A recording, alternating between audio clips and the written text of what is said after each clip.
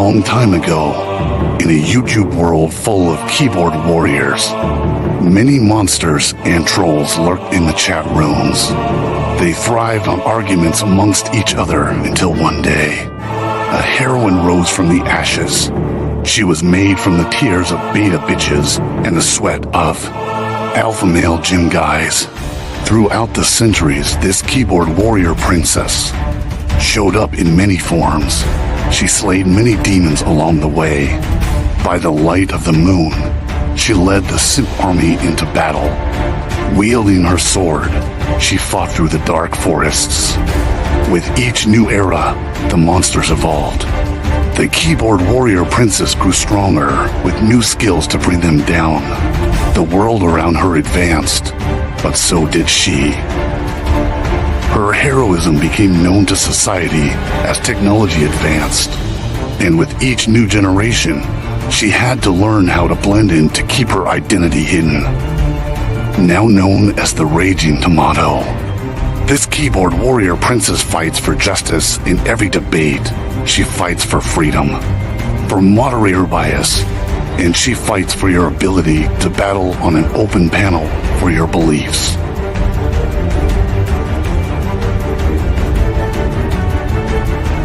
She protects the simp troopers from destruction. She fights to create peace among troll wars. She storms the battle zones without hesitation and leaves the battleground with her pockets full of souls. Are you ready to battle your fellow trolls? Are you ready for a moderator to give you time to talk? Are you ready for justice, peace, and a fair fight? Tune in every Monday night to watch your friends duke out their issues, or join the open panel so that you can fight the good fight and find resolution with your peers.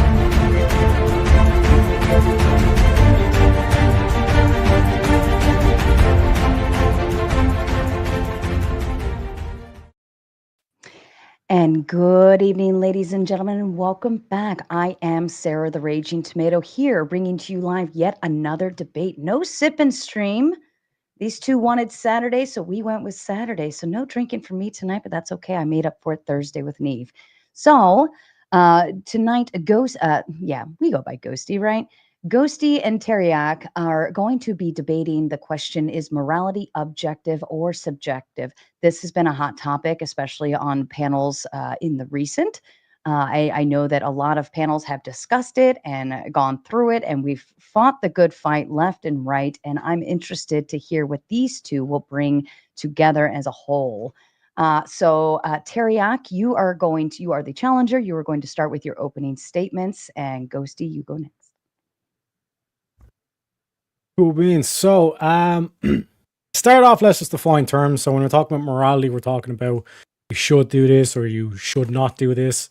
When we talk about objective, we're talking about true or false, right or wrong, good or bad. So an example of that would be who's the fastest 100-meter sprinter. We can actually track that. We have the world records, so we can look that up.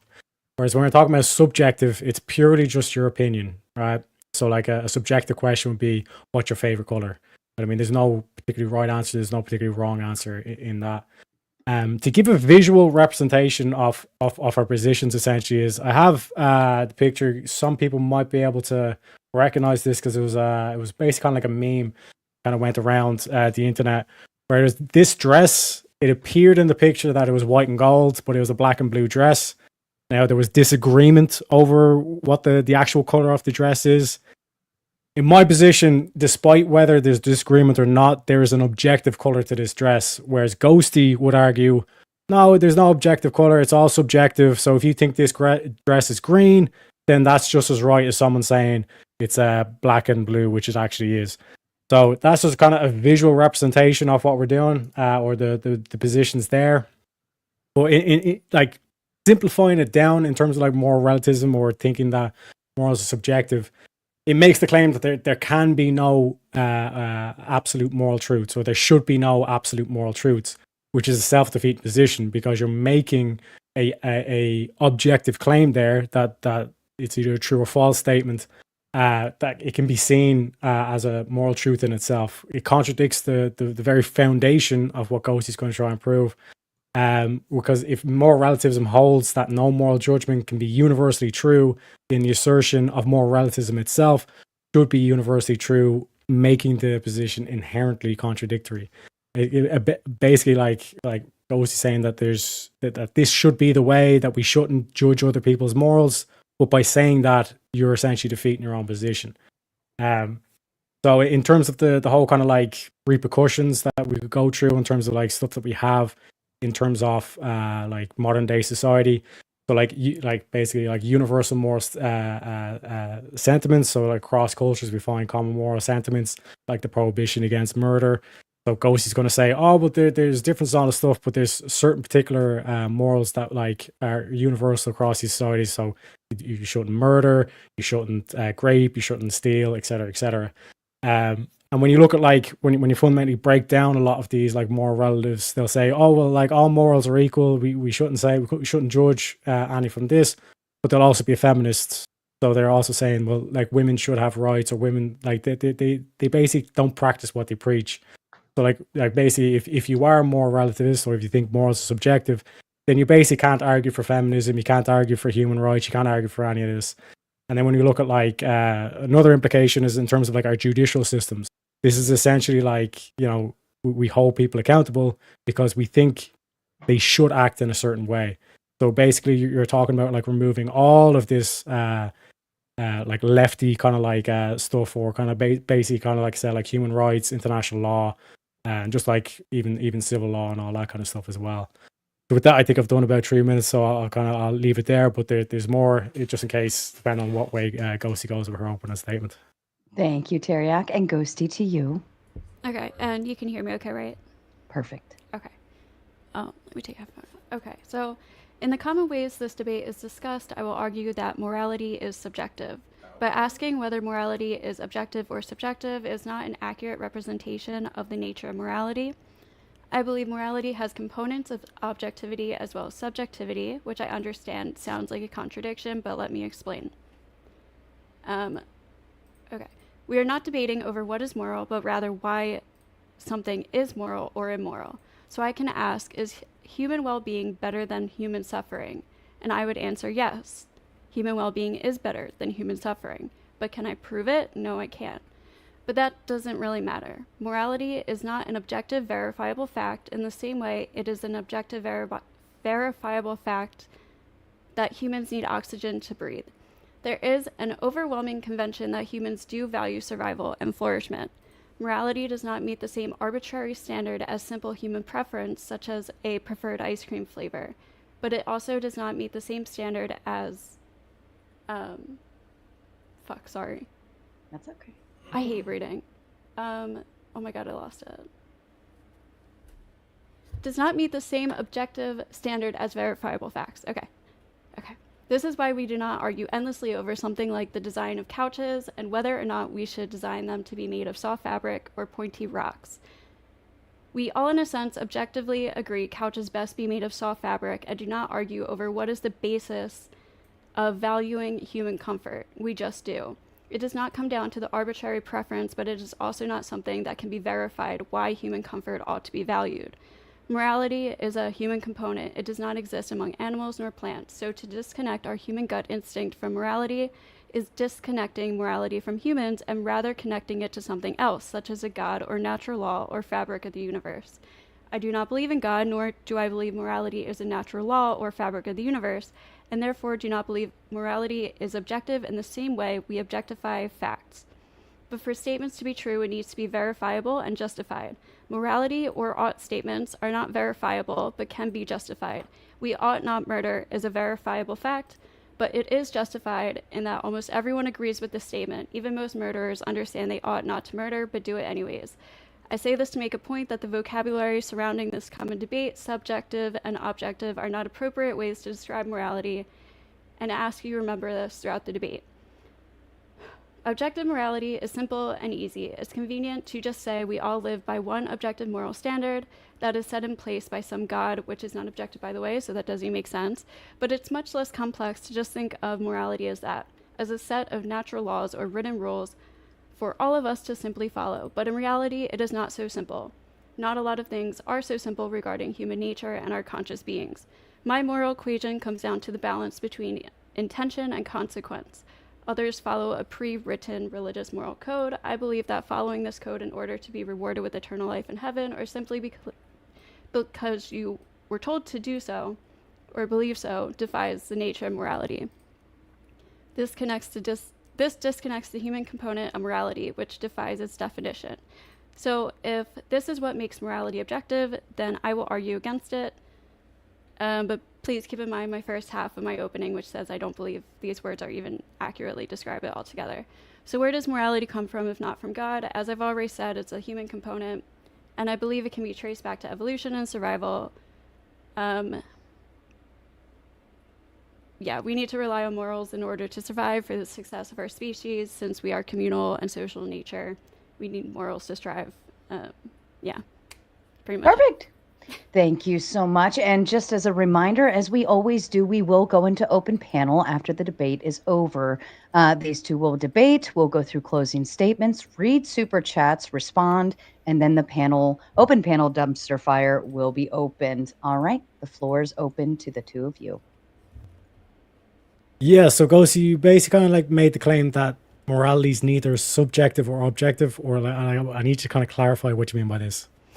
Okay, so it's I'm saying that it's subjective and objective. The words aren't really like appropriate terms to define or like analyze morality, because for something to be objective, it needs to be verifiable, and you can't verify like an ought statement. Like you can't verify why valuing human well-being or flourishment is preferable, right? Like that's not a verifiable No, fact. you can. How, so for how, like human how can we make that a flourishing, fact? so like for example, like why ought we not murder? Because if everyone start murdering everybody, society will crumble. That's a fact. True statement. No, a fact is an is, right? You can't make an ought an is. You're trying to do the is ought problem, but what I'm clarifying is like the fact is if everyone was just murdering everybody, society will crumble. True or false? True. Which is But an objective statement. But that doesn't make it like that doesn't make it that doesn't tell you why you shouldn't do it like over. It literally says because if everyone was able to murder everybody, society would crumble. That's why we don't murder. It's not conducive to society. Okay.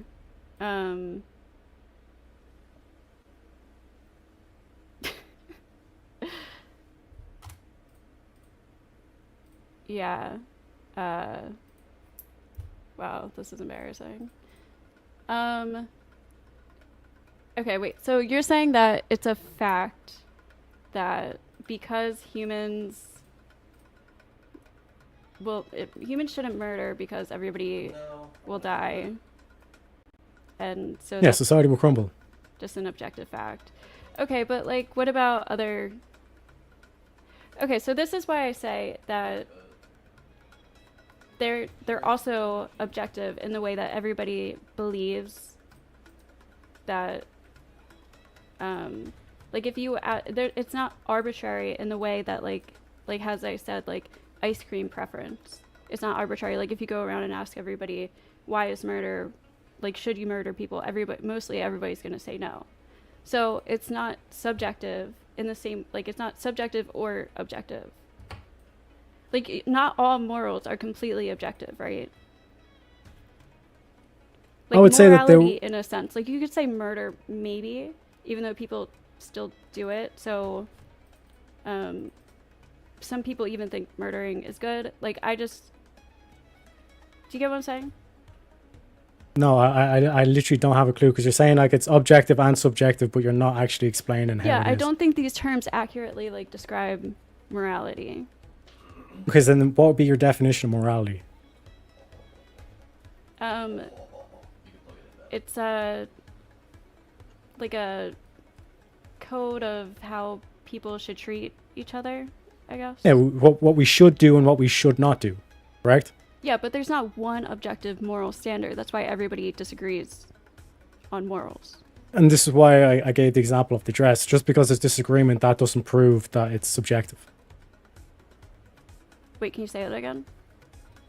That's why I gave the example of the dress. There was disagreement on what color the dress is, but despite the fact there was disagreement, the dress was still an objective color.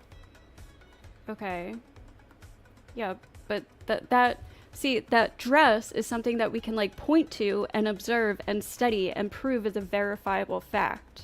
Mm-hmm. Saying that it's immoral to be gay or something, you can't verify that as a fact. Well, the case there would be is if every single one and everybody on the planet became gay tomorrow, then civilization again will crumble. And what's wrong with that? Because humans would die off. And what's wrong with that? So we just want to... You don't want to live? Is that the argument you're making? Well, I'm saying it's just like there's no way you could just like endlessly go on like what's right or wrong about that. You can't actually prove it to be right or wrong besides your own personal preference. Maybe some people think that it's an objective claim. If men and women are all gay, there would be no reproduction, and within a generation or two, there'd be no more humans on the planet. Okay, and is that immorally wrong? Or Well, yeah. Is that immoral, or is that just bad for our species? Because if you're saying like what we should and what we shouldn't do, we shouldn't just go off into oblivion. So just die off. morals to you is based on what's best for the survival of humans. What we should do and what we shouldn't do. Based on the survival of humans. To a degree, like I think you could point towards that as a factor for it, but in terms of like when we look at like things like, for example, like truth or consistency, again, that would be another thing that it'd be conducive to society growing and flourishing.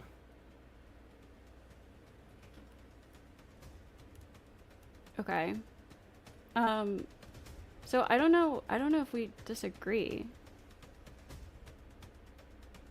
Yeah, I was basically expecting you to come down the line as like, no, it's subjective, but you're kind of saying, kind of admitting that there are some objective truths out there. There are. I think if I can kind of clarify, I think what she's saying is there are objective things out there, right? She mentioned the couch, even the dress. She's saying, yes, the dress is objective because we know there's an actual color. Your perception can be one thing, but the dress color will always have an objective stance. A couch is a couch, right? But I think what she is still saying is that morality in and of itself is not objective because it doesn't hold that same truth. But correct me if I'm wrong, it doesn't hold that same constant truth all around. She's basically saying there are preferences. Your morality and her morality are two different things. Yeah. I think that's what she's saying because it's based on your perspective, your experience, your subjectivity to morality. Like, for instance, if certainly you can say killing people is bad, but you could still hold some different preferential or opinion to why killing somebody or the degree of the instance and how you killed somebody and so on and so forth. So it still becomes subjective based on what she's saying. Like there's an objective, you can kill somebody, but the morality that comes behind it can vary. And it would be therefore subjective. I believe that's what she's saying. Yeah, so fundamentally it's a flawed position because the underlying thing is like we could say, okay, killing people is wrong, but there's nuance to it and there's like some sort of like objectivity that you can refine the statement and say, okay, right, maybe not killing people, but murdering people is wrong. And you can kind of progress that down and kind of keep adding in kind of qualifiers to it. Isn't that kind of subjective, though, to the context? No, because, again, like, it's... Like, what we're pointing towards here is that there is some sort of, like, moral truth here. There's some objectivity to the moral statement that we should not murder. And, basically, every kind of, like, civilized nation, like, holds the same thing. but it's like I might not be able to explain it, or kind of like, or everyone might not be able to explain it in the same way, but there is some sort of truth there, or some moral objectivity to it, because why would all these nations have like the same law that you should not murder? But then some nations have laws that they murder people for things that other people would consider immoral. I need an example of that. Okay, like some people or some nations will kill you for being gay, or they'll stone you to death for cheating, or they have capital punishment for nonviolent crimes. Yeah, but what's your definition of murder then?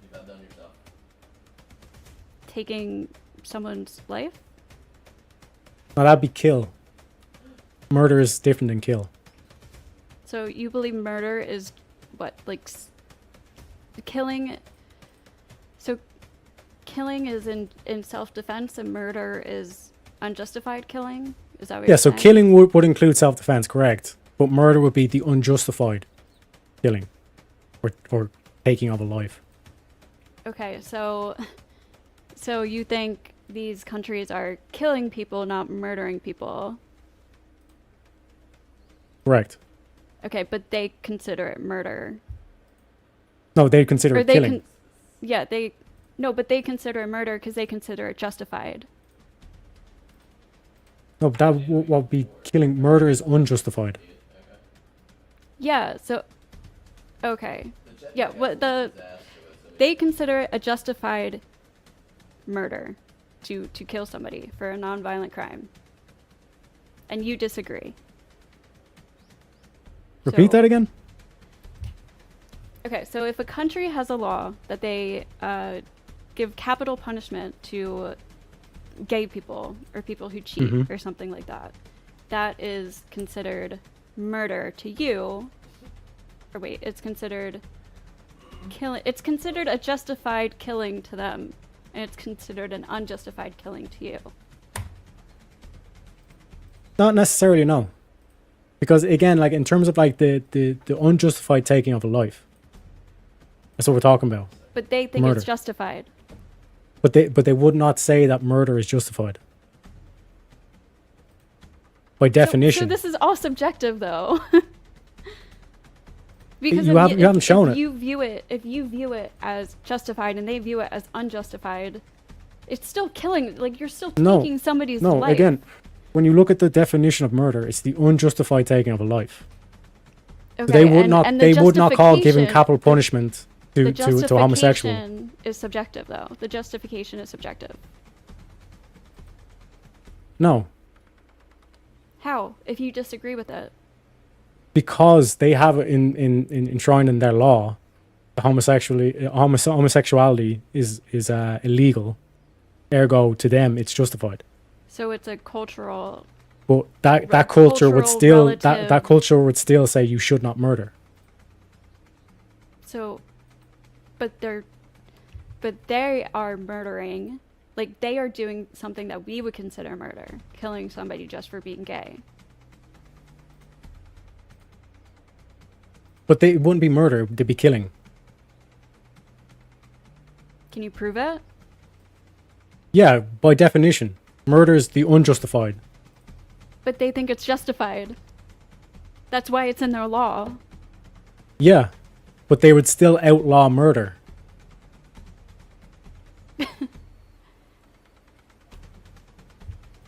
But they're still murdering, in your opinion. No, I've never said that they're murdering. So you think if a country kills somebody for being gay, that's a killing, Yes, and that's justified. in terms of my worldview, in terms of the whole kind of like breaking it down in terms of like the definitions, then technically no. We're saying that it's like murder is the unjustified killing, and it has in their law, that's what qualifies as justice. So you understand? believe. So it kind of sounds like you believe in a cultural, relative, No, moral type of moral. no. Because if it's justified for them to do it, that's based on their culture. Yeah, but I'm saying that there's an objective morality here. What you would say is if you're saying that it's subjective, then you'd say, yeah, no, they're completely whatever. We can't say that they're wrong. I don't know if I would say no. So I don't think that. That's why I think there are certain types of objective moralities. But listen, so the definition of objective is that it's a universal fact that's like provable, verifiable, and it's written into like the fabrics, like it's a natural law or it's something Ghosty, objective. you just So admitted there are objective morals. But it's not. Okay, so it's hard to explain. This is why I don't think the words objective and subjective are appropriate when discussing morality. But I understand that this is like the common debate. So like I'm going to argue from a subjective standpoint because to say something is objective, like most philosophers agree that if you were to have objective morality, you need something like a god in order to justify it. So it's kind of weird for, it's like rare for people to argue for objective morality from outside of like a god standpoint, because you don't really have anything to verify the truth, like where it actually comes from, other than just a like what. Yeah, so like if you want to go down that one, I can just give the shout out to Jimbo for this as well. In terms of, do you believe that that object truth exists?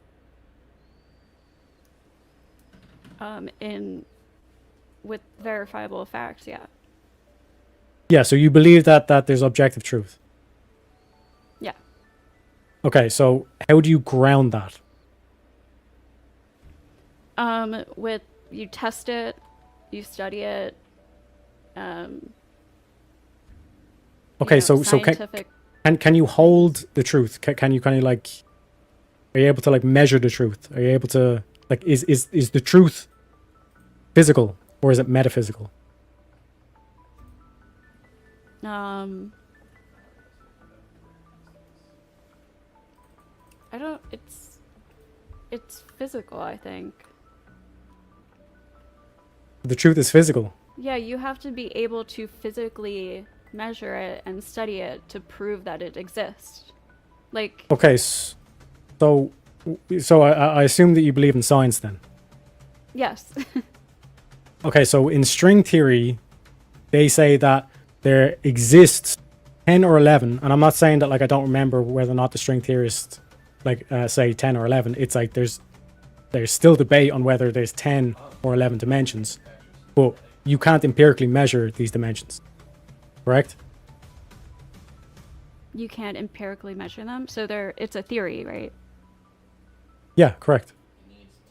Right, that's why it's a theory and not a fact. So evolution's not a fact. That's another theory. It is technically a theory, yeah. Yeah. So you're saying that evolution's not a fact? It's technically not. I mean, I think there is a lot of evidence for it, but it's technically still a theory. Yeah, so in terms of the whole kind of like, there's plenty of like theories in science that you can't actually objectively measure empirically. Yeah, so like we don't know if they're truths, Well, but like we can't yeah. call evolution an objective truth, right? Yeah, that's what we'd argue. Yeah, it's just a theory. Right. So morality is not something that you can objectively Yeah. measure. So when, yeah, but like this is what we're saying in terms of like all these theories that like we all take for granted, evolution, all this kind of stuff, all this like string theory. It's like there's heavy funding going into this, but by your own admission, this is just a fugazi. You know what I'm saying? We can't actually empirically test this. So why is that accepted by science then? Because there's evidence pointing to it, but we can be proven wrong in the future. So it's not it's not objective. Objective means that it's provable, verifiable, tested, and true, right? So we have a lot of evidence pointing to evolution, so that's what we currently, likely believe, but we could be proven wrong because it's not tested and proven true yet. Yeah, so like this whole, because again we came from like the whole kind of like universal mind, because like you said, you can only say things are true if you can empirically test them. So you can only basically verify the the physical. You can't verify the metaphysical. Well, as we just discussed, metaphysical, like truth is metaphysical. No. How does that make truth metaphysical? Okay, so like, You need. for example, to like physically, do the laws of logic exist physically? No, I guess not. I don't. Well, I guess you're able to like write them down and display them on paper. So like you can write something out and prove it to be true. I guess that's like maybe still metaphysical, but you can't do that with morality. Like you can't map it out on paper and prove morality to be true objectively. Yeah, so in terms of the whole kind of like concept that we're talking about here, with like the whole metaphysics, because again, you're bringing up like the God concept and God's like subjective, all this kind of thing. But when you look at like metaphysical, like we can't like empirically measure or anything like that in terms of metaphysical, because it's not actually physical. You can't actually take out a ruler and start measuring metaphysical. I mean, you can't measure a thought, for example.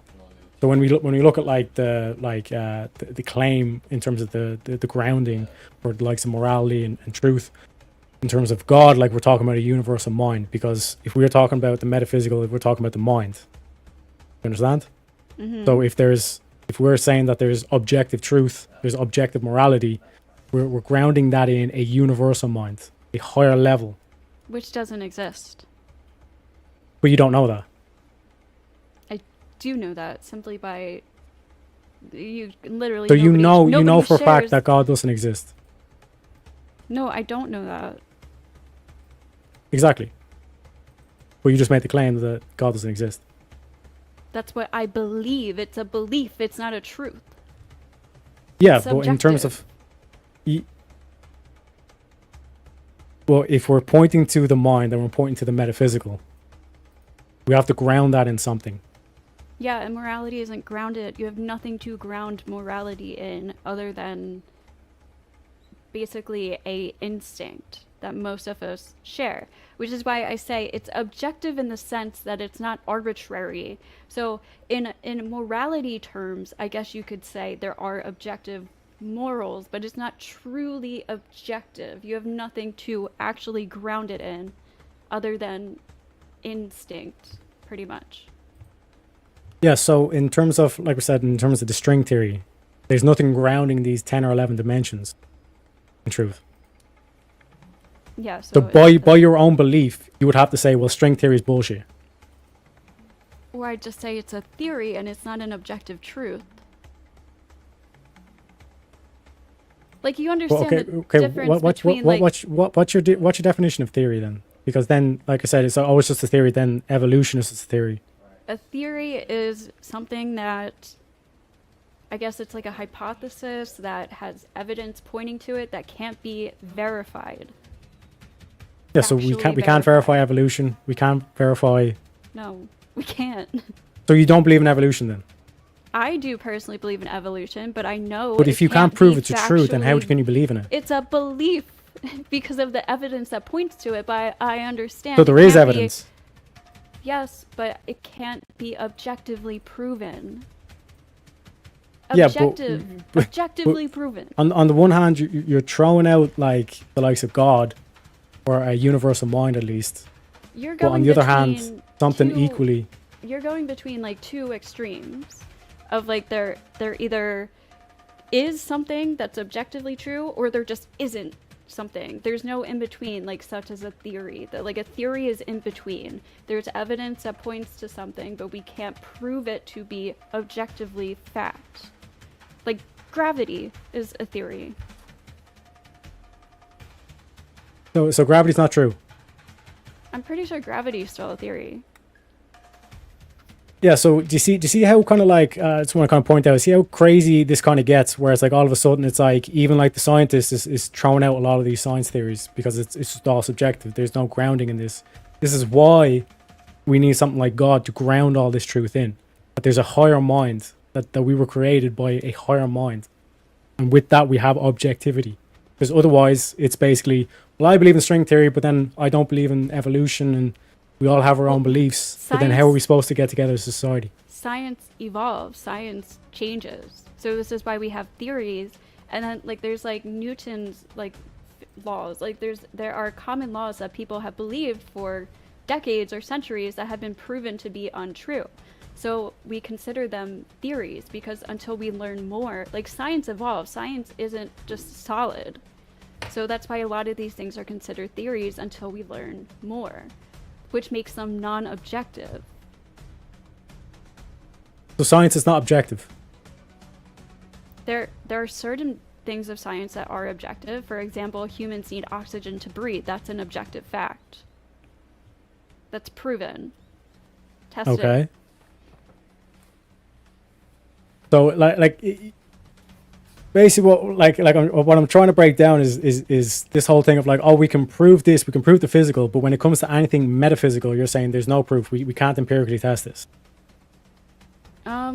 I don't know. You would have to give me an example. I can't think of one. So a thought or the inner voice in your head. Is that objective truth? That's what I'm asking. Like to you, you would say, no, this is just like, this doesn't exist. This is all this bullshit. This is subjective hogwash. Consciousness exists. I think that's like... Okay, so then how do you prove or how do you measure consciousness? I don't know. I'm not a scientist, but scientists but do you would believe it, though. There's some kind of like like they study the brain and then they can prove that exists. But is your brain your mind? Like where is your mind? Where is my mind?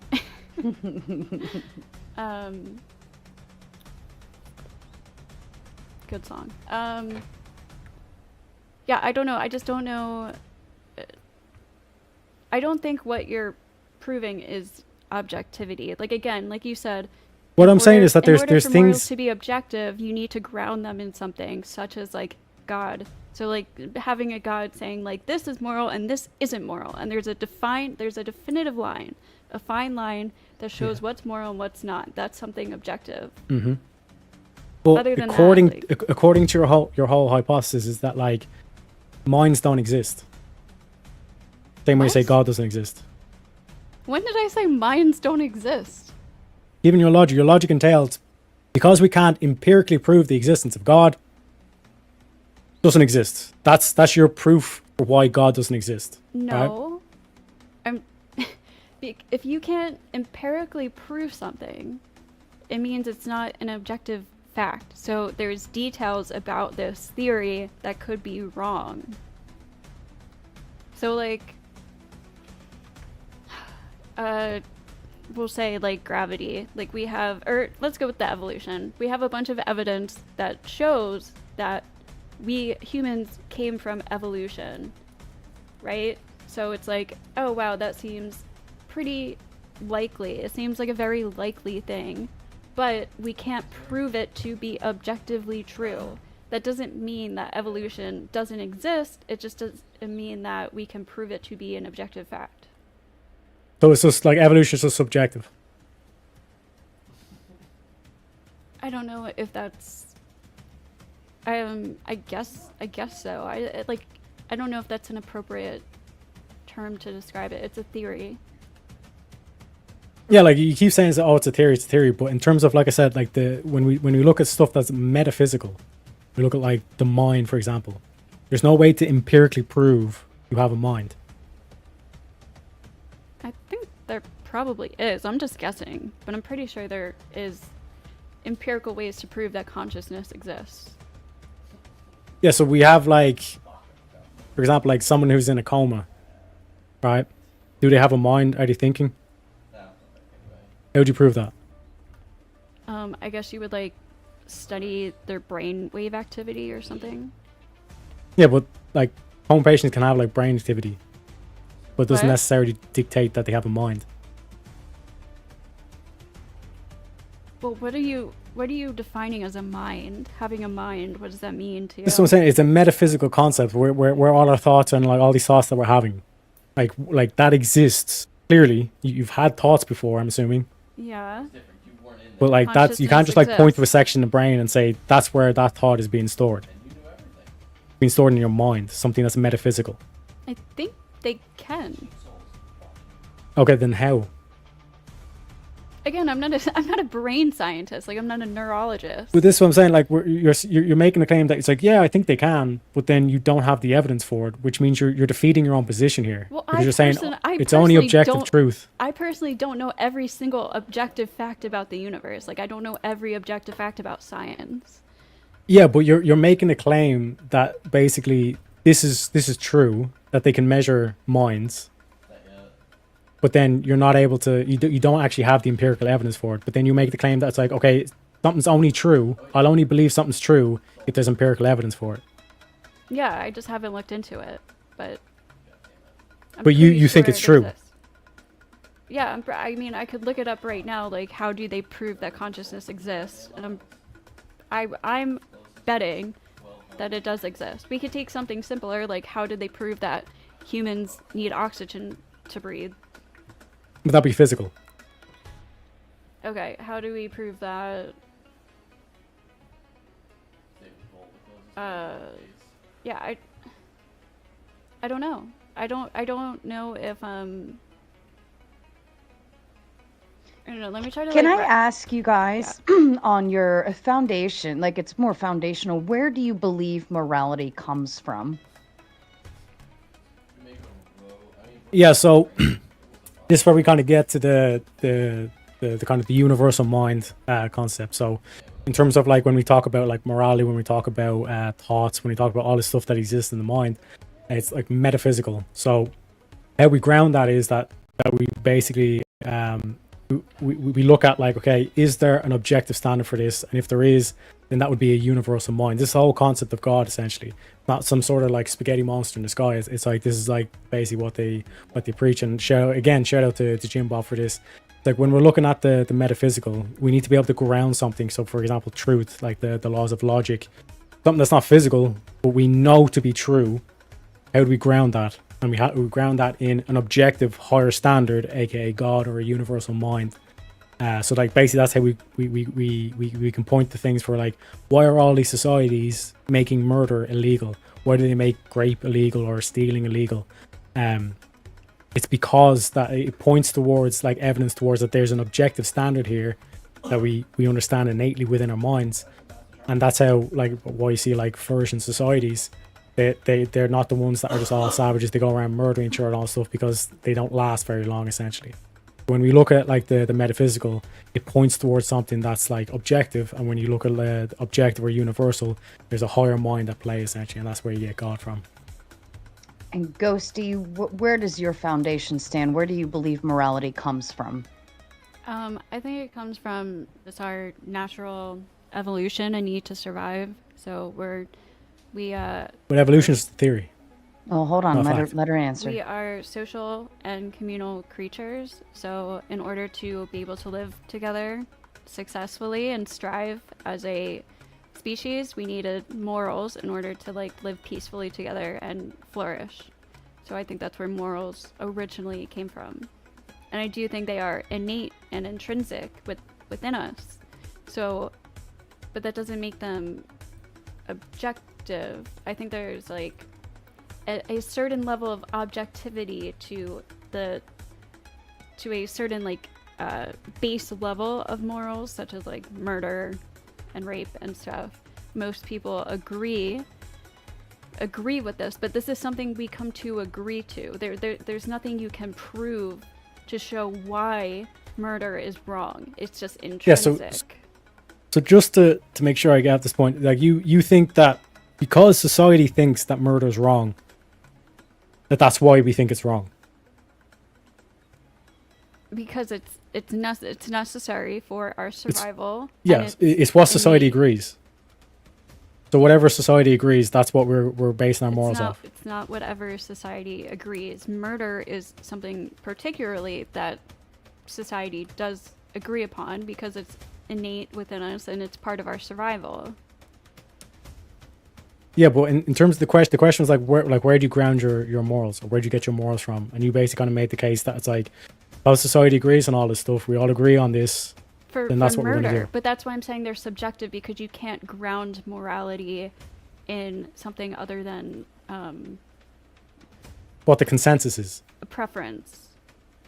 Yeah, so what the consensus is. No. But you're saying that what we all agree on, and then I think you're saying no. I think consensus consensus is difficult because you could have like a society that has the consensus that God exists, and then that's what their morality is based off of, but most other people would disagree with that morality. So it's not just like you have a society that believes slavery is good, but that doesn't make slavery good. Yeah, so why? Why? That's why it's subjective. Yeah, but if you say that like slavery is bad, but that's subjective, then you have no grounds to criticize someone who has slaves. Okay, I understand your question. So my grounds is like I said, it's a balance between intention and consequences. So, but this is like a personal grounding, but I think like most people probably agree that it's kind of like do unto others what you would want done onto you. I understand but again, this from my basic human experience. You said and it's what we agree on. What we agree on. It's not because you're. I think this you're sounds misunderstanding that it's not because most people agree on it, but most people do agree on it. But that's not what makes it right. It's not because people agree on it. It's just that most people intrinsically do agree on it. But then what makes it right? So it's like a human intrinsic experience, the value of human life. But this is why it's subjective. There's no objective grounding to morality. But if there's no objective grounding to it, like we can keep kind of going around this. It's like if you're saying it's just all subjective. If society tomorrow wakes up and it's like, listen, we think David Duke's an awesome guy. We're bringing back the Klan. Do you know what I mean? We're gonna like make this make America white again or whatever the fuck. Like you would have no grounds to say that's wrong. It's a very unrealistic. This is just subjective. That's just that's a not realistic example though. People don't just wake up and their beliefs totally change. Okay, so then David Duke goes on a campaign and he convinces everyone this is a good idea. Mm-hmm. To me, it sounds like, and again, correct me if I'm wrong, Ghosty, but I want it because I feel like you guys are trying to understand each other, but it's not coming through.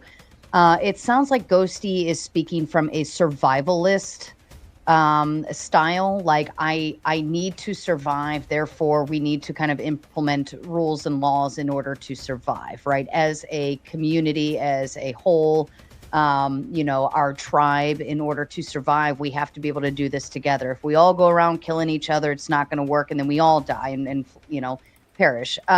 Whereas Teriak, I'm not quite sure, but it sounds like your belief is just, you just have it. It's just there, and that's where it stems from. There is no if, and, or buts about it. There's no need. It's not coming from a need or like something that's resourceful. It is, we just have it and we apply it accordingly. What I'm saying is that there's plenty of evidence and like logical propositions you can put forward that points to some sort of objective, higher universal mind that Like grounds the morality. What are the grounds? So, universal mind, so aka God, What actually, is- or what Christians say God. So you right? are grounding your morality in God. Yeah, universal mind, essentially. God is synonymous with universal mind. So you are grounding your morality in God. Yeah. Okay.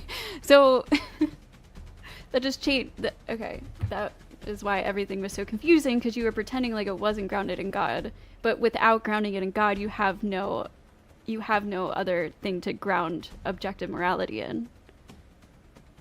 Yeah, but this is why I brought up the picture of the dress, where it's like, is it black and blue, is it white and gold? Like, despite the fact there's going to be there was disagreement on that, there's still an objective color to the dress. Yeah, if I was to say, well, it's test. subjective, but the color of that dress is subjective. No, it's objective. Make that claim. No, the color Exactly. of the dress is objective because we can test and prove it. Yeah, but I gave you the examples of, for example, in science, string theory, there's stuff that you just quite simply cannot empirically prove. Yeah, Do we and take it's that just as a truth? theory. It's a theory. It's not truth. It's not objective. Yeah, but what is science based off? Studying. It's based off of testing, empirical, verifiable facts. But The string lots of theory. So you're saying string theory is not scientific? it is scientific, but it's a theory. There's different types of science. Like you're trying to like box everything into one tiny little box. Like this is very complex. There's different levels to science. So there's some parts of science that we can verifiably prove. We can test in a lab and show them to be true again and again and again. We will have the same result. Other things we can't verifiably prove, and they change with more knowledge. Yeah, but if we can't empirically verify that there's 10 or 11 dimensions out there, but people still believe it's true, Yeah, see the contradiction? They can theorize that it's true, but they can't prove it's true, Mhm. right? Yeah, so if it's not, but your worldview would dictate if you can't empirically verify it, then it's not true. Yeah, it's not provably true, but you can still like believe in something. You Well, I can believe in that something unicorns with- exist, doesn't you make can- it right.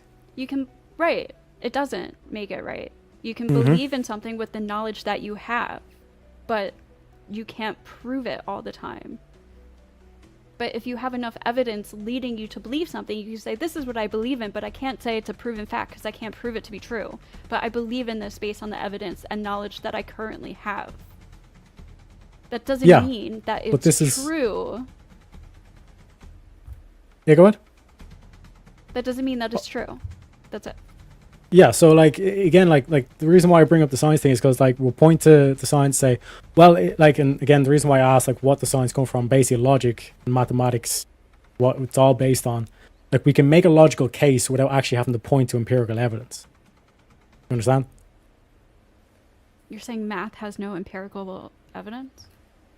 No, what I'm saying is that it all stems from logic, but you can make logical cases that prove something is true. For example, right? Humans are mortal. Times 2. Socrates is a human.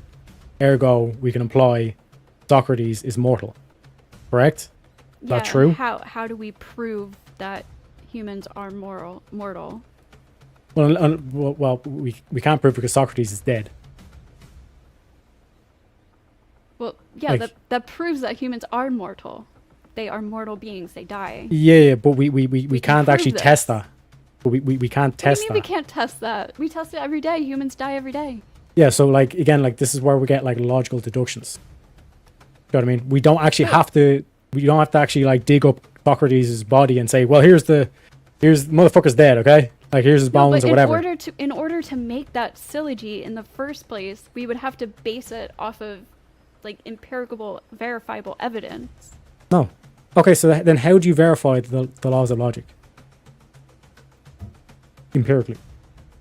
I don't know much about the laws of logic, to be honest. Yeah, But so that doesn't disprove anything that you just said. so Saying what that what I'm showing is that you can prove something is true just by logic. Just by Yeah, like but- following the logic essentially. So I'm not contradicting myself. I've identified everything correctly, and I don't have anything in this middle. I've excluded the middle. So like this whole kind of case that you're making is that we need the empirical evidence. We need Yeah, actual empirical evidence that we can. To say Well, that Socrates is a mortal being, Mm-hmm. or Socrates is mortal, he is human, or humans are mortal, so therefore he died. Whatever that syllogy you said, you would have to understand that humans are in fact mortal beings, which is a verifiable fact. So you can use a logic surrounding verifiable facts. Like logic doesn't disprove that facts exist. I don't really know what you're trying to say. Yeah, what I'm saying is that you can make a case without any empirical evidence, just based on logic. So you can make a case that God exists without evidence. Yeah, we do it all the time in courtrooms, right? If someone murders someone, Courtrooms are literally based off of evidence. so there's no deductive logic that's applied to any cases. Based on evidence. The logic is deductive based on the evidence that's provided to you in court. Yes, but the evidence can be used in terms of a logical case. So, for example, right, I don't have footage of the person actually murdering someone, but I can prove based on all this other evidence that he was in this location at this time, all this kind of stuff, and we can deduce from all this that he's the murderer. Okay. So, like, what I'm trying to point out is that it's like all the time in courtrooms, you don't actually have empirical evidence that shows this person murdering it. Yeah. Can't like empirically point to it and say, here's him doing the crime. But we can deductively, logically prove the case. We don't need the empirical evidence per se. We can logically, deductively prove. This is what like the whole Sherlock Holmes is based on. But it's based off of a what is it? A without a doubt, what is it? In criminal court, you know, in order to prove somebody guilty, you have to make sure there's no doubt. You guys know Without that a shadow term? of a doubt. Yeah, it's not that, but beyond a reasonable doubt. Thank you, Jess. Yes, beyond a reasonable doubt. So you have to prove that the person is guilty beyond a reasonable doubt. So you have to show enough evidence that like leads you. You need enough evidence. Like the evidence is what gives you the logical deduction. You can extrapolate the truth from this thing. So, for example, like if I went out and I'll put it this way, right? My fingerprints are found on a murder weapon, right? Does that mean that I killed the person? No, not just that. Yeah. So exactly. This is the whole thing of like where it's like, well, if the knife was found beside the body, you were over the body, your fingerprints are on the weapon, he was bleeding out, you would point to he's guilty, correct? Yeah, we can't know everything. Yes, exactly. So like this whole kind of like requirement that you have is that we need empirical evidence that we can prove this is true and you can retest it. Yeah, and if Yeah, there's exactly. a reasonable doubt, then we don't prove them guilty. Without a shadow of a simple. doubt. But like example, all my fingerprints on the weapon says that I held that weapon. It doesn't prove that I actually stabbed the person and killed them. Right, not that alone. Yeah, but you just said that it's like, yeah, no, he's guilty. You just said that was true. No, I said you would need other things to show beyond a reasonable doubt that person is guilty. Yeah, but this is what we're saying. There's no empirical evidence that you can unless the murder but is recorded like, on camera. That's that's why we have juries though, right? Because we're not all knowing beings, so we have juries to prove things. That's like the fair way of doing it because we're not all knowing beings. Mm-hmm.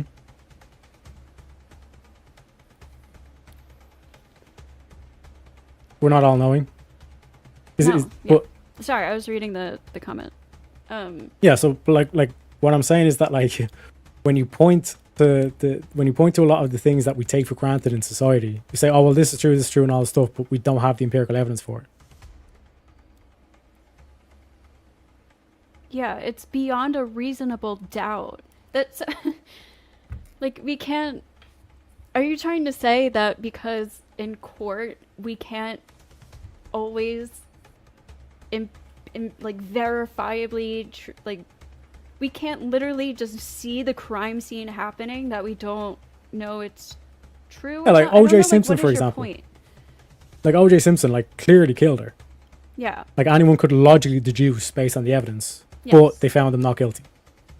Yeah, I mean, there's a lot of other factors that go into that, But this is the thing is like if we have some sort of like objective truth and we have this kind of like, okay, this is the standard, we're talking about only the stuff that we can measure in the physical, empirical, etc., then why did that happen?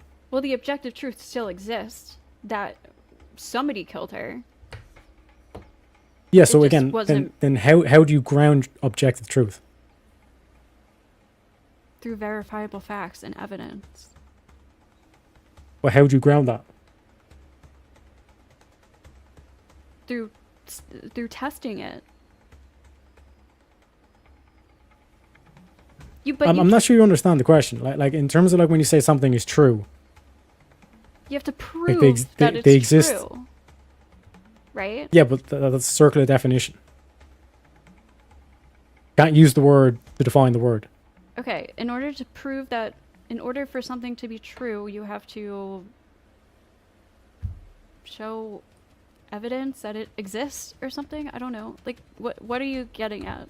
Doesn't this So what come I'm down to that thing where it's like I think it's 3 laws of logic, like this must be this and nothing else can be this or something to that. That's like proof that it's true. There's 3 laws of logic that it kind of are exemplifying what you're asking, Teriak, and I think those would be Yeah, I don't what know she's them. looking for in that. He brought them up. I don't know like the exact laws of logic. Yeah, so to for the audience and all that stuff, it's like there's 3 laws of logic. The first law is the law of identity. We can take a particular thing and we can start identifying it by certain characteristics. Second law of logic is the law of non-contradiction. So something can't be true and false at the same time. And there's a law of excludability. It can either be true or false. It can't be both. And this fits morality, you believe? This is the metaphysical truth that will point towards a universal mind. So you can prove using the laws of logic that morality is objective based on your belief. What? If you believe morality is objective, you would be able to use the laws of logic to prove it to be true, right? Yeah. Okay, can you demonstrate that? So, for example, with the murder, this is the example I gave. It's like if everyone was able to murder and all this stuff, society would crumble. Because everyone just like murder each other rather than actually having a judicial system. Because if morals are just subjective, then the court, that's just a subjective opinion from the court. I have my own morals. I think murder's okay. Then you basically have no case to argue against me.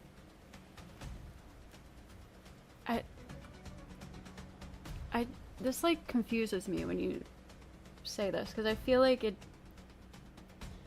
you're saying that it's true, morals are objectively true, because if humans all killed each other, there wouldn't be humanity anymore. That's like what you're saying? Yeah. Okay. And I agree that murder is intrinsically innate within us to be seen as more immoral. Yeah, so what's intrinsically innate? What does that mean? It's something that we're born with. It's an instinct that we just have inside us, almost universally. But it's kind of objective, but we don't want to say objective because that's the debate topic. Well, no, that's why I said in the beginning that objective and subjective are just not appropriate terms to talk about morality. But what term would be appropriate? Because it's objectively true in the fact that like most people universally would agree that murder is wrong, and it is not an arbitrary thing. But given that statement, you said it's objectively that most people would agree that murder is wrong. Okay, but that's why we should not murder. There's other morals, correct? Though. There's more. Yeah, no, but let's just take that one thing so we can kind of like work this out. Because then I think hopefully I can get you over to the objective morality side, and then everyone be Gucci, right? You're not going so to. So you made the claim that like we can it's objectively true that most people think murder is wrong. Ergo, you think that morality comes from because the majority of people think it's right, then it's right. Well, no, that's where you're getting it confused. It's not because most people think it's right. It's just most people do happen to think that it's right. Or that it's wrong. Like, just because the majority of people in society believe something, I don't believe that makes something right. That's not what I believe. But in the case of murder, the majority of people do happen... What is it? I think it's subjective. So, but with murder specifically... Yeah, but given that definition... I think it's an inherent intrinsic thing that comes from like survival and evolution. Yeah, but evolution again, you know what I'm saying? But like what you're saying is that like morality is subjective, but then you're pointing towards, well, the majority of people think that murder is wrong. It's subjective. But you can't make that. You can't make the distinction. You can't actually like make the case that murder actually is wrong because you think it's subjective. But then you're also saying, well, there's some intrinsic. See the contradiction that you're having here. So I started the first sentence. I said, in common ways this debate is discussed, I will argue that morality is subjective.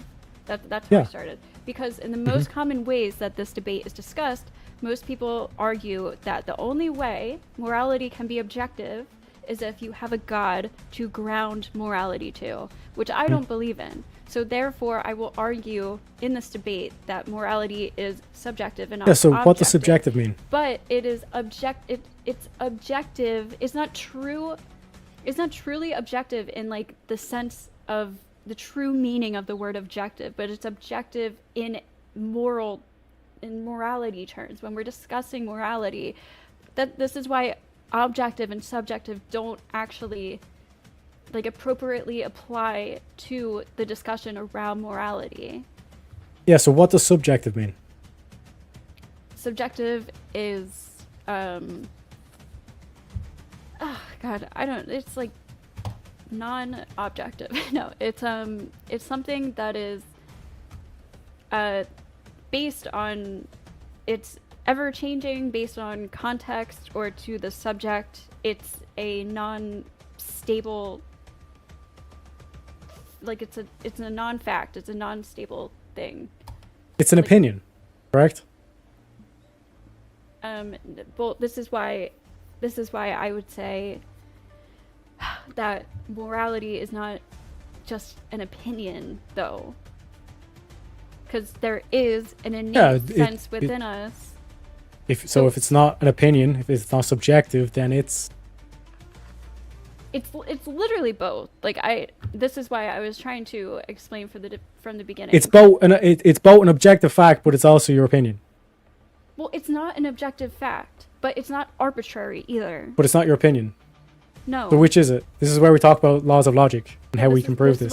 This is why I was saying in the beginning that it's really neither. And lots of philosophers have discussed this, why these debates are kind of silly, because this whole terminology and the whole vocabulary around this debate doesn't make sense. Yeah, words have definitions. So again, you're the one who makes the claim that it's both or it's neither at the same time. Like we're breaking Are you fundamental law of logic here.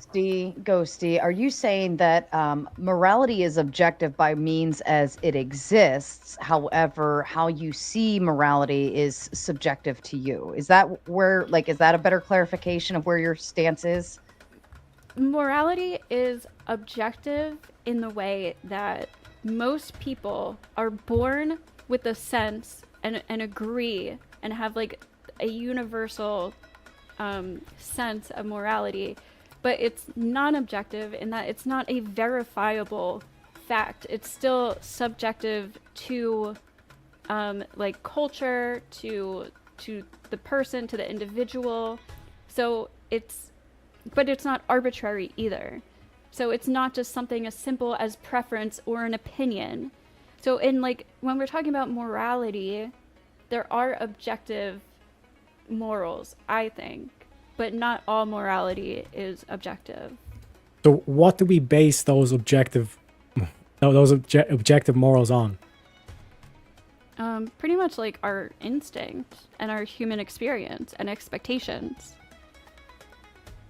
Yeah, so in terms of like this whole thing where it's like where people agree on this and this is why it's objective, because all these people agree with this. It's not because all people agree with it. It's just that most people do. It's for our survival. Yeah, so again, like this whole kind of thing of survival, like we could just make the case then that there's like some tribes, for example, that will slave another tribe because that's how they survive. Yeah, but that's like... But you wouldn't call that moral. No, I wouldn't. That's why I think that actually when you have these like objective moral beliefs that are based off of, when you're disconnecting morality from humans and you're connecting it to something like a god, you're then living by this moral code of something that's not human. And that's what leads to things like human sacrifice and terrorism and capital punishment for non-violent crimes, because people believe in some moral code that's disconnected from their humanity. They believe in like a god, so I have to do a human sacrifice to appease the gods. I want to kill other people because they're committing crimes against my religion. Like this is where these things come from. No, because again, when we look at like there's plenty of atheists that went out and murdered, but just because I break the law doesn't mean the law doesn't exist, correct? I'm sorry, can you say that again? Just because I break the law doesn't mean the law doesn't exist. Yeah. So just because I go against objective morality doesn't mean it doesn't exist. Okay. Yeah, so again, bringing this home as well, it's like you're making the case that it's like there is objective morality, but then it's kind of subjective. But when we look at the actual definitions of the words, like objective being like, you know, true or false, right or wrong, versus subjective where it's just your opinion. So that's why I said like well, no, like, it's not just we your can point to opinion. who the fastest 100-meter sprinter is as an objective truth. Whereas like when we ask the question like your favorite color, that's like a subjective. There's no right or wrong answer. No, When you claim that morality is subjective, opinion, your morals are your opinion because you have an Yeah, it's just opinion opinion. on God. yeah. So you basically said it's okay. It's your opinion. So morals are just opinion, correct?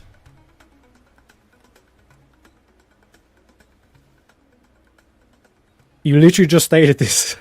Yeah, I know, but I feel like that's more from a God. When people believe in God, it's more of an opinion. But maybe I'm wrong. I don't know. I don't think wholly that most people see morals as an opinion. I don't think most people have like, oh, I just have the opinion that murder's wrong. I don't see it that way. But when you believe in God, that's like believing in God is an opinion, and that's where you get your morals from. Yeah. So again, either morals are an opinion or they're not. It seems you keep kind of like going between the two when it suits. But when we say that morality is subjective, we're defining our morals on some subjective criteria here. Essentially, like you're saying that the like morality, there's no like empirical standard that we can point to and say this is like the best set of morals. All morals are basically the same. So if a civilization thinks that it's a good idea or it's moral to enslave another nation, you would have to agree that that's their opinion, man. It's your opinion, man. You know what I mean? To quote the Big Lebowski, it's like it's all this opinion. You know what I mean? So if they think it's right to enslave another nation, you can't really argue against that because it's just that's their opinion. I mean, and they're going to do what their opinion states. I can argue against it. I don't know. That's why like this is complicated. But yeah, but okay, but make the case why another nation shouldn't enslave another nation. Why it'd be immoral. I believe because humans should have what's the word? Autonomy, self-autonomy. I don't, nobody wants to be owned by somebody else. And so I think we can all understand that. Just being born as humans, we can all understand that nobody likes suffering. Like human suffering is immoral. But I can't verifiably prove that to you. Yeah. So that's why it's subjective. Yeah, so it's just your opinion. But but that's like innate within us. So I don't think it's just something as arbitrary as an opinion. But prove that. Like prove that it's innate. But I can't. That's why I said it's not something as arbitrary as your fucking favorite color, right? Because most people are born with the fact that, like, given your definition, with the sense that it's wrong to murder people. That's why it's objective in that way, but it's not objective in the way that I can verifiably prove it. That's why these terms are not appropriate for this discussion. So then what terms would you use? I don't know. Morality is an innate thing. It's a part of our nature, something like that. It was interesting enough that like you're actually kind of like quoting the Bible there, where like God says like, you know, the law is written on your heart, that you're born with it. Oh, I guess I'm God then, because I didn't need God to tell me that. No. That's not what I said. It's like you're basically quoting the Bible, so you might be a bit more religious than you actually think, Ghosty. That's what I'm saying. I It's never like read the because Bible. you're So basically if I never read the Bible, how did I come to that opinion? because without God? the Bible just like we it's just said innate the within quote there us. where because it's written on your heart. God wrote it on your heart. You were born with it. Okay, that doesn't prove that God exists. That just proves Oh, that immorality is I never said innate. that was the thing. I said that you quoted the Bible. You're basically because this is well, what you're happens saying with a I'm lot of more atheists. religious than I They actually pull a believe. lot of their arguments from the Bible, like where we got our moral codes from and all that stuff. I'm Comes not from the pulling Bible. that from the Bible. The Bible pulled that from us. Yeah, but you're okay. That doesn't make any sense. But Yes, it like does. this whole kind of like concept of that, like we're just born with it innately. It's just naturally there. Like that's still something that you point to that like that's objective. You know what I mean? Because if it's subjective, it's like your opinion can change, correct? Right. That's why I wouldn't call morality subjective, because it's not something like an opinion that just changes. It's something that we're born with. So it's like it's not objective or subjective. I don't know how to explain it any better. Yeah, but like this what I'm saying. It's like you're saying it's definitely not objective. It's definitely not subjective, but I don't know what it is. So, but if you don't know what it is, then how can you say it's not? It's a part of our human experience. That's why morality is connected to humanism. It doesn't apply to animals or plants. It's part of the human experience. So it's part of our instincts, our survival. It's part of our nature. It's just part of our consciousness. It's part of us. Yeah, but you can't prove that. Right, so it's not objective. Given your own logic, like. So it's not objective. So, but if it's not Therefore, objective, it's subjective. it's subjective. Right. Yeah, so it's just opinion. No, that doesn't mean it's just a fucking opinion. Yeah, it does. No, it doesn't. Okay, can you? I don't know if you want, but you can Google the definition of subjective, and we can kind of like go based on that definition if you want. But essentially, that's what subjective means. It means your opinion. So if everything is subjective, it's like, for example, if your favorite color is pink and my favorite color is blue, I have no logical case that I can make that my opinion is better than your opinion. There's just two opinions we're basically going back and forth. But again, morality is not arbitrary in the same way as a favorite color is. If you go around and you ask people, should you murder somebody? Yeah, but if there's it's going to not be arbitrary, an overwhelming majority of people that say no. Yeah, so, but like, again, I'm just kind of using your own kind of like argument against you, because you're saying that it's not arbitrary, which would point to something that's objective. It would point that there's something else at play here that's dictating what we should and shouldn't do. Yeah, like nature or something. But I can't ground it in something like God. The only way morality could be objective is you would need a God, and a God doesn't exist. So therefore, But can you prove that? No, so therefore it's not objective. Then how would you know? Well, can you prove that?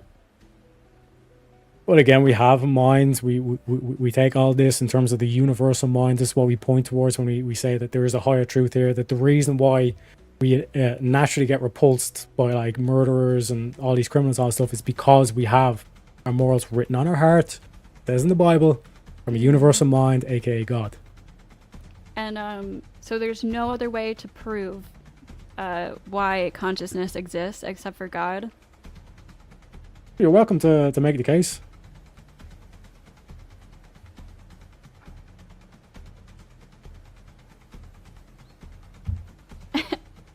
This is God of the gaps. Because you don't know something, that means it must be God. No. Again, I've made the case in terms of the universal mind, the metaphysical. That's not a case. Those are just words. Well, technically, any argument's just words. Yeah, but you're not like proving something. Nobody can prove that God exists, right? Can we prove the laws of logic? Can you prove that God exists? Can we prove the laws of logic? Can you answer my question first? I asked you first. No, you didn't. I asked you first. No, I basically said, like, in terms of like the whole universal, like my whole argument, my open statement in terms of like the universal mind. This is why we have minds. We all accept that we have minds. In terms of the fact that we have like these morals, these innate things that we can point to all these other societies that will outlaw murder, that points towards an objectivity. And you even said that. It's like, oh, we all have this instinct. You know what I mean? don't So know it's like why when we talk you're- about the metaphysical, I don't know why points you're getting towards something that's a defensive universal here, mind. but everybody knows that you can't I'm not prove getting God defensive. exists. So can you answer right? my question? Can you answer my question? There are laws of logic, sure, but you can't. That doesn't prove that God exists. That wasn't my question. What was my question? You said, "Do the laws of logic exist?" or something. Can you prove the laws of logic? Oh, I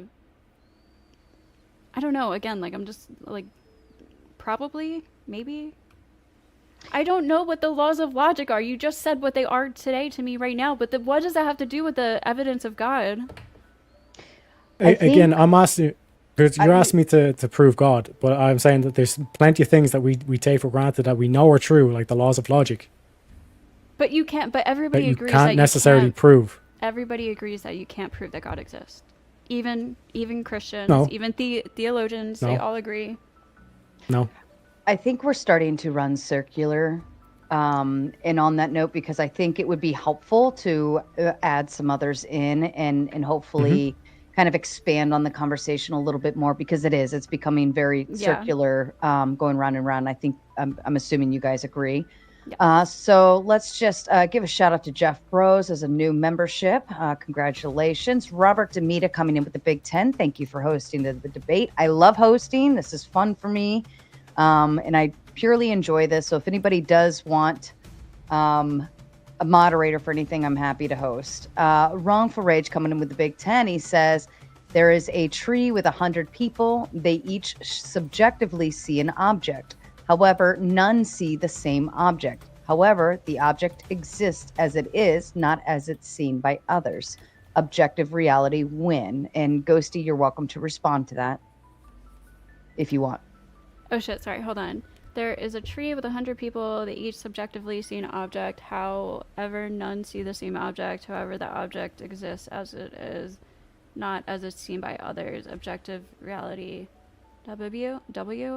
Okay, that just means that there's an objective reality, but our perception of reality isn't always objective. He's saying there is like the objective item, but then our perception of that objective item is subjective. Yeah. But then he says that objectivity is still there for it. Yeah, but that's the thing with morality. Morality isn't something like an object that we can test and see and physically define. So that's why it's hard to say morality is objective. Mm-hmm. And Rude Mud Crab coming with the Big 5. Morality is just a baseline measurement of what's generally accepted by the majority within a culture. But what's accepted is fluid and subjective. And I don't know if Teriak's still listening. Maybe he's taking a potty break. But did you have any response to that at all? No, I think I agree with that. Okay. Rude Mud Crab also coming in with a Big 10. An objective fact is a statement that can be verified by evidence and is not influenced by a bias or personal opinion. Grounding morality with religion is definitionally subjective. He lost already. And Demita coming in with the gifted membership. And I believe Michael was the lucky lottery winner for that. You're very welcome. And thank you, Robert. And Trib1 coming in with the Big 2. When did objective morality start, and is it static? I think that's a good question. Yeah. And go ahead. Yeah, to be honest, I don't really know how to answer, so Yeah. I'll go with your fair. answer. It's a good question. And Robert Demita making it the 6 out of 10 on hitting the dono goals. And thank you so kindly, guys. And we're going to go ahead and go into open panel dumpster fire. If everybody can hang on tight, we'll go ahead and switch over. And, oh, wait, no, we needed to give closing thoughts first. Where's Teriak? Teriak! I'm back. Can we go back to that comment? I think where it's like, Yeah. I think Rude Mud Crab. He had two of them. The first one said, Yeah. morality is just a baseline membership of what's generally accepted by the majority within a culture, but what's accepted is fluid and subjective.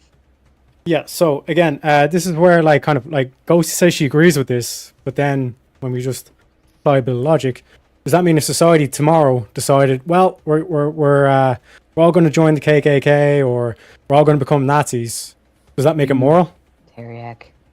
Well, again, that's not how it works. But I realized after I It said I literally agree- says what's generally accepted by the majority within a culture. Okay, yes, but there is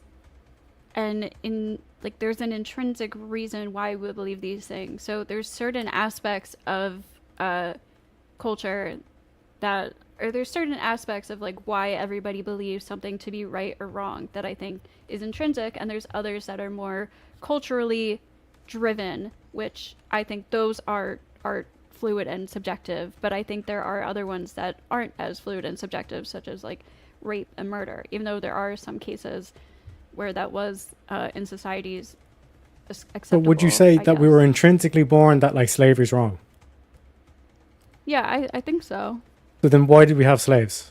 And why do we still do have slaves? For personal Wouldn't- greed and evil Wouldn't reasons. that make morality subjective then? Because it wouldn't be viewed as immoral. No, but like Then that's what I'm morality saying. Like, morality is shifting based on the culture and I the have- experience. I have a hard time to believe that slave owners believed that what they were doing was morally right. I think that they knew it was morally wrong, but they did it anyways for their own personal benefit. But again, like what Ghost is pointing towards here is that like there is an objective standard that we can point to, so that even though they done this, they knew it was wrong, because there's an objective right and wrong with morality. Okay, Rude Mom Crab also came in with the Big Ten. An objective fact is a statement that can be verified by evidence and is not influenced by bias or personal opinion. Grounding morality with religion is definitely subjective. He lost already. Yeah. So again, this whole thing of like the objective fact, it's a statement that can be verified or whatever. But by process of elimination, this is how we're arriving at the conclusion that it is objective, because when we look at the subjective argument and we take it as it is, even moral relatives that will swear blind, moral skeptics, all this stuff that swear blind that this is all subjective, it's just your opinion, man. Society just basically crumbles on its face because it's all just opinion. There's no right and wrong. There's no objective fact to it. Just whatever we feel in that particular day. Which, as Ghosty even just mentioned, with the slave traders back in the day, she thinks that they knew that they were doing wrong. So it's contrary to that position. And then Trib One came in with the big two, and I believe this question was for you, Teriak. When did objective morality start, and is it static? Yeah, so it's basically the objective morality would be eternal. It didn't start or end. It's what we say, like God is eternal, the universal mind. All right, and I've got two backstage waiting very patiently, so we're going to go ahead and kick off into open panel dumpster fire after you both give your closing statements. Ghosty, I believe you go first. Okay, so yeah, I don't think he proved that objective morality exists just by saying that, you know, we have a mind and stuff. That's not a grounding for objective morality. And I know it's hard for people to understand what I'm trying to put down here, but it's to say that something is objective means that it has to be like verifiably true. It's like something that we can study and show, something that's like, hey, there's a vape pen right here in my hand. Like I can show this to you, I can like prove it to you. Something like morality is not that way. But when we're talking about morality, we could say something like most people think murder is objectively wrong. But that outside of like morality terms, that's not an actual objective truth.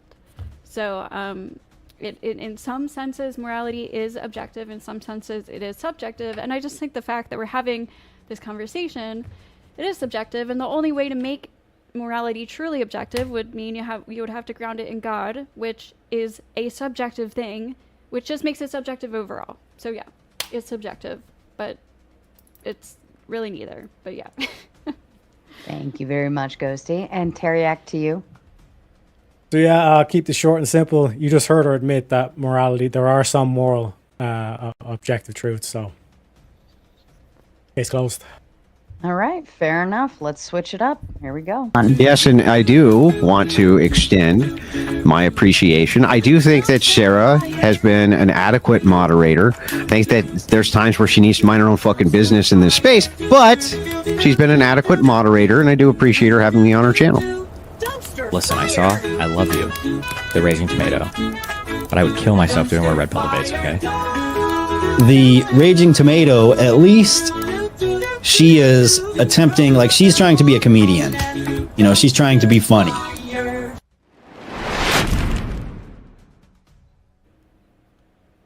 All right, and the floor is open. Hey, do you mind if I start? Sure. Okay. I sent a link just so we can identify terms. I think this would be easier for me, at least. I'm sorry I came a little late, but did we have a way of identifying the difference between ethics, morals, values, and principles? Because I think No. Okay. No, we haven't tapped into that yet. Okay. Generally, and you guys can interrupt me at any point. I'm just going to use the Value Institute's definitions of what the difference between ethics and morals are, because I think this is the biggest crutch in the difference. Because ethics is more of a systematic approach, while morals are individualized. So, saying the terms are close, but if we interchange them, that's causing differences between what is subjective and objective. Because if my morals are one way, your morals are different, that's subjective, 100% subjective. However, ethics, if a group of people agree to a like-minded goals of what is right and wrong, that's getting more into the objective realm. So I'm just going to use these terms if this is okay. So I'm going to say that, according to this, I'm sorry, I lost me. Ethics being the act of systematically defending and recommending concepts of right and wrong behavior, which is just that is done at a communal level, often with the endorsement of authority within the said community. We'll just say the government. Okay? And then morals, on the other hand, is the personal adoption and application of those recommended that were systemized and defended by the larger group. So ethics would be the rules, morals would be the reason behind the rules. So like if we take murder, for example, we can all agree on a societal level, if we're able to kill someone, it would devolve really quickly. The moral behind why it's unethical is because you're taking someone's life, and that's morally, objectively wrong. So I know it sounds like the same, but there's a subtle difference, and I think that's why we're having this discussion between subjective and objective.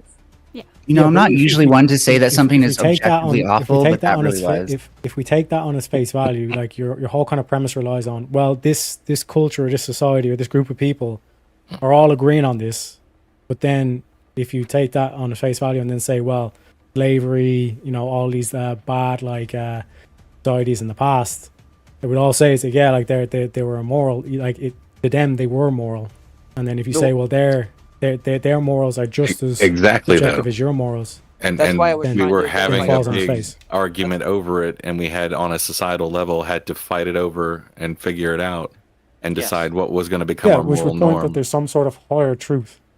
Well, that's what I No, was which trying shows to get that at, we have moral subjectivity and that we're constantly trying to better it and make it. Yeah, so if David Close Duke to what took we over want. America, if David Duke took over America in 2028, he's saying, right, we're bringing back the Klan. Like you would not be able to argue against that. Correct? Well, that's This is the subjective. thing. It's all opinions. No, that's To the have thing about that- subjectivity. You always argue your side. That's why it's subjective. There's more than one side. Yeah, like the Why slavery does this idea discussion- exist? Like you're saying that, like But you have no counter because it's just your opinion subjective versus means his. more arguments, not less. So might is right. What I was saying before, like you were saying about slavery being wrong in 2025, yes, slavery is wrong. But if you're judging someone back in the 1800s, they thought slavery was moral because it was accepted. Well, some by people their did. turn. Well, majority. We had a Right. civil war about it. Right, but So- but you can't still- say that But there's based on the definition, it was 100% moral. belief in anything at any point. There were abolitionists during most of slavery. You know, at least at any point that I can think of, there's always been people who have been against slavery. You know, I know Well- that because I'm pretty sure the slaves were against being made slaves. Yes, I feel like Well, the but based, easiest way to based on this answer this is that definition, if you're where you say David it's whatever the Duke, you probably majority. think that you're Yeah. acting morally. Furby, what was that? I feel like the easiest way to answer this is that if you're David Duke, you probably think you're acting morally. correct. But I think also, like, as for the Yeah. slave, as for the If two people are saying I'm both moral, wait, can you hear me? how do you decide which one's more moral? Yeah, we hear I you. want to hear what Okay. Ghosty's going to say. Sorry. Just as for the slavery thing, I think it's a little different because, well, in certain cases, people didn't even view slaves as the same species of humans. So, it kind of applies differently. And then in other cases, I think some slave owners did understand that slavery was wrong, even though they might have tried to justify it to themselves and like think that try to tell themselves that it wasn't wrong. But I think they probably did understand that they were doing something wrong, but did it anyways for personal benefactor or because they were told that these people were not even humans and stuff. So I think it's just a little Well, different. That was the second thing I was going to discuss. Like, what the other objective difference would be principles versus values, because this all applies, because you're having a principles and value discussion on morals. So that's why I'm trying to get to terms, and then we can discuss the terms, and then I think it'd be easier for everybody to understand what we're talking about. Is that fair? Nah, we'd rather just yell at each other. I mean, it is Saturday. We could do that. I'm down for whatever you guys are up to. But Corey, like I said, Also, I disagree, Yeah. Ghosty, with you saying that all slave owners thought they were doing something wrong. Hell no. There were Yeah, a lot of them were quoting the I- Bible while they were doing it, right? They definitely, if at the very least, were reinforcing their own belief that this was right. Yeah. Maybe I some did. Maybe some were just like a different kind of piece of shit. But definitely, I a lot think- of people do go things like that and have to believe. I would say mentally, you have to believe what you're doing is right. If you're going to do something horrible. I guess I just have a hard I think time culturally, understanding. you come around to like what your Villains culture do not believe they're believes. villains. This is why gay marriage is okay in one country and not in another. This is why even like so much as being gay is and is not. Slavery, like I think what is a like United Nations has like ensured that that's banned completely. But I think overall, like we've seen a lot of shifts in the belief system, the moral belief system, and where we want it to go. And that has shown through in our laws, ever so changing and regulating over and over and over again. yes. Because we as a society change our stance on whether we believe something is okay or not. And by the way, Well, that's laws called in a the sense cultural are just- relativism, by the way, just in case anyone wanted Yeah. to look that up. Yeah, I so mean, in laws terms are of basically, in a nutshell, the bare minimum of morality. What can I get away with and what I cannot get away with? That is basically what a law is telling you. There's consequences for doing something. yeah, so that's but what- I again, would say like it's like an changes institutional or enactment. disagreements does not prove subjectivity. Okay, but if there was objective morals and God told us about it, why wouldn't the Bible be like when we all decide, okay, those must be the right morals? This is objectively true. We Well, obviously like I said, continue we to can disagree. point to multitude of societies that think murdering is wrong. Right. But- Like, and this is the one thing that I wish would have been said in this. And this is, don't be afraid to say this. My subjective moralists, brothers and sisters, morality comes from us. It comes from the base of our moral emotions that we have evolved, which we can see in children, precognition, pre-ability to understand any kind of moral rules. It is coming from us. It is then honed through moral reasoning. The reason things like murder and other things like that seem objective is because the objective part of our morals is us. By the way, precognition is not the right term. Children tend to look So at it the is, people but it around is- them to build their moral compass growing up. That's Just what I was. from That's what I research was says. getting at. Like principles and values is what dictates your morals, and that's why I was going to read the next term, the difference between principles and values, because I think that's probably the biggest core discussion we're having right now. Because, okay, according to this, principles and values are commonly used as expressions of one's moral position. However, they contradictory in nature, although areas of overlap present. Now, to sum it up, he explains that principles are the objective reality that is not bound by culture and individuals, and thus they are universal. Principles include fairness, honesty, integrity. Yeah, think of like the Boy Scout motto. Okay, so principles and values, that's like P and V, right? Yeah. How do I use this in the equation PV equals NRT? Sorry, that's just a joke. Ignore me. Yeah. So again, like this In flies contrast in to the universal and constant nature of principles, yes. values are internal. This is the difference. Values are internal, subjective, and flexible. Where are you beliefs reading that- this from? I sent the link. It's values. Yes, but like Values the Institute. main problem here is that we're say saying it. that like what like Sarah would say is like if all it's based on is what you're taught as a kid and that's what your morals are, then why would we change? Why would you see improvement in terms of like human rights, all this kind of malarkey? You know what I Well, mean? Knowledge. Because humans are naturally self-improving. Yeah, so Yeah, it's like we're an evolving what they say species. in the Bible is revelation. Well, No, it's You know what I also knowledge and understanding. Like, science helps morals grow. Like we would, that's why we have like for people who are mentally ill, they don't know what they're doing. They go to like a mental institution instead of going to like jail forever or something like that. Or we would blame certain, like with knowledge, morality grows, and then humans have evolved. Knowledge evolves, morals evolve. I would even say morality gets refined. Yeah, which would go because against our this whole assumption thing of like before- whatever you're taught in terms of your principles and values. Well, That's what that- your, that's that's Like our what your morals principle are. before would be That's what I that was trying to get somebody at can be before. innately evil, right? And then so we would just punish everybody regardless if they're mentally ill or not. And that was our value. The value was retribution for a wrongdoing. Then we became more nuanced and that refined our method of first of all, the value of how we punish things that we don't want to happen for retribution, hold but on. also our principles of, well, maybe innate evil has better explanations than just this dualistic, mysterious force called evil. So if we But if it's just just make based on up the values. morality, if we just make it up and we just decide on it, like what gives you any basis to say anything is actually immoral? Exactly. Well, Well, we can ask, does it actually improve society to act that way? Why do you care? But what if my morality tells me I don't care about anything else other than my immediate self-benefit? Well, those Well, kind of you're people asking exist. why not just be selfish, mean, right? Well, exactly. Yeah, why not? And I'm asking you genuinely. What is You'll the find basis? plenty of those people in jail. I mean, what can I You know tell you? what? That's not an answer. I'm asking you. This is why morality is not objective, because you can't ground it on something objective. It's just based off. It is a human thing, So like it's just- Effigy it's said. just It your comes from preference? humans, but it's not something just as arbitrary as your preference, like your favorite fucking Then what is color. it? What is it? Well, It's based on human experience and our yeah. Morals because are both. what gives That's it's what I'm a trying to get human at. thing. It's a human thing. Okay, Yeah, you exactly. can try to How- explain, but it's a human thing. Yeah, I've never Okay, seen here's the animals difference. talk The about morals principles- before. The principles is the subjective reality truth. That is the non-subjective. Values are subjective. So morals is a little bit of A and a little bit of B, and that's why it gets confusing, because principles are subjective truths, which is like honesty, integrity. right that about is them. objective truth. If we're right. Values, on the other hand, are subjective. I feel this trendy.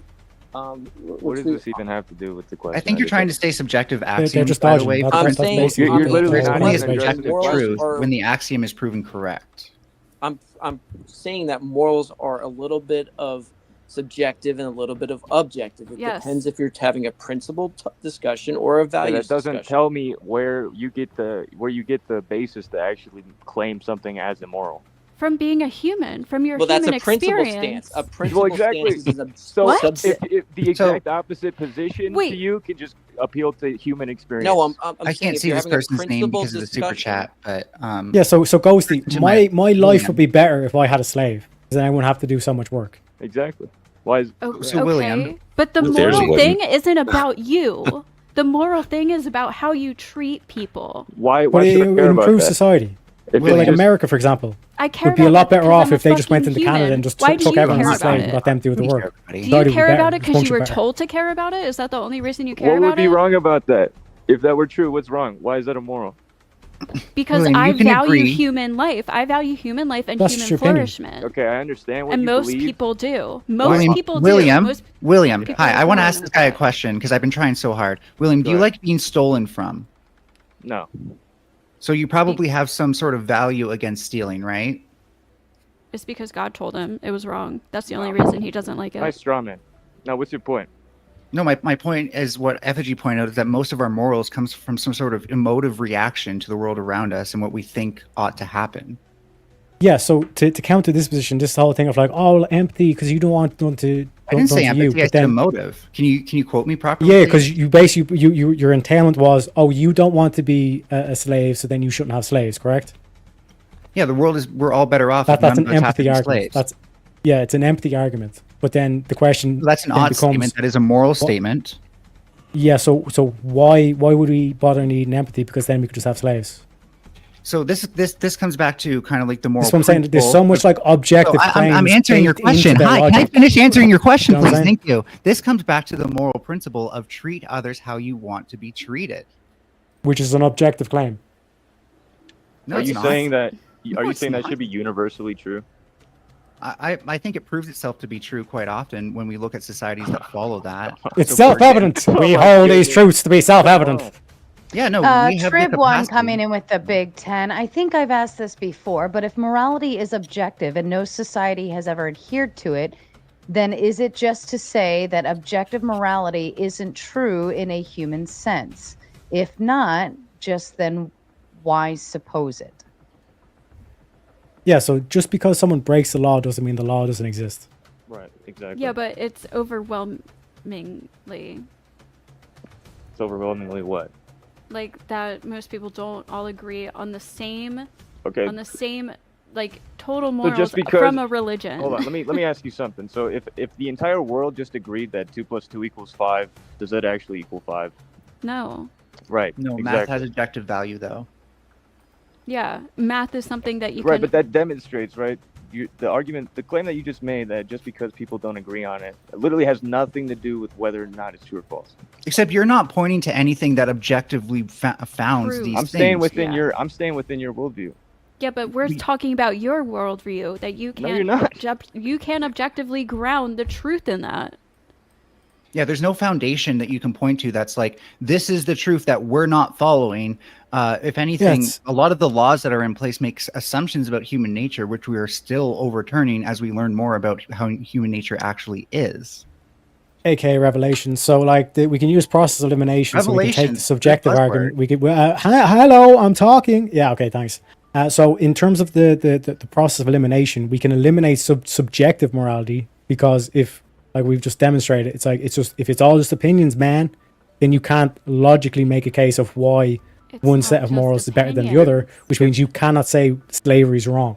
Right. Actually, you if can. morality By can be definition. anything, it's Actually, you nothing. can. So, like the Yeah, trolley this problem is- is a good example of where we use logic for things that are just Yeah, so opinions. a subjective question would be is like favorite color. There's no objective answer to that question. That's not We really will moral. all admit that objectively murder's wrong. Objectively slavery's wrong. No, Do no. you see All there where is- you're going wrong now? No, I wouldn't agree because if you murder in self-defense, then you're actually That- just that- That's not what is murder. murder? That's not murder then. then your definition is just very your You don't know definitions. Your What's the definition definition of just murder? your morality. Your the definition. definition is What's the definition of murder? morality? There's nothing What objective is murder? about the fact that when you kill for self-defense, So, it's Harry, What's do the you- definition of murder? Defense is not When you One at a kill- Eric, do you time. not see that Yeah, I wanna- differentiating Effigy, between what would you like to say? do you not see that differentiating between justified and unjustified killing itself is subjective? No. What? Are you kidding me? Subjective by the point of view. Yeah, literally. Yeah, so like you That's can't sub- murder in it's self-defense, subjective. for example. But I'm just that's saying. what I'm trying. I mean, That's what I was killing. trying to talk You're about you're with making a justified, unjustified killing. It itself will be subjective. Who's To the justifying it? context. Why is it being justified? It has That's to have why a I was- subject to justify, right?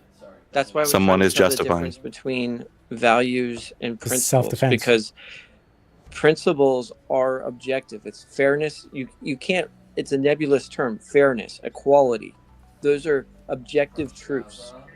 Okay. Then you have the subjective, which would be the values, which would be when I apply that principle.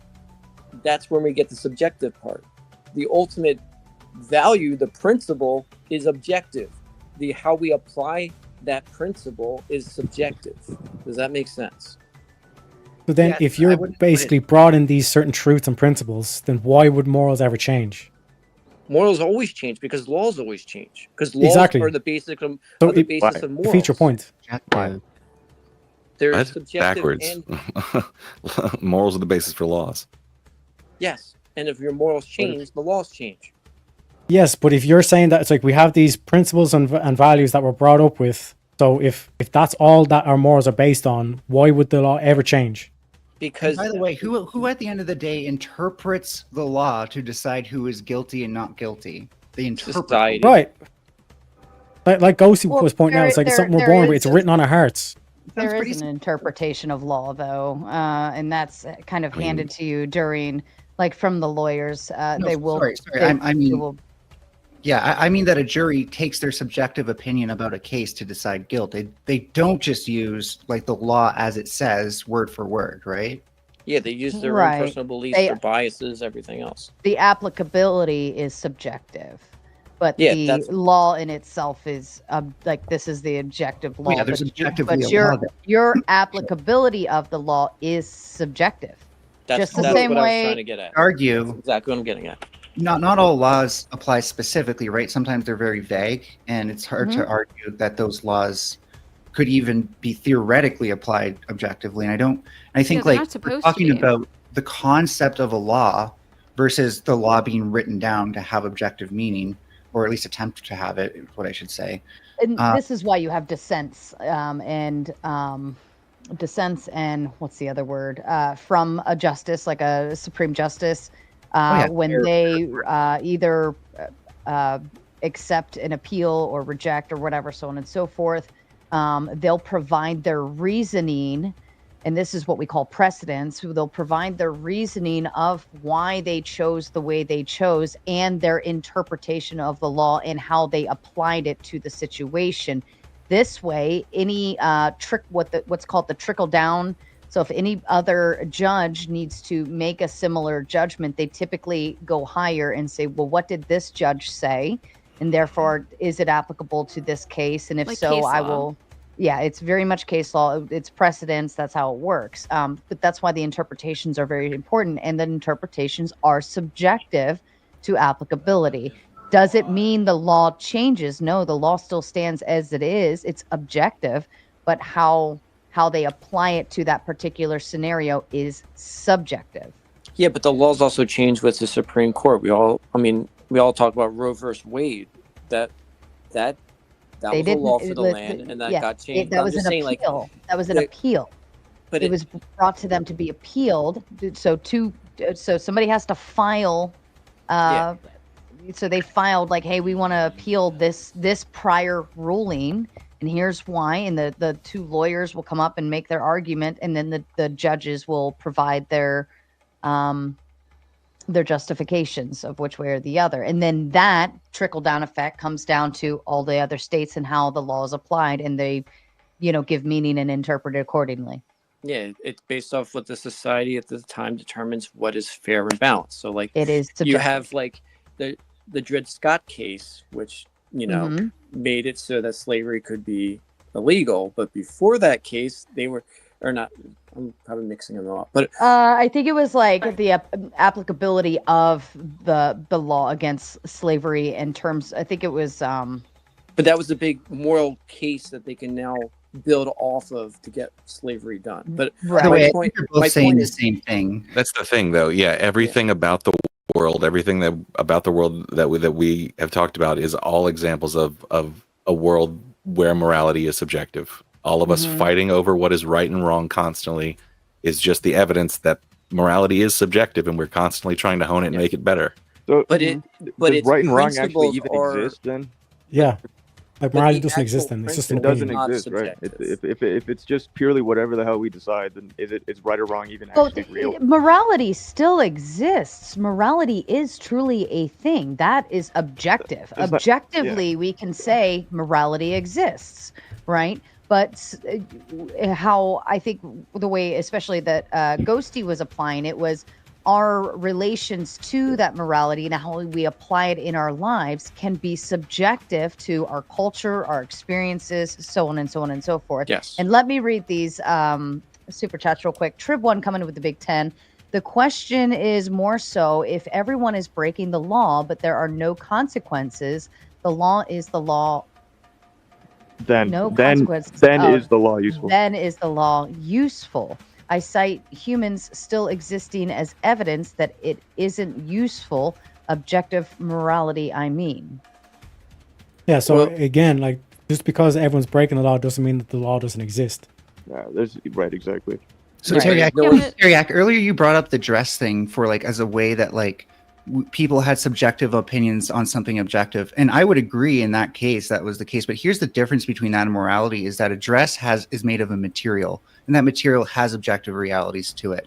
I don't think you can point to any morals that are materially existent, right? Yeah, so again, we have two people with subjective morals apparently. Who's right? You can't That's- ground it. And anything Furby, I'm material. putting you Exactly. backstage Aw. for 10 minutes. Drop the Furby like it a turby. Get back in the crystal. You can, here, I have a crystal. You're going to hop in this one, Furby. You can watch from the bleachers with the freeloaders, you silly fox. What the fuck? That's wrong, Furby. Jeez. 10-minute timeout. Pray I don't objectively extend it. All right, fair Nope. enough. I've I hope they I'm don't on either. that. That would make me so mad if you paid Sarah more money. A whole $100 to boot you. All right, 10 minutes you go into the crystal. All right. And Yeah, if I so- could also, so the if I question could is, also we have make, two make an people with argument subjective that moral hasn't been claims. made yet. Go ahead, Effigy, and then All right, thanks. Carrier. I just like to make an argument that is rarely made in this, and I think it's an important one, because one side is constantly arguing from the religious perspective of objective morality, being that objective morality is basically brought into existence by their deity. I argue that anyone who follows a deity, especially like the Christian religion specifically, so we'll talk about that one, you are following subjective morality. If your God can change its mind, it is inherently a subject. It is from a subject. No. Therefore, Strawman. it is subjective morality. You are more of a moral authoritarian than you are an objective morality person. It's subject So to it's God. all Yeah, so- subjective morality. So, like I said, we can use process of elimination. So we have two people with a subjective moral claim. Who's right? Or how do we decide who's right? You start with legal, then you start with who it offends, then you start with outcomes. Then I mean, you can go down the list. Right. purely It's pragmatic. not like So, it's just like one we second, do de facto we can and then start we with legal. decide So it's a if very slavery is complex legal, thing, right? then it's moral. No, moral and legal. Okay, are so two there's something different- else then. That Yeah, is what actually makes that's a something moral? giant leap. What actually is the positive claim of something being moral? Morality is the treatment of other Depends human what kind of beings, doctrine you're the using. well-being. I'm yeah. asking you, Who's you? whoever the fuck wants to answer. Oh, I was going to say it depends were on what answering. doctrine are you using. Are you using the doctrine of offending the least amount of people? Are you societal good? That's are you exactly using what the I'm trying doctrine to figure out. Is what do we use? What is the actual Isn't that hard to delineation? figure out though? Isn't that hard to figure out? Like, That's not an is argument. Because murder I'm asking wrong? you. It's hard to figure out, Ghosty, because you're saying it's like, well, there are some objective moral truths, It's hard but to then figure out it's murder's also wrong for most subjective. people. Like Well, you're I'm saying using- both Yeah, actually, positions. there are doctrines as a test. I mean, do you need That like you a can use- one-word answer? Like if I want just said a- if I just said I've just consequences, given, like, would you be I've fine with just given that? you, I've just given you a question. It was like we have two people with subjective moral claims, as you would put it. They're subjective. How do we decide who's right? Well, that's why we have a court system. So the So court, if it's so the legal, then court- it's moral. Right. the It's court is what based off decides. of, there's a lot of things this is based off of. It's firstly based off of our nature and our survival, and also just our value of human life and human flourishment. That's an so objective it's based claim. off of that. But no, it's not an objective claim because you can't Yeah, you're making an objective claim that it's moral. It's moral to to lower human suffering. You think it's moral to lower human suffering? That's a principle. That's a actually that's a value. It's a value. That's not a principle. It's moral to lower human suffering. Yeah, Yes, you think it's right to lower Maybe human it's suffering. belief. It's just something you believe to be true. Yeah, but so then it's just subjective. So I'm going to say no, it's not. That's why I was trying to identify terms But because most people have this within them. But like But you say most people. When you say most people, Ghosty, you're appealing to the majority. So if the majority thinks slavery is okay, no, then you can't not say any shit. It's not because the majority thinks it's what okay. is It's it? just fact that most people have this it is true innately within them that they believe murder is wrong. So it's true That because This doesn't is mean that fact. murder is wrong because the majority of people believe it's wrong. It's No, because it's innate within us. It's these weird reductionist questions. It's almost like you want us to explain to you how life works. And it's like, well, you Yeah. see, when I was just a little Literally. tyke, my mommy and gotta my answer daddy simple told me questions. what was good and what was Simple bad. And then as I got older, I Stop with the experienced more nonsense. things and I had more Come on. complex situations that I had to encounter. And I had to ask, older people who had more experience, what was good and what was bad. you get It's like you frustrated that want you can't to answer explain simple life to you. questions. It's a No, very I'm I'm simple just question. highlighting not. the fact that when They're you claim that morality is subjective, No, a We black base and our white, laws a on that black shit. and white worldview makes you think it's a simple but question. you already have all these like The fact objective that we're things having this built debate at into- all demonstrates it's subjective. Yep. well, How? there's two things. How does There's it- the Because if morality was paragon- subjective, then it'd be pointless to have this debate. Right. Because But- if it were objective, we would all think the same thing and have the same no, opinion no, No. it would about not. it. No, Is it would gravity subjective? Like what Sarah's saying, the law is objective, right? We can point to a particular law and say this is what it But it's says. interpretable. No, But the people still break the principle law. is Subject. subjective. But The that value doesn't is mean that subjective. morality would still be objective too, because morality is not a, Yeah, but a just one, because it is morality is we can sit here like you can tell me, well, morality is the same all around, but it really can't be. The reason why is because we interpret morality like morality is a thing, it exists, but it is still subjective to how we It's utilize it and apply it. Situational. Yeah. Yes, well, that's what I'm getting at. I was So- saying principles are objective. Honesty, integrity, courageousness, those are all paragons. Those are all going to be objective truth. Subjective is how we apply those See, I morals. just don't agree with what you keep saying. Like, because honesty in all everybody knows cases. what honesty No, that's what I'm saying. Like, what if Ideal. deceiving someone is the moral answer? What if a Nazi knocks on your door and you have a Jew hiding in the basement? Should you be honest with him?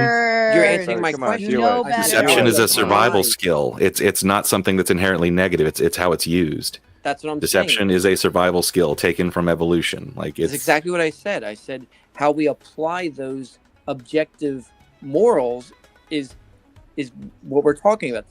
It's subjective how you apply morals, but the moral itself is objective. Okay. What, not lying?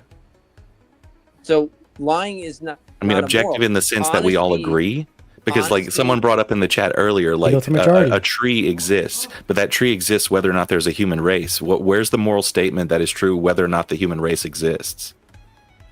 Oh yeah, if you don't have humans, then there is no morality. It doesn't matter. You actually Well, have to have isn't two. it inherently If I'm- subjective if it depends on us existing, which is exactly what you would think if it came from us? it's metaphysical. That's Trib what I'm saying. one The coming in paragon, with the the actual Pardon me for ideal just is a moment. Trib one coming up with the big two. How do people choose Miss America? Is it objective? subjective. Well, you see, there's a system of measurements that are taken, and But you Well, can I'm still sure identify. there is the study of beauty in philosophy, like what Oh, defines sure. beautiful. So, for example, like Grok the Destroyer something we is still clearly talk not winning about. Miss America. And Wrongful Rage has Furby trapped back in the back for a total of 40 minutes now. I believe the timer with the added 10 on is now sitting at 32 minutes.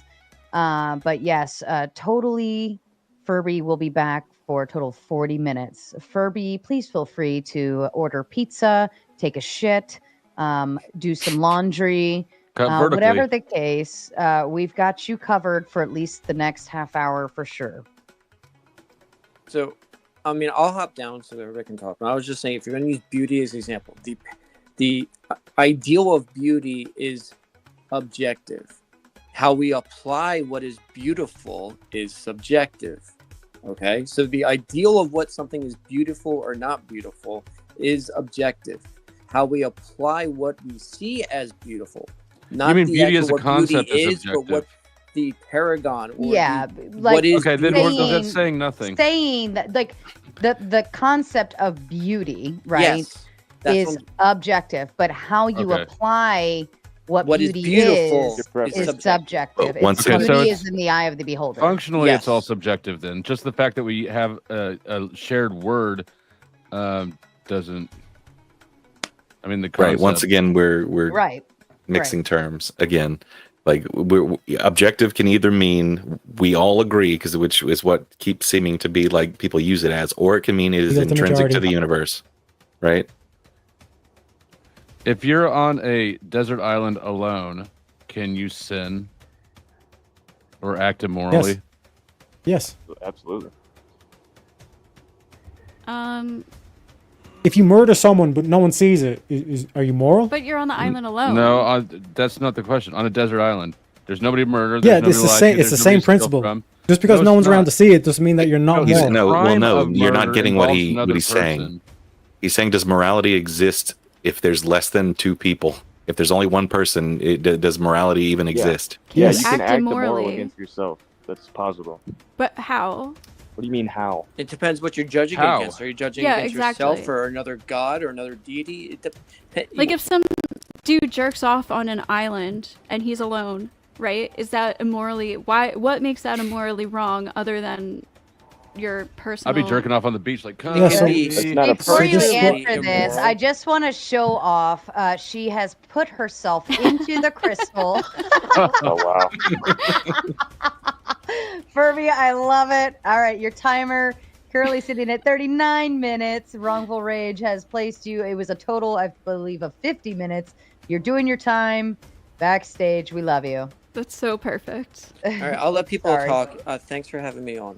Appreciate Oh, it. you're Cheers. fine to stay. Cheers, Bandit. Yeah, it's not. Here's Bandit. Let him- I just don't want to Hi, talk over Bandit. other people, and I want to give people a chance to talk. man, so. stay up here. That's That's ridiculous. what Yeah, we- that's we all the do. Talk over retarded other people. answer. We all It's spent, literally yeah. the name of the game. Shut up, Flo. Stop talking over You me. shut up.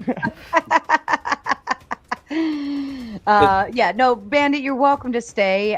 Just be mindful, everyone, because you are talking over each other, and it does become like a little conflicting on the ears. So, just. But be yeah, you got to mindful. land the plane sometime, so we don't do that. What the hell? He's just being an asshole. So, So, like, I mean- back to. Yeah, Sorry, can go we ahead. get back to the Back to what I was saying with the beauty discussion is, we all know what something is objectively. We know something that is beautiful or not beautiful, but how we apply that beauty is where we have the moral. That's where we have the gray area. Beauty So, seems like, a weird you thing can to have bring an up, because beauty ideal- seems like one of the Yeah. most eminently subjective things that you could Well, ever no, but bring I'm up. saying the ideal of what is beautiful. There That- is like Objective. objective. There are like objective truths maybe to That's beauty, what but I'm it's getting like at. Objective it's truths exist, but how we apply that objective truth Wouldn't is all of subjective. those concepts only apply to humans? Yes. Like at all? Because we're the ones that are judging it. So therefore it doesn't There apply you to the go. universe, therefore it's not objective? Yes, that's what I'm trying to say. The ideal is objective. How we apply it is subjective. That's my argument. I'd say the ideal is an attempt at objectivity. I think that's Yeah. the kind of point of what we do with morality, is that we are making an attempt at making something objective. We're trying to get to a point where all of our morals are set in stone because we've built them for hundreds of thousands of years out of nothing. And it just seems like they're just magically there, even though we've done the legwork that we can't remember Well, as a the thing is, species. we on a societal level, we have to have them there because that is the basis of giving of the social contract. Like, I'm giving up my rights to do certain things in order to live in a society. That is the social contract. If we don't have objective truths, it's going to be hard to get that moral argument of giving up certain things to live in a society goes away. So we have it, and on a conceptual level, we have to have moral truths. But how we apply those moral truths gets us wars, gets us all this other crap because Sure, but it can we be can never objective agree. in the sense that we all agree. Yeah, that's the point. We'll never. And I agree. agree. Field Like, majority. Fighting an ideal. well, If it's we always all going agree to that be we're going to field enslave a majority. nation, then it'd be moral, correct? It's a moral. Well, they would believe so. Sure, Yes. and that's happened multiple times throughout our history, right? So you Do believe the that people who slavery commit could potentially be genocide moral. think that they're moral when they're doing So, them? so after you believe that slavery Probably. could potentially be moral. Slavery was To me moral and the to people who think that, like me, and the No, people who it's- I will it was teach immoral. morality to, no. Slavery was It moral wouldn't. to the people Yes. that thought it was moral back when it was common. Yeah, exactly. Do you think was everyone who still does immoral. evil in the world like twiddles their mustache and is like, "I am evil, doing This evil is acts"? this is why, like, at the Nuremberg trials, where there's like, I'll just do my job, like that's where you let like all these evil people go. These immoral people are like sent over, Operation Paperclip, all this kind of jazz. They were just Yeah. following orders. They wanted to They're kill. still some and moral. save They were others. just following order.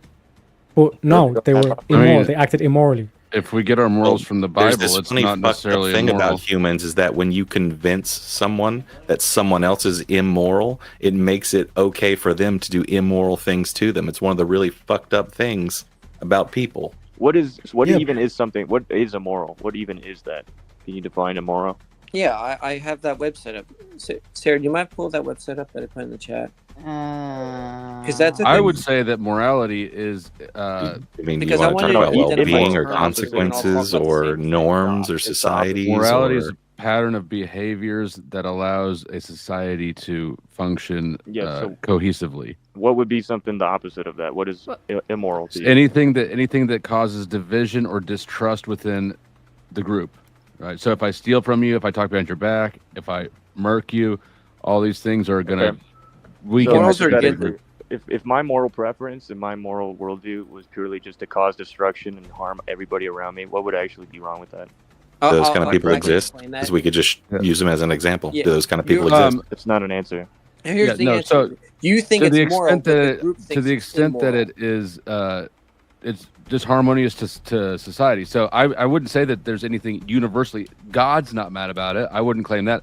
None of us can claim that. That's the thing that universal morality does, or the religious reference is, well, God's on my side, so I'm right. It's bullshit. We can all only speak from our own position. We're all finite beings. We don't get to make the claim on universal. Yeah, I'm not saying rules. that everybody has to behave the exact same way in every single context. That's not what I'm arguing. But the question was, say the question again. Sorry. I'm just asking you, like, so if I viewed the world and everything that I did, like, by your standard, it's harmful. What if I defined it as beneficial because I actually really don't think these people should exist? I What mean, would be wrong with that? I'm not putting I don't think that there needs to be an embedded good or bad value on it. It is, if you behave this way, which is immorally, which is like what you just described, you will not be a part of a society. Yes, the society deems you So, immoral. so that You wouldn't think make it's it actually immoral. immoral then, right? So it's just, I just wouldn't be able to. Yeah, I think participate. that morals describe. There's mechanics to morality. I don't think that there needs to be like So there, condemnation What I really want or- to ask, what I really want to know, there's nothing innately wrong with my behavior. It's just that I won't be accepted by society. Well, I Correct. think you would have to be Awesome. like Yeah. psych. I Thank think you you would very have to much. be Well, here- like here- sociopathic in order to act that way and think it's okay though. Like, No, like- it's not normal for people to want to murder and rape people and think that's a normal thing. Words, Oh, I'm words, so sorry. I'm sorry. guys. It is. Otherwise, why would you have the Ten Commandments? The definition of the Ten Commandments is how to run a society. That's the purpose of the Ten Commandments. So What? if you want to have that discussion, Less than half the Ten Commandments are actual moral commandments. What are Yeah, you talking literally, about? like 6 of them are talking about putting Most God of them have just to before do with anybody else. its actual deity. Like only like No, 4 of them are that's the actual moral first one. like but statements. the point of doing it was to run a society. Also, using was it the as Ten an Commandments the example. first ever group of commandments ever put? No, they were No, it's probably not. copied Using from the it Law as of an example. Hammurabi. Like, No, it was revelation. I'm trying to use it as an example. sure okay? it was. You think that those standards, you go against those standards. We'll just call them standards for right now. Morally, you think it's wrong. The society thinks that those standards are different. So in their eyes, you're acting immoral. In your eyes, you're acting moral. So there's it's like two deviations of morality.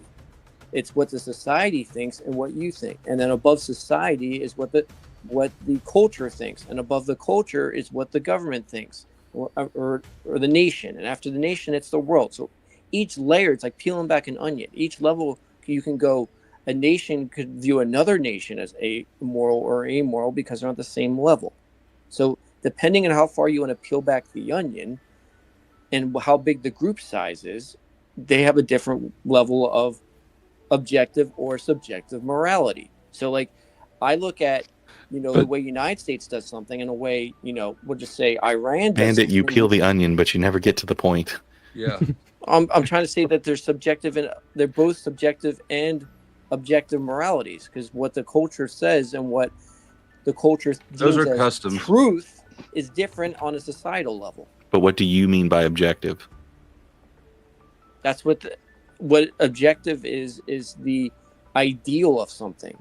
It's the So you're using a third definition of objective. No, I'm saying it's the metaphysical objective. I think he's trying to say what I was trying to say is that like when you're talking about morality, objective and subjective are kind of like inappropriate terms to describe morality. So like you could say morality isn't objective in the way that it's not a verifiable fact, but it's not subjective or arbitrary in the way that it's similar to somebody's favorite flavored ice cream. Correct. So yes. it's objective in a sense when you're talking about morality, because many morals are inherently just within us and a part of us, where most of us are born and agree with Ones these that things. cause harm to others.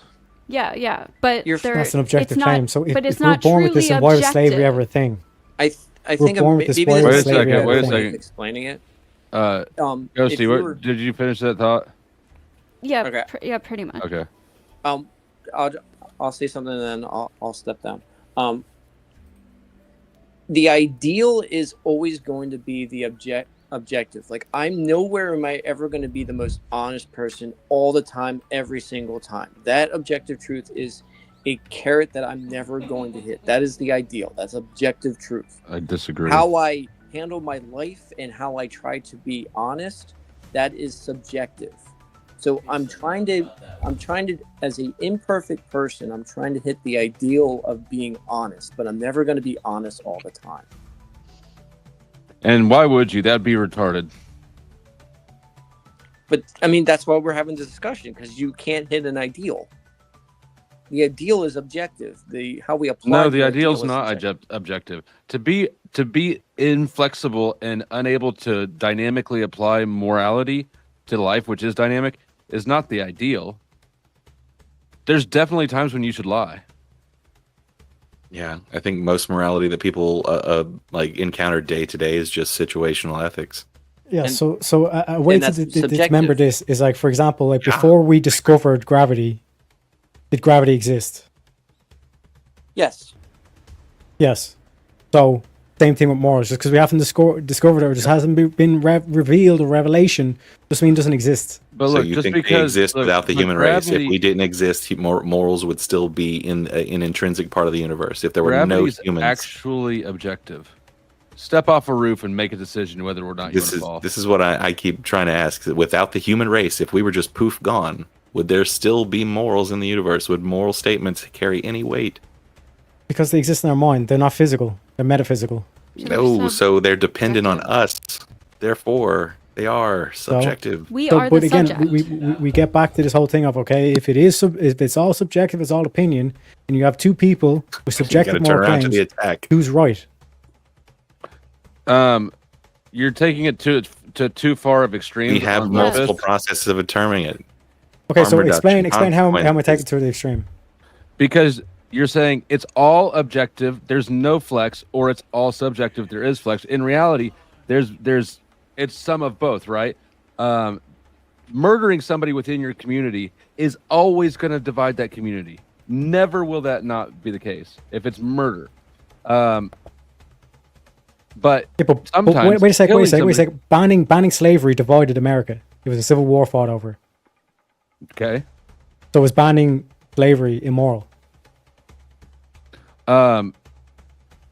You could make the argument that the North invading the South over it was. You can make the Yeah, you can argument make that- that slavery is what No, divided. But, the- You could make by the your argument- definition, Flo, you would say that banning slavery because it divided the nation is I immoral. would say that there are times when, well, yeah, I mean, it functionally was literally as a mechanical thing, not as a value judgment.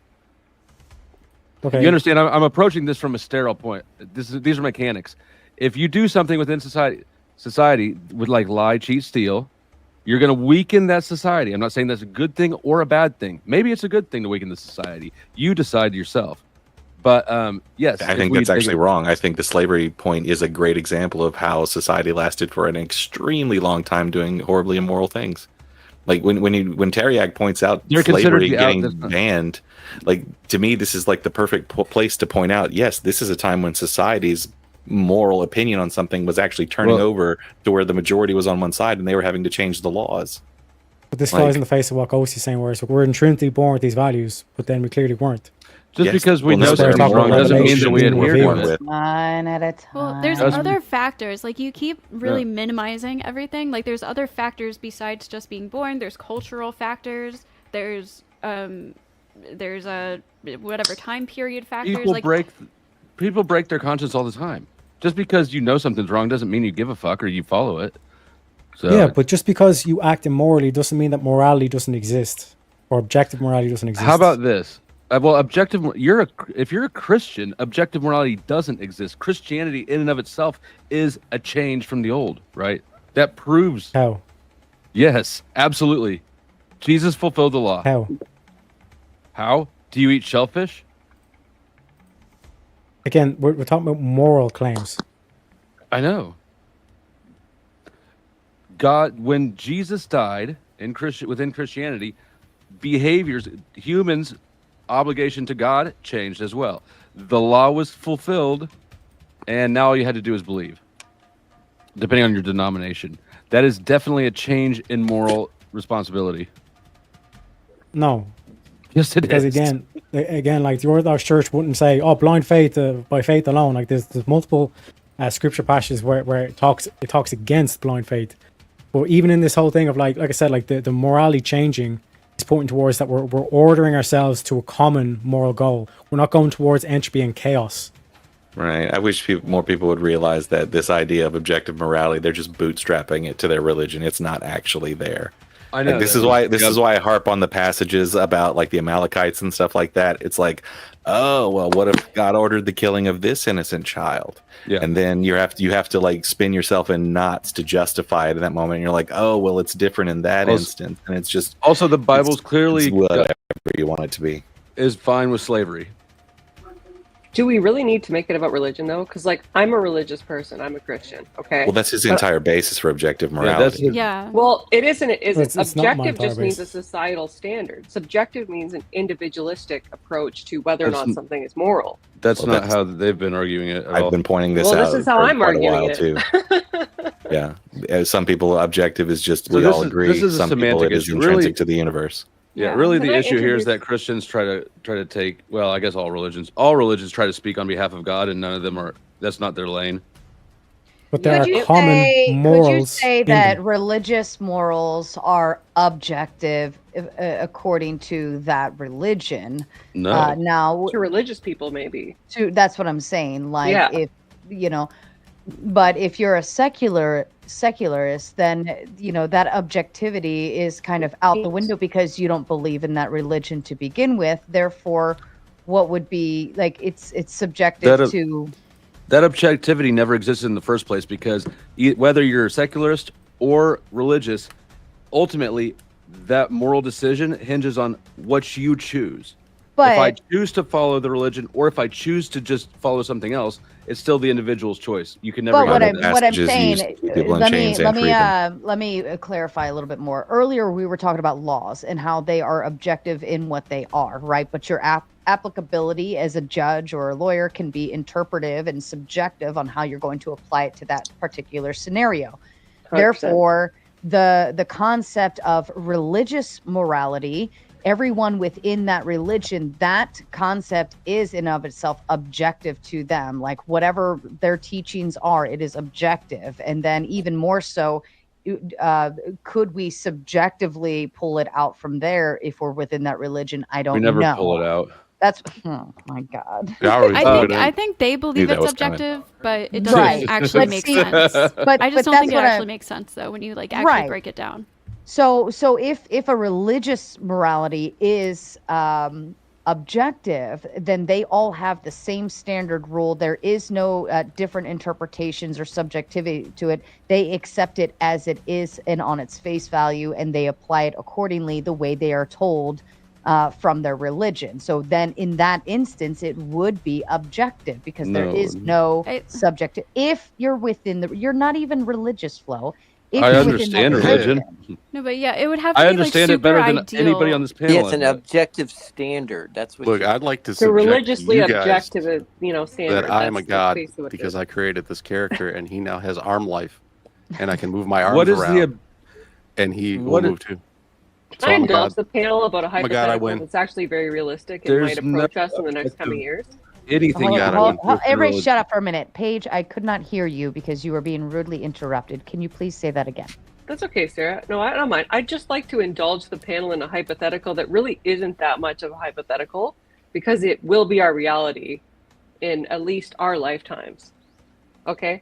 So everybody knows about AI, right? Everybody knows about robots. Tesla's got a robot, right, that's currently servicing some people's homes. It's inevitable that in most of our lifetimes, we will see the advancement of AI to the point where it might become sentient. Okay? Well, you can disagree with me, but like, hear me out, okay? Okay. Just let's assume for a moment, okay, that AI does become sentient, that we have robots in our homes that are servicing us, okay, and they rise to the level of intellectualism that approaches our current human level of intellectualism. Is it reasonable for us to basically, and moral for us to enslave at that point? Yes. Or is it immoral because they've reached the point of sentiency? And I know Terry Depends actually if wanted you're this a thingy in one. humanist or a non-humanist. I think it would depend on how they feel, I guess. How do we know how they feel? Like if they started having feelings and then thoughts and emotions, and then they started, I don't know, we would be living in Fallout 4. If they It's a basically Exactly. became This is what I'm saying, though, something Trippy. Like this whole statement that morals are just subjective. It could just be like one day I wake up, you know what? I'm perfectly okay with murdering, and anyone else that disagrees, that's just their subjective opinion. I could do that. What stops you I from won't. murdering? I'm having a little arm trouble right now. Sorry. Again, That's a good just point. because Saying these someone acts hypotheticals as though immorally these doesn't things mean don't that moral happen doesn't every day. exist. What stops? No. Let's go through the thought exercise. What stops you from murdering? Because, again, like I said, just because people act immorally That's doesn't not mean what there's I not an asked objective. you. That's not what I That's asked what you. that's what your logic What entails. stops you from murdering? You personally. Going to jail. That's what stops you from murder. That's one example. What No, stops no, you? because there's plenty of people who murder, get away with it, and they still What stops they can't live with the you- guilt. you So they go to they Why don't actually you turn murder themselves in. people? Why can't you answer the Bacteria. question? Because Why it don't would you be murder immoral, people? but it doesn't stop me from it.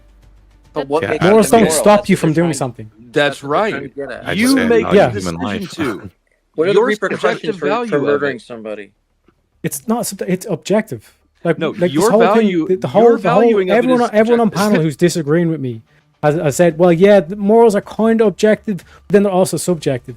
Then I give the example of Only two people. we have two people with subjective That's moral claims. totally Who's Ghosty's right? opinion, not the rest of us.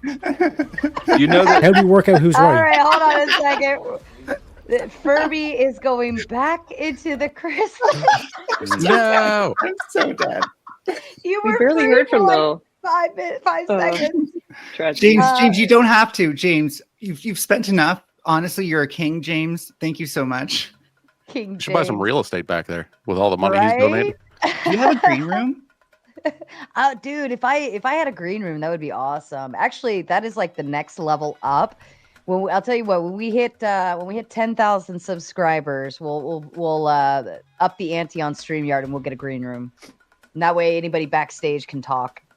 All right. But then it'll be like $400. Right. Yeah, it's pretty expensive already where the level I sit at. Furby, we're putting you back into the crystal. Bye-bye. Lay some carpet down in there. I'm sure that's pretty good. Yeah, fix it up back there. Make it nice. I told you So, guys. yeah, See, I got arms now. Terriac. I can do things with my arms behind the scenes. Yeah. Oh my God! He Don't can don't still play move with his yourself. avatar. Hi. They do a lot of stupid shit, but hey, I just got the new character animator. We get back to this question though. We have two people with subjective moral claims. Who's right? I'm alive. Yours are subjective as well. You just refuse to acknowledge it. Well, I mean, I think that's not an answer. We're asking us to describe the process that happen every single day, like for every single moment. Like we determine this now. This is not a hypothetical. These things happen now. We have disagreements now about morals. We constantly talk about it. We constantly have harm reduction conversations, consequences conversations, societal norms, amendments. But is that an objective claim? You're the one trying to make objective claims. Yeah, this is posturing. Yeah, but you're posturing. What's built into your logic here is that this is an exercise in mental gymnastics. This reduction of harm principle, which is an objective claim that it's immoral Just to cause honed harm. in on one of the four things I said. All right, so Teriak, if somebody broke into your house and your only option was to kill them, you'd do it, right? It was self-defense. But would you kill somebody for fun? No. Would you kill But somebody? It depends on who. I asked the question. There are people who do kill people for fun, because they're crazy. They hear sounds, or they just believe. So where does the morality stand there? I mean, we still punish them based on what we believe, but that person believes that they are doing what's right. They don't always. Yeah, they don't always. Sometimes, first of all, sometimes murderers know it's wrong and they do it anyways. Second of all, it's like a super rare exception. And third of all, it usually comes down to like mental disabilities and mental health, something different. Then, how do you explain a righteous killing? Because that is the thing. There is such thing as a righteous killing. I mean, there's military; they go and kill people, and there's no repercussion for that. I explain it with subjective morality. Yeah. Righteous killing is whatever the institutional authority deems to be righteous in that moment, thus demonstrating its subjectivity. Yeah, there's a limited degree of autonomy in that circumstance. Yeah, like I've got a cousin who's like really heavily into Christianity, and he was talking about going into the military. And I was on the phone with him. I'm like, well, doesn't the book that you follow say that it's wrong to kill? So how are you going to hold the ideal that it's okay to kill in this instance? Well, you can be the guy from World War II, objective, and then you can just go in and start saving people, and that could be your whole thing. You're not killing. He didn't go into the military after our conversation. I felt so bad too. I'm like, I didn't mean for that to be the outcome of that. You denied USA its greatest soldier.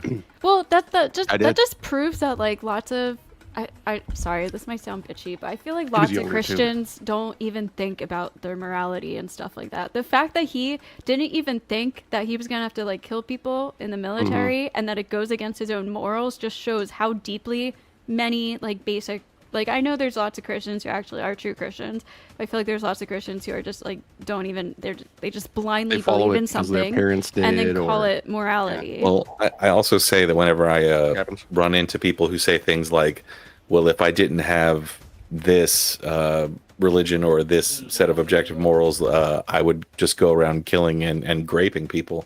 I've heard that argument before. I'm very thankful that religion exists at that moment. Yeah, because it's probably stopped like millions of fucking psychopaths from fulfilling their destiny. I feel like it's probably the not. I think Christians, gotta be also taught? Aren't Christians also taught to not judge other people? That's God's realm. How's that work? That's the culture of being nice Christianity. That's different. Yeah. True one coming in with the big 5. Two opposing moralities might clash, and when they do, the victor isn't determined by objective morality. Its might, its popularity, etc.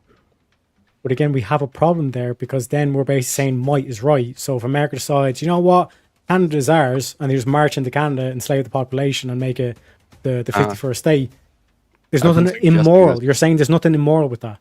Well, might is. I've been suggesting it for years. We need more That does land. seem to be the way that God set up the world, huh? Yeah, might is right. So might is right. It's the same thing as survival of the fittest. I mean, we're trying to take over Canada so we can be fruitful and prosper. I mean, if there's no the United States it makes morality pointless. Well, so what we're kind of dancing around right now is like, does utility in a moral act make that immoral act justified, right? Like, i.e., does murdering a person in battle, if it's for the purpose of utility, i.e., regaining control of your company, or country rather, does that make that murder moral, right? And in a Jesus, very you are a sense, litigator, aren't you? I am. I think No, she really is. That's why I was. I can tell and by she the was, language. she was even like, I don't know. I was like, I kind of had a bad day. Blah, blah, depends blah. I'm if like, you're nah, get up using here.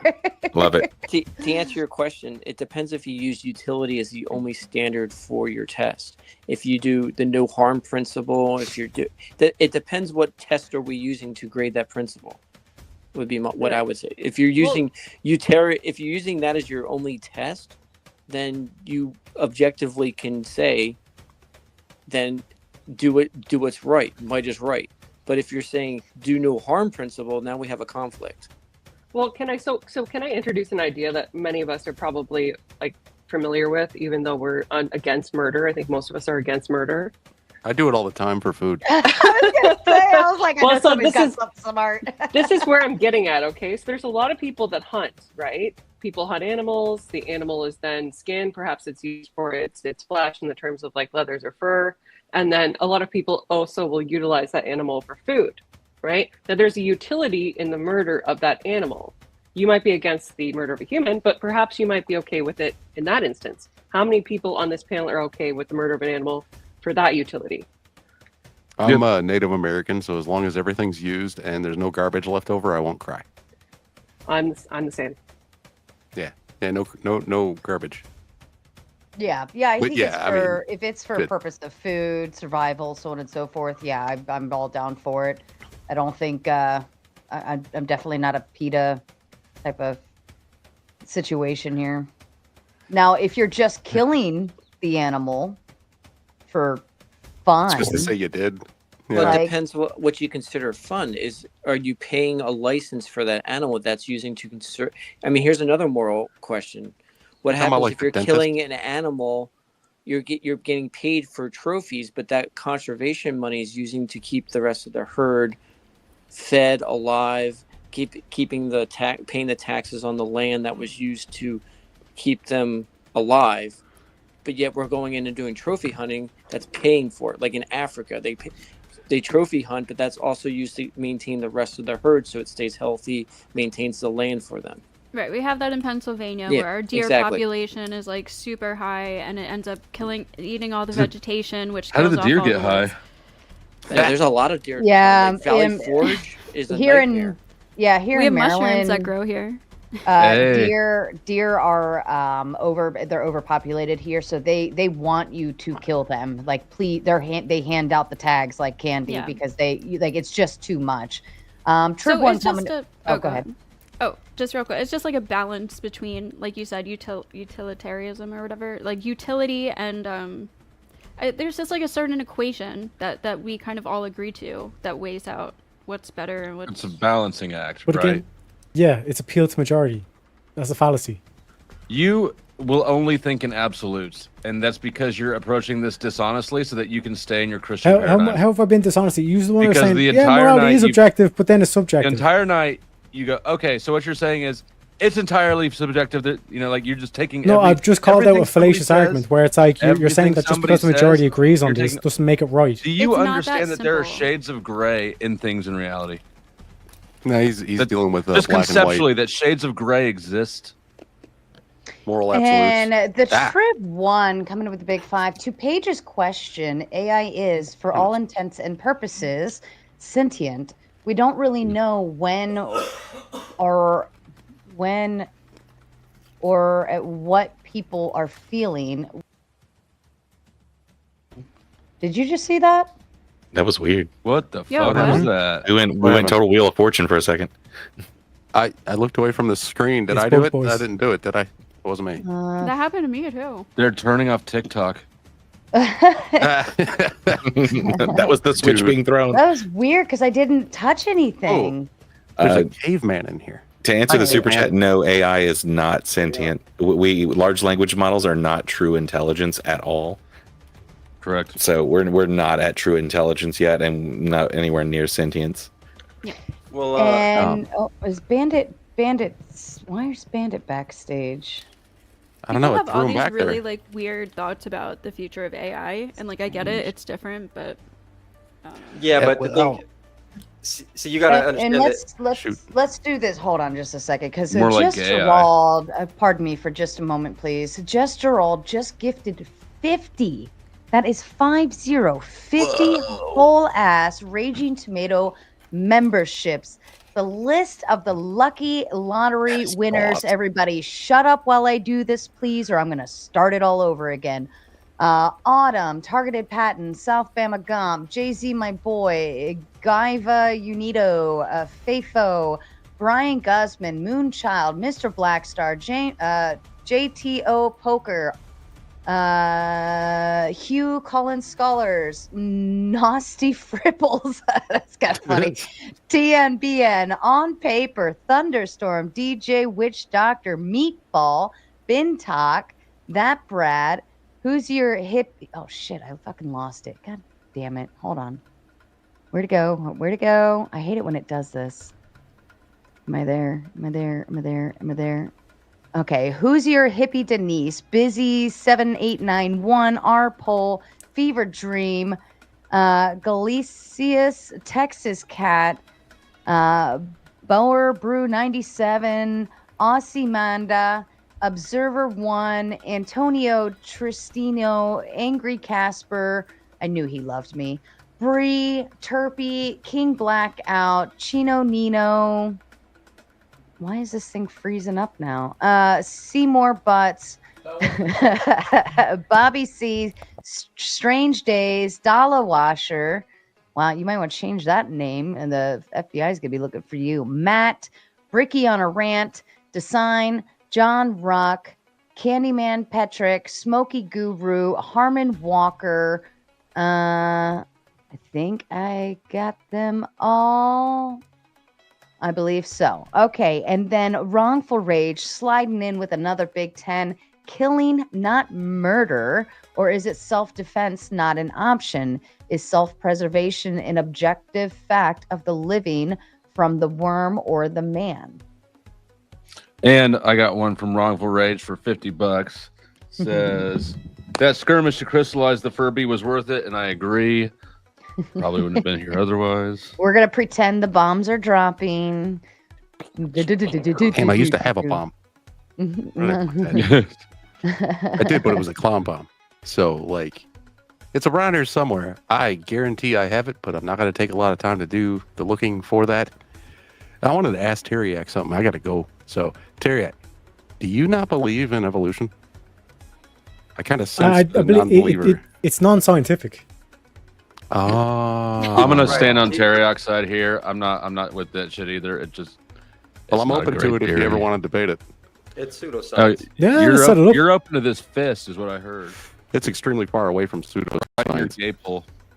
Oh, really? Because it doesn't follow the scientific method. All the human remains Yes, they find. Just like last week, doesn't. they came out with an article where Japan's oldest human remains turned out to be a bear, and that's not the first time that these human remains turned out to be animals. That's not.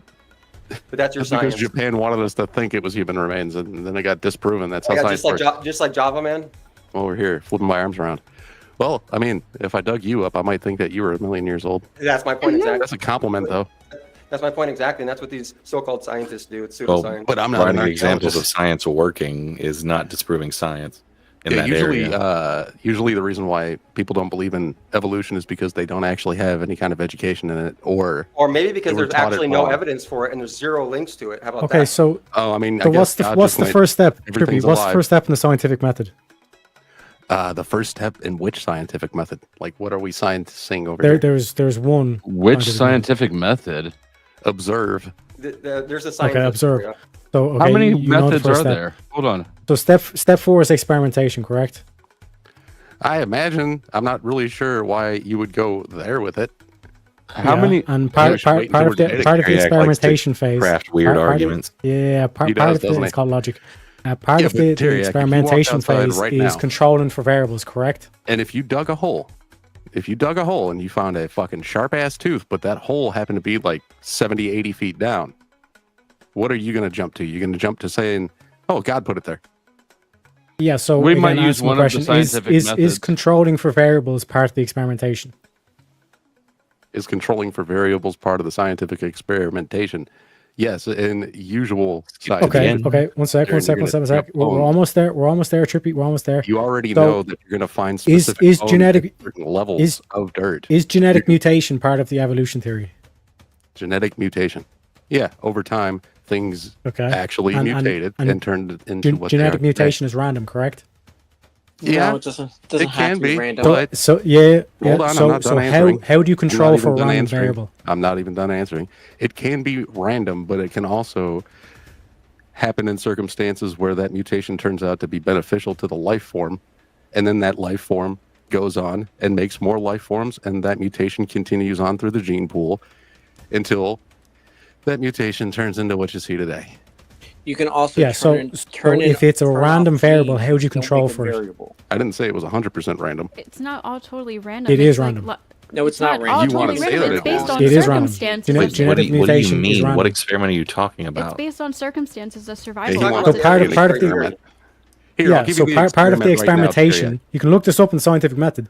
Part of it is you have to control for the variables, so you can replicate the already result. have the Yeah, control. so the if How would you there's- control for a random variable? If there's Hold a on, bro. fish, Used to this. Hold on. If there's The a fish- control for the by variable turning is on and literally turning the off planet. genes, which That is is the But control that's for the not variable control. when So it comes to again, there's just a proving fish- that it doesn't follow the scientific method. if there's No. a fish that Oh, it ends doesn't up follow the living, scientific method. I bet you believe Earth's flat too, huh? No, Are we we've gonna go that far? observed Yeah, this. We you wanna find go on animals that? who have Can very we go short back to like a lifespans model that most flies. people might understand? Maybe would that be helpful? See what I'm saying? If you don't that- understand it, you can't argue it, Teriak. Would it be But you helpful don't though? If, like, understand it, but you I've wanna just pretend walked that you through the do. scientific method. And Can how we it hear doesn't the apply to litigator speak, scientific please? method. Yeah, I want to hear her speak, Paige. thanks, Flo. I'd like to introduce an interesting hypothetical that most of us, if you're a sci-fi nerd, might be familiar with. So most people would know the Alien franchise, correct? Yeah. Okay. The xenomorphs are arguably more advanced. They're more resilient. In fact, in Romulus, if you've seen it, which was a total trash fire, by the way, they introduced a vaccine of sorts, which would allow humans to benefit from the qualities of the xenomorph without actually altering their physical shape. Would that be a defensible alteration, morally wise? No, because it's not real. Okay, but like, Jesus. You know I mean, what a hypothetical is? Why do you have to defend an alteration? Oh, I don't. I actually think the xenomorph morphology is awful. I think it I mean, manipulates what humans are. Right, but if somebody wanted to do that, I don't think that they have to justify it morally to anyone. You want to fuck yourself up, fuck yourself up.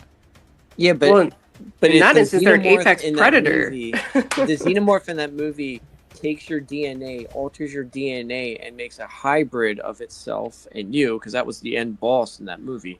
Yeah, like when it was given to a dog. No, when Yeah. they gave birth and it was a hybrid of both genes. Human and Is it justifiable alien. to kill that person because it's not human? It's half. There's and too half. many of those movies. Where are you justifying it to? I mean, Well, it depends humans why- would almost certainly deem it like of a different moral worth. I mean, humans are very quick to like try to find ways to like purity themselves into declaring other people as others and therefore of less moral worth. We Mhm. do that immediately to things that we don't declare as human. Immediately. Well, that's why we didn't declare Indians or people that weren't. Oh my God. Let me fix that. Sorry. That's why we declared Indians at one point, Native Americans, to not be human. Okay, that's why I got up to talk about real quick, is when you guys touched on the animals and stuff like that in your moral argument, because that's what people were saying. Society and all this stuff is the pinnacle of morality. That's totally off base. Humanity is not the pinnacle of morality. If you look at humans as the pinnacle of morality, you're missing the whole thing. It's life is equal, and doing something wrong to life is immoral, no matter who or where you are. That's the pinnacle of morality. Well, No, it's not. I don't know if anybody was saying that humans That's are the not how the pinnacle of ecosystem morality, works but at all. That's not how the world works. If we reached pinnacle weren't. morality, we'd Hey. all die from overpopulation immediately and starvation. Well, Sorry, how but the they world were saying- works for how the world works for me is Gesterol gifted 20 more Raging Tomato memberships. Marky better got one of these. Polypris, TR Finley, 90. Do you have the gift turned on? I do on Powder Dusty. Oh. 90 Zebras was gifted. Mud, Loyalist, K2 Keep on Trucking, Jade Star. Oh, I'm surprised Jade Star because she said she unsubscribed and didn't want to come back anymore. Speaker for the dead. She made a big stink about it too in my chat one night. Yeah, welcome back. Jeff Klein, B Love. Oh shit! It skipped again. Oh well, there's a whole bunch more names. How do I turn on the gifting thing? So if you go down to, I believe, the money button, then it says membership gifting, and then there should be like a turn your membership gifting on. Thank you. Okay.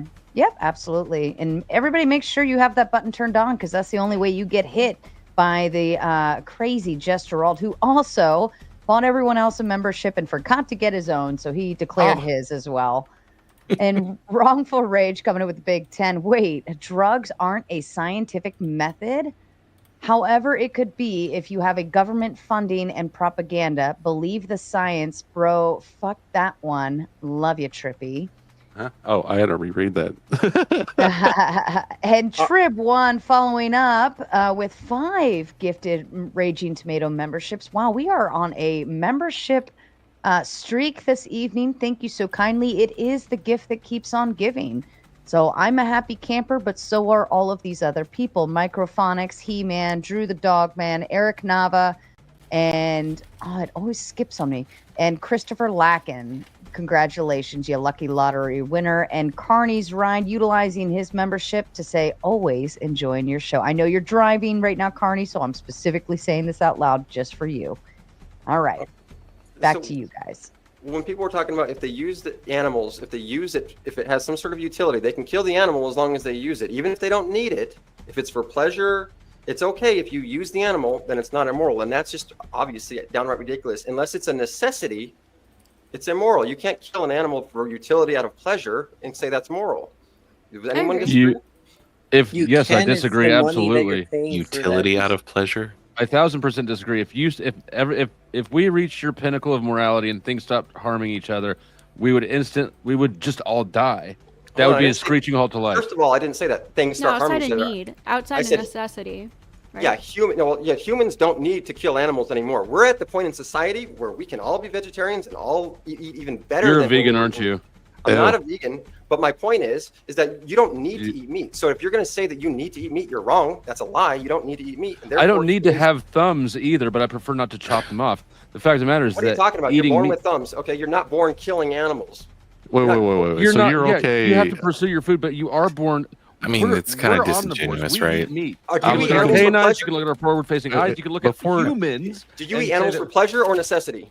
Both. Before you guys get to the only reason humans got to the point they're at is because we eat other animals over historically. That's how we got the extra brain mass. Yes. Okay, this is the evolutionary guy. Okay, we got the eating animals. Right. Okay. Anyway, we also have just like lions got their vitamins in there, so you don't have to pile pack fucking pills into your system when you're not. Oh, that's because rhinos and elephants and giraffes they all need to eat meat too for all their big body, right? They're actually vegetarians. Because they're vegetarians. The largest you're the one with animals on the fucking planet are meat-eating teeth, vegetarians. jackass. The largest Don't yell and scream, all right? Look, just because I elephants don't need to eat meat doesn't mean that that's a good argument for why humans shouldn't.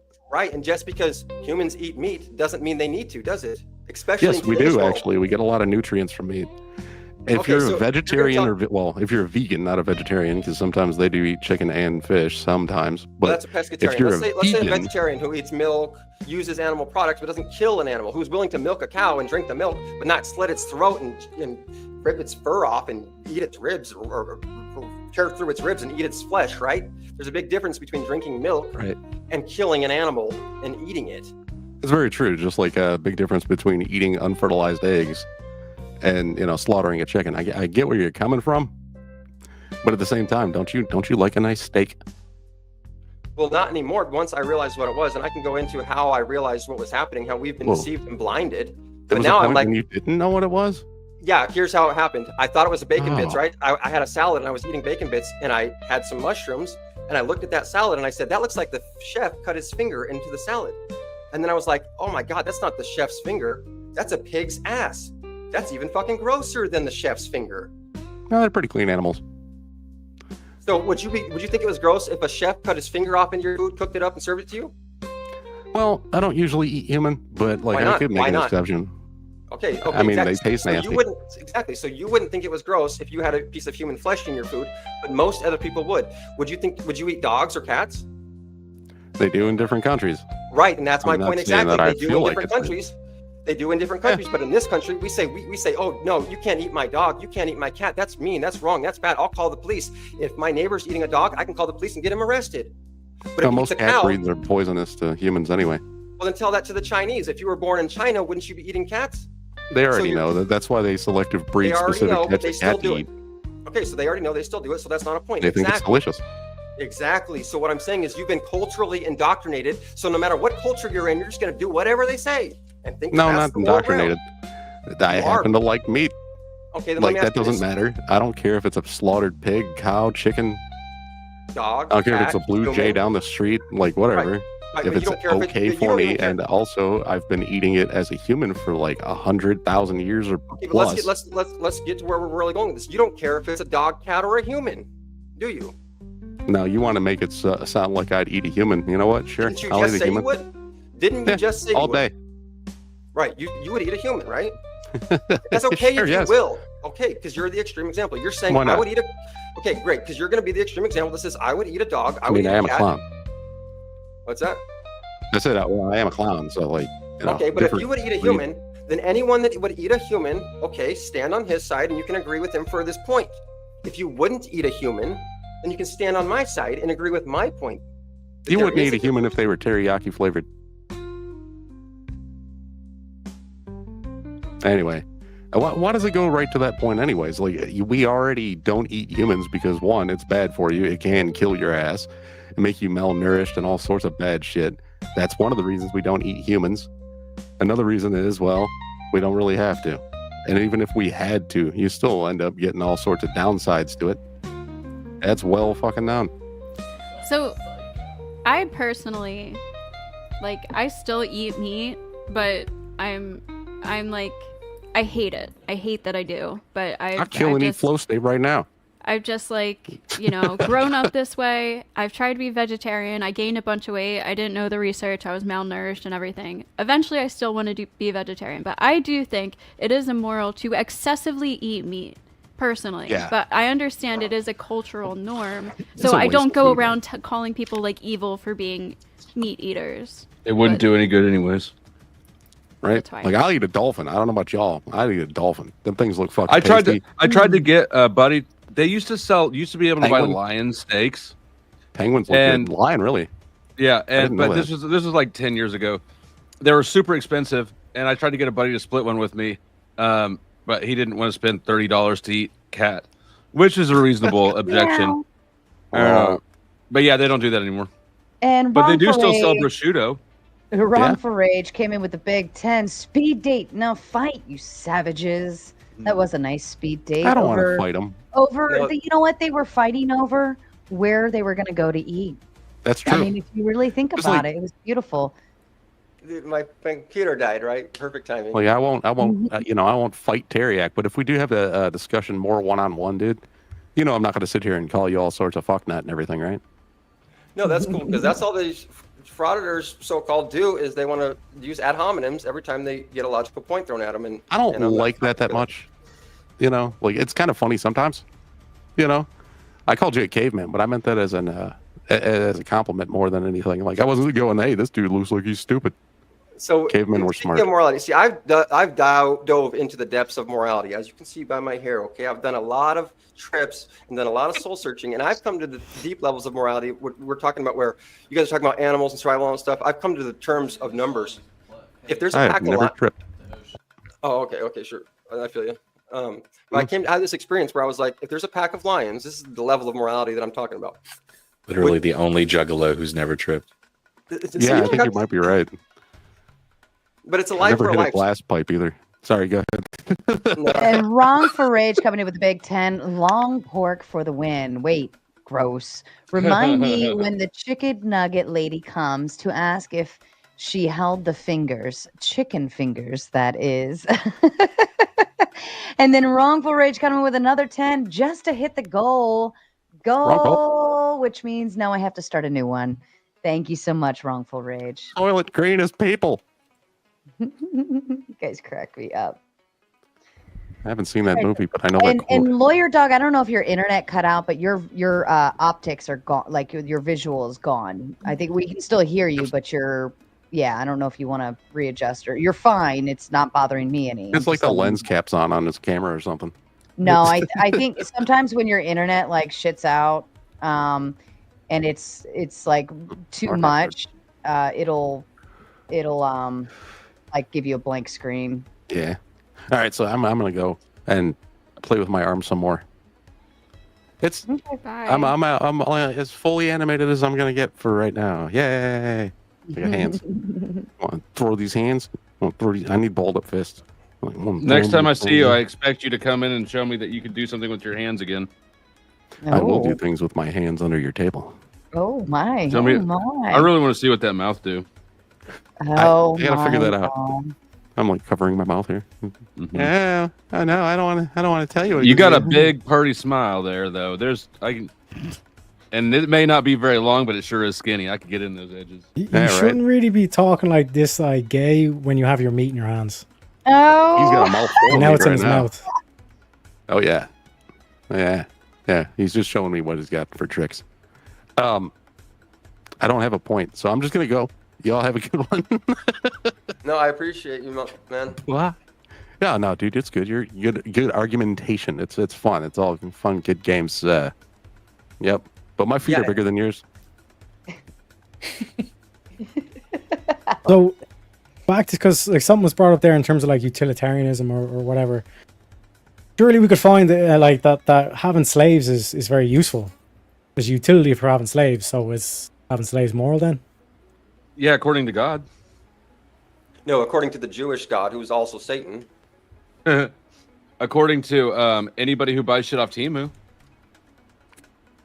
or Wish. Yeah, but if you're going to go by Jewish law, well, then fucking everything evil is right. Well, I assume that I'm talking to predominantly Christians, which is the correct assumption, so I just go that Didn't way. Jesus come and literally tell the Jews they're a synagogue of Satan? It's unclear who he was talking to, but yeah, basically. Well, the Sadducees and the Pharisees, the leaders of the Jewish churches, but fair enough. The big one is he literally broke all the laws. He was the anarchist of the Jewish nation and said, The "Fuck the Jewish degen, you government." might say. Yeah, Jesus was so all I'm saying is he obviously didn't like the Jews any more than we did, and they obviously didn't like him. That's for damn sure. Jewish people don't eat meat. Oh no, Jewish people sit there and sacrifice animals to their God, and their God loves the smell of the animals burning in entrails. They literally splash the blood on their altar, burn their organs as incense in the. That's the what kosher is. That's what kosher no, food is. no, kosher means that the animal can't see the blade before it slices them in the throat. That's all it is. They can't see the blade so that they don't get the fear endorphins into their blood, so that the meat doesn't become toxic. No adrenochrome? Yeah, adrenochrome into their blood, not endorphins. You know it. Yeah, exactly. And shout out to True Prodigy 27 with the big $5 super sticker, just to let me say whatever the fuck I want to say. Thank you. What are you going to say? Fuck off. That's it. I don't know. Make steak great again. Well, so this is where common law comes in. If there's an injured party, if you're violating somebody's rights, it's wrong. And I go a step farther in saying that humans aren't the end all of everything that matters. If you're violating anything's rights, it's wrong. You don't believe that there's a hierarchy? You don't have any speciation? No, actually, I think that's the downfall of society and humanity, and it might even be the end of humanity because we've destroyed the planet and animals so much and given a shit about them so little that it's gonna end eventually kill us. If we had more reverence for nature, we would be way better off. Have you been in nature? People who say that shit about nature, I don't feel like they've ever been in nature. Nature's fucking nasty and Stand brutal. by for a second. Hold on just a second. Paige, I see you backstage. Do you want to be on cam or off cam? I just want to make sure because you're usually off. Either thumbs up or thumbs down.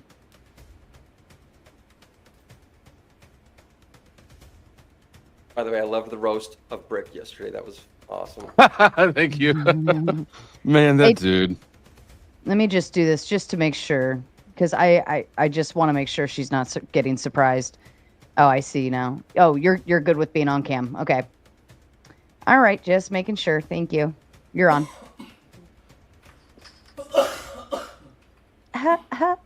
Welcome. Everybody stare at her awkwardly. Oh, Paige, cool. You're a woman. I didn't know that. You're a lawyer, right? Yeah. Can you hear me okay? I'm on my iPhone. Do you do so. criminal defense in Kansas? No, I do mooting competitions, though, where we argue criminal cases, but my primary practice is civil litigation focusing on product liability matters. Okay. But yes, I am a woman. Well, congratulations. Born a woman, happy to be An a original woman. one. I mean, Factory you original. couldn't tell by her voice.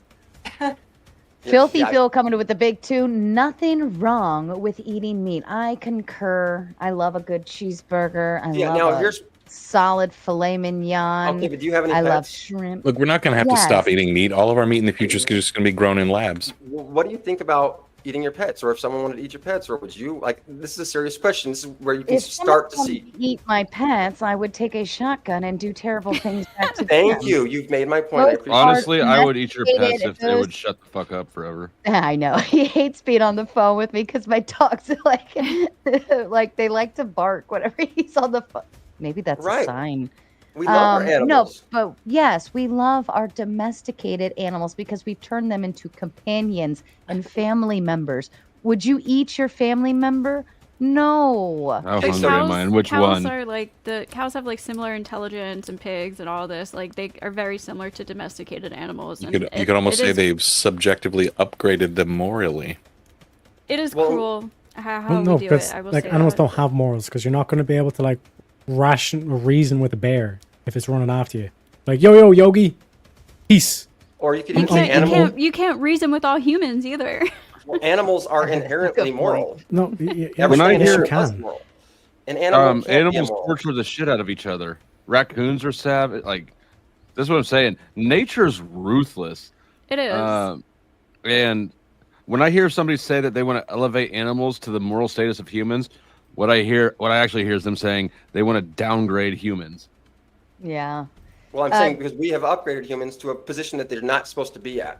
No, we Saying are that supposed they're to better be than there. everything. You can drop down if are. you want to, but Oh, okay, we are but better than everything. Sarah, are you saying that we should be able to destroy all nature so that one human can survive? No, there's a level. Humans have to make a trade. Why would we destroy everything?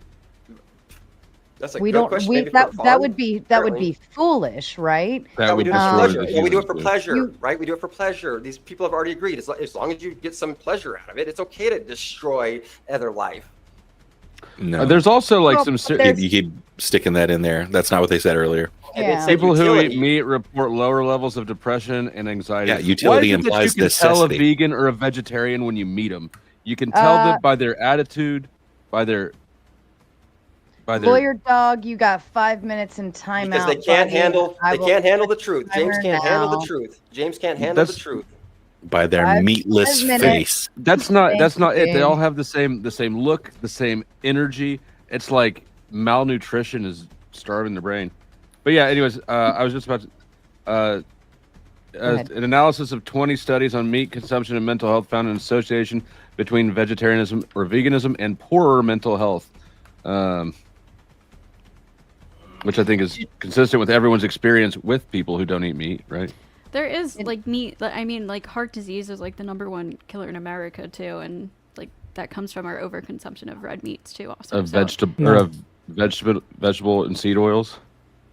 Exactly. I mean, there's multiple factors. Lawyer dog, Process. don't take it personal back there, buddy. It like literally Mel's been timed out for like the last 2 hours. You don't hear her complaining. You'll be fine. Sit tight, lawyer dog. Sit tight. Sit tight. Mel will be up in 1 minute. Just all coming in with the Big Ten. I've heard dogs and cats taste like chicken. I've never tried dogs or cats, but you know.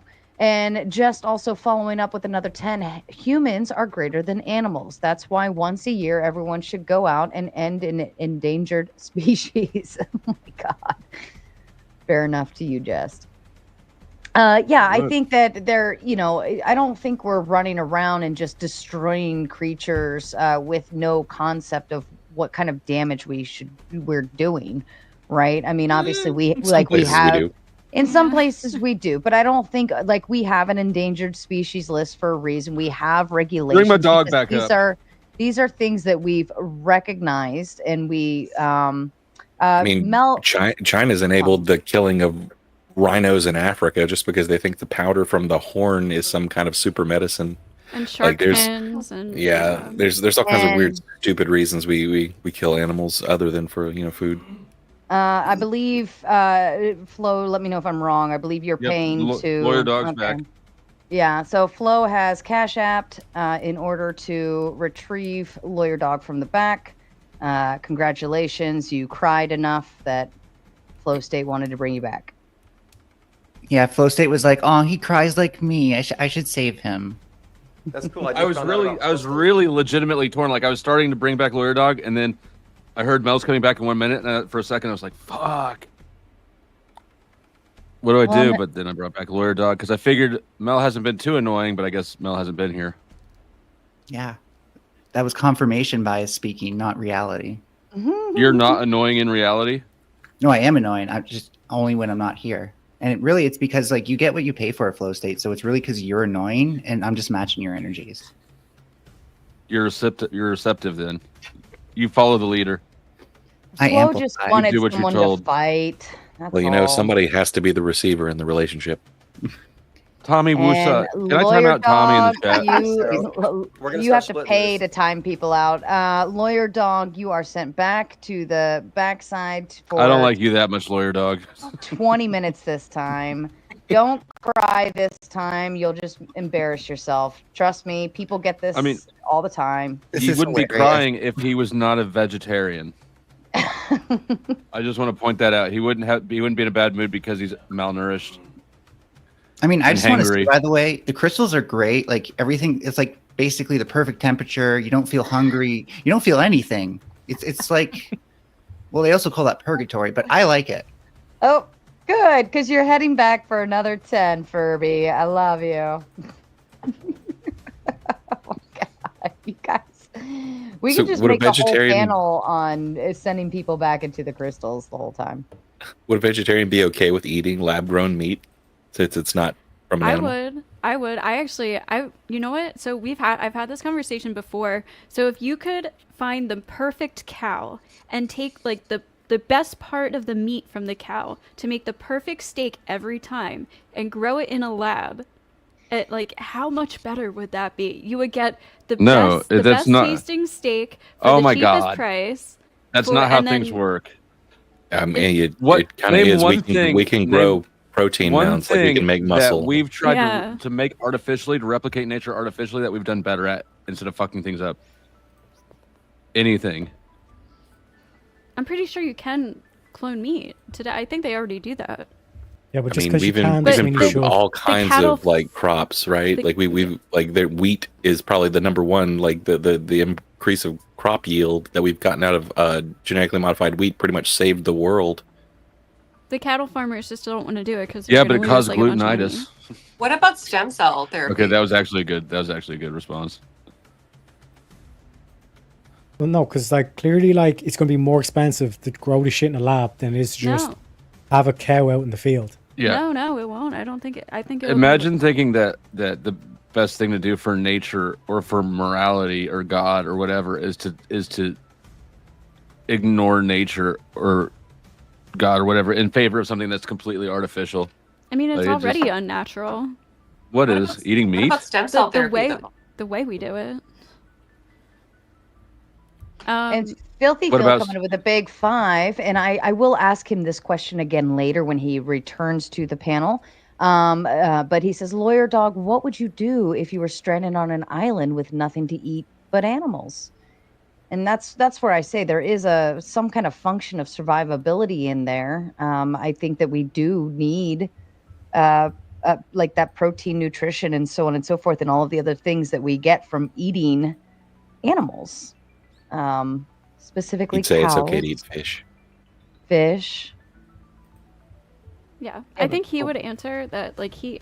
I don't want to answer for him, but I'm kind of going to. He did say that today in current modern society, it's unnecessary, which you can argue against. Like I think it's good to have a healthy level of meat. I think you should have some protein in your diet. I do think we excessively overdo it. But I would guess he would say if you absolutely had to survive, it would be okay. I'm just guessing though. Yeah, I mean, Plant-based diets is what they used to feed slaves so that they wouldn't get too smart. The slave diet. Is that what happened to you, Flo? Back up No, the truck a bit though. Like to survive is the operative word. Like in that instance, a survival band of people that are stranded on a desert island could eat each other theoretically if the protein or other nutritious elements ran out. You better believe it. Is that moral? Like who on this I'm panel fine is with going to it. say it's fine? I am. I wouldn't So cannibalism. unless So the so person wait a was sec. dying. Cannibalism is moral in some already cases. dying. Yes. Nah, if you fuck have that. if you have the choice between eating somebody and Yeah, dying, if your choice is between eating a person who is already dead and just dying, you would choose just dying. Yeah, fuck that. and you'd feel like that's the moral decision, Yes. you'd say, "Fuck my family, fuck my friends. I'm not eating this dead dude." I'm stranded anyway. I don't know if I could stomach it. Yeah. I feel like I it would bet almost be you could. worthless to me. I feel like if you I were don't think I hungry could- enough. I don't. Yeah, if I you're don't hungry know. enough, like I'll eat the shit out of some dude. I love shooting. Pause. I've shot game Pause. before, but I couldn't. Yeah, I don't think I could I'm not kill gonna take a- that statement literally. Take it however you want. Clip it. Do whatever you like. It's my gift to you. Yeah, I just don't think I could stomach it. Like the concept behind it, the idea, like I don't care how hungry I am. I feel like that would actually make me vomit more and then actually do more damage than good. So, yeah. I don't know. I think an extreme hunger. Yeah, I don't. People I think would people are do probably stuff like that, yeah. underestimating what That's extreme starvation hunger is like. mentality. I was so hungry one time, I ate plain jelly, just like from the. With a spoon. Yeah. But so that introduces a whole new ethical principle because you're operating under the guise of starvation mentality. Is there truly the mens rea present in order for you to commit that act of murder or like eliminating another human life for your own sustenance? What's mens rea? Well, I'm not It is even. the intent. It is the legal intent to commit an act. Yeah. I think that if we're that hungry, we don't care My about legal hypothetical intent. person's already dead, so Yeah. we Well, you're crash operating mountains on under. an airplane, and their dead bodies are Well- frozen in the snow that we can eat. For us right now, it's a novelty that we're playing around with. But if you're actually in that situation, it doesn't matter. Morals are a luxury as well as being situational. I personally wouldn't kill a perfectly healthy person to.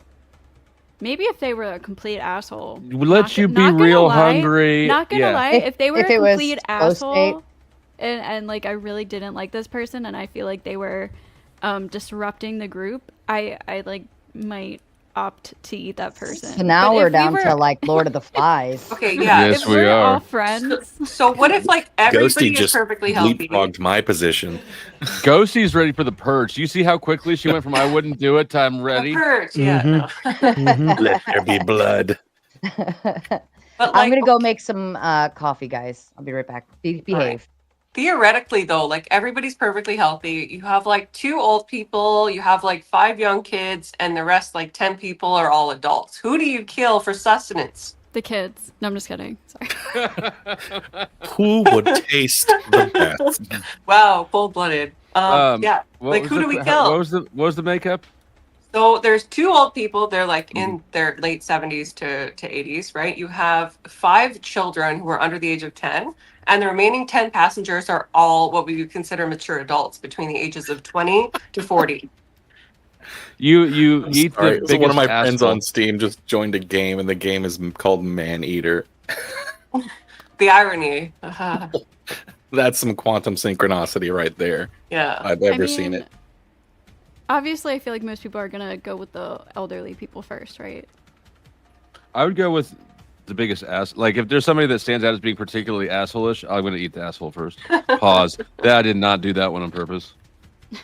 You just making a string of those clips.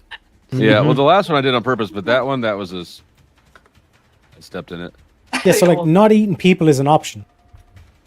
Yeah. Yeah, If you but wanna what fun die. is that? Well, you could try Okay, and so find sustenance on the. I'll give you. Well, yeah, of course. I'll give you a similar conundrum. The survival is the main topic here. Someone has a gun against your head and they say, "Grape a kid," or "I'm blowing your I knew brains that. out." I knew it. This is where it goes Exactly, every because time this is with where your those. logic falls flat on its face. It's a completely. It's oh. it's a question. It's a paradigm that nobody wants to answer, but it does not prove your moral point. I can answer it. All you're I can doing. answer it. I know. I'd say, I'll take the bullet, please. Right here in the temple, All please. you're doing is finding a paradigm uncomfortable enough that you force people out of answering. There is a you can make up a scenario where that is less harmful, right? It could be you have to do this to him, or it's going to happen to all of them, right? You can always up the ante. Yeah, but you can take the bullet. No, how about this one? You have to do it to one, or it gets It's done like a 50. subjective conundrum. I won't compromise my morals. So no decision is a decision. You're gonna let 50 kids get it because you don't have the stomach to do it to one? Yeah, I'm not the one that's graping. You're selfish. That's selfish. I don't think How's that's it selfish? virtuous.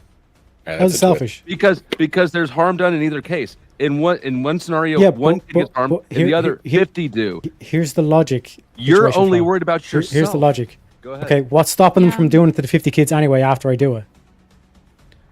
You know, for the sake of the Exactly. for the sake of the paradigm. Oh, that's why. Let's pretend that you have a perfect way of knowing. Okay. I assume that you knew that this was built in the question. You have a perfect way of knowing He that brings that up would a not happen. hypothetical and then is like, yeah, but it's bad faith. I didn't call it bad faith. I'm just Well, no, your showing, hypothetical was showing you said where that it his was logic bad would faith entail. anyway. If Like, we it put was your survival at the hypothetical. minimum, it's like either you get the bullet or you have to grape this kid. I'm telling the person, put the bullet in my head. I don't give a fuck. If you assume the conundrum is in bad faith, the ultimatum's in bad faith anyway, then why would you even No, engage because it's in a simple thing of like, okay, you either grape the kid or we're going to grape 50 kids. They clearly have the ability to grape the 50 kids anyway. Yeah, So I'm but saying, in the give me the hypothetical, bullet. you have a Well, perfect then way the of greater knowing. good You argument won't. goes out the window if you know that it's a possibility that it's a complete falsehood, right? Right. I'm not making a The only way the greater good argument, it is a greater good argument. I'm removing the greater that good is the 50 variable. children who won't get fucked up if you know, the one. The answer's the same, Flo, either way. You're going to evade it. You're not going to answer it without the well. How do I know caveat in there? Are you? No, I'm not. Because I'm saying they could What do if it God anyway. told you to do it? This is a yeah, that's a good question. This is a hypothetical. If you scenario. talk to I don't God, actually you're think religious. If God talks to you, you're psychotic. God talked to all the people in the Bible. Yeah, the book that your morals Can you prove is that? based off of. No, I don't believe it. You do. Did we just like walk through into mirror land? Yeah, What's I'm happening? agnostic. Then what the fuck are your morals coming from? Why are you grounding your A morals? universal mind. That doesn't mean anything. What the That's- fuck does that mean? Okay, so what is a mind? Okay, no. We're not. Do you I've have done a this with mind? Tim Bob so many fucking times. Not until you say. Yeah, exactly, what you do because in the it destroys your hypothetical- logic, Flo. No, it doesn't do shit. for the Logic. logic. Can you show me How- a mind how- without a how- brain? How dare No, you go to metaphysical? You need to deal with the hypothetical that was presented to you before you move on and start asking other questions.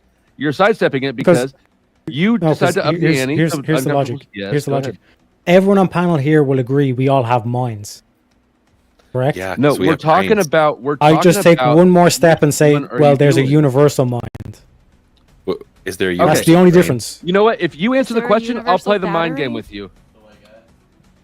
What? The question with the The Right. hypothetical question where there's no chance of them deceiving you. You do one, they do 50. Go. They could do the 50. Yeah. They can compromise their morals. I don't give two fucks. I already answered this, Flo. Yeah, but then you're letting it's kind yeah. of like on. I'm not you. letting them. They're going out and doing their action. Yeah, you But wash you your could hands change of it. it. That's what I'm saying. You let 49 extra kids get it because you're only concerned about your damn self, and you think that that's moral. Again, like someone else going out and committing an act is not the same as me committing the act. You had the understand that, correct? opportunity. Yeah, you but had the you're opportunity to still- stop it. Yeah, exactly. How is me graping the kid stopping You them had from the graping 49 opportunity other kids? to stop it, and you chose not to because you're concerned about yourself. That doesn't seem moral to me. I'm not concerned with myself because either way, a kid's getting raped. No, they're not. But- That's what the fuck the hypothetical is. No, because if I go along with it, Right. then I'm All right, graping a Bill. kid. If I reject it, then they're graping 49 kids. Yeah, so you're gonna. I mean, this is also a great example of the subjectivity of morality is where people. Because in my hypothetical, the option is a kid gets point raped have to or you be- take a bullet. I take the bullet. Yeah, that's an easier one to answer than the one I gave you, which is why But you. your hypothetical is no matter what, a kid's getting raped. Or 50 Yes. ones. That is how. Yes. Exactly. 1 or So 50. it's a redundant argument. You don't think that it's worse to do 50 than 1? Because again, how did we get here, Flo? We came from the whole thing of, well, survival. If it's survival, I'll compromise morals and I'll eat a human being. So I gave you don't a think it's direct worse to do comparison. 50 than Would you 1? grape a kid or take a bullet to the head? Is harm reduction at all important to your moral stances, Teriak? No, and it's obviously not universal because he's sitting here like doing mental gymnastics. But to that lie to itself us is a universal claim. He's being The dishonest. harm to reduction try is to a maintain universal his claim. lane. Yeah, if there was like a situation where it was like, you have to, do this fucked up thing to this kid, or I'm gonna kill them. It's like, oh god, that's really fucked up. It's the same paradigm as the train. Okay, you change the train tracks. I can show you how this is thing. Would you rather give someone the death penalty or throw them in prison where they'll be graved every single day for the rest of their lives? Which is a worse punishment? I don't know. I think the death penalty is worse for many people. I'd rather die than go to prison for, especially if that's happening every day. But Exactly. regardless, here, let's make it simpler. Train's coming down the tracks. You can throw the switch and it kills 1, or you don't do a thing and it kills 3. Again, either way, someone's getting murdered. Right. So you Sure. can either do nothing and 3 get it, or you can do something and 1 gets it. Do we have any specifics on what the 1 versus 3, like who they are, what's No. their age? No. No. It's completely random. Yeah, Yep. so it could be 3. Yeah, It could be 3 grapists and 1 really good person. You don't know. But again, You don't this know. is flying But in you the have no face of idea. my example. My example is you can take a bullet Because or your a kid gets example, raped. we moved off of your example. Your example's not the People same don't because usually you're come giving me up- the I know trolley it's not the problem. same. You're I know giving it's me not the the trolley same. problem Yeah, it's a where trolley. either way, It's someone's not dying. the same. You're right. It's not the same. I gave you a different example because I'm introducing a different paradigm. Yeah. Well, your paradigm was survivability. If survivability's on the table, then Don't tell morals me go out about the my window. paradigm. Answer with your paradigm. 1. We'll kill the I was 1 critiquing. person. I would too. Yeah, I was critiquing your position. Well, where it's what like, if- Don't worry- if don't so worry long about as survival's critiquing on the table, you're No, the one who's making we're the claim trying to that once critique- survival's on the table, trying to figure out once what your survival is on the position is. table, morals go out the window. Then I gave you the same thing Why where survivability's on the table.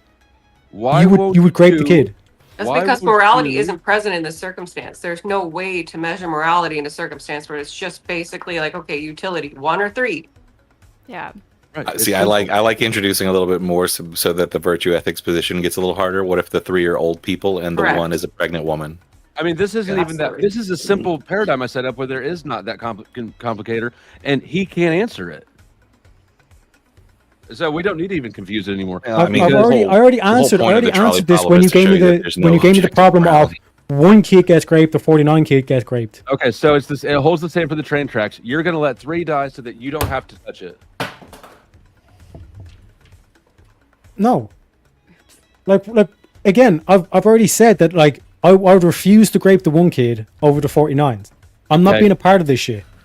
So you're gonna refuse to touch the train track. You're gonna let it hit 3 so that you don't have to be the one that makes it hit 1. Isn't Yeah, there a again, difference 'cause in that- I that? think what he's doing, and I think is he's accepting the fate because these are bad players in this instance. So the promise of letting the other 49 go is least likely going No, to happen. I get that. No, yeah. that's bullshit because I already said in the thought experiment, it's guaranteed. But he refuses to engage that question. I've literally answered the question multiple times. But aren't the variables different in that situation? Like in the train situation, we're already on the train. We have to make a decision. Sure. Whereas in the grape situation, he can predominantly make a choice to not proceed with the grape for 1 or even 48. What? No, Like it's he's the- not it's- forced. it's You're not putting a gun Right, to I his see head what and she's saying like, I see what she's saying. You know? The train is already on the Oh. track. It's already barreling Well- down. You have to make a decision. It's already in action. And Right. so by choosing the 1 person versus the 5, like Right. you kind of you're still doing a good deed no matter what, because no matter which way you look at it, 1 or 3 or 5, Well- whichever way you look at it, is gonna go is gonna die. So in the paradigm, the one is different from the 5, right? So it's not like that one was going to die anyways. It's like you saved the 5, and the one is entirely who would have otherwise survived now is dying. I think the So it's the like hypothetical it's is- like Well, you well, no, either it's kill three Teriak and perspectives, save the right? rest Like of you've us, got or the you let the rest utilitarian of us die perspective, and save deontological perspective, Teriak. and virtue ethics perspective. In those, utilitarians would try to minimize the number of deaths only, just pure numbers. The deontological perspective, aka my religion, my rules, would be I can't do anything because if I try to act at all, I will be responsible for a killing, and my rules say I can't. Therefore, I can't act.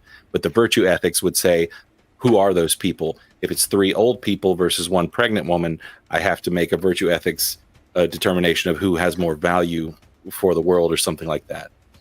So it's kind of it's an exercise to show you that there's no actual objective way to choose that. And let me read these off real quick while I was away. Wrongful Rage came with the Big 10. She went after the kids. Damn it. Damn it, Ghosty. Went straight for the kids. Dragon Rage, welcome to your new membership. Congratulations, little mater. Jesterall coming up with the Big 5. Elderly go first. The kids with bad behavior go next to teach the other kids a lesson. Then the adults, starting at the fattest.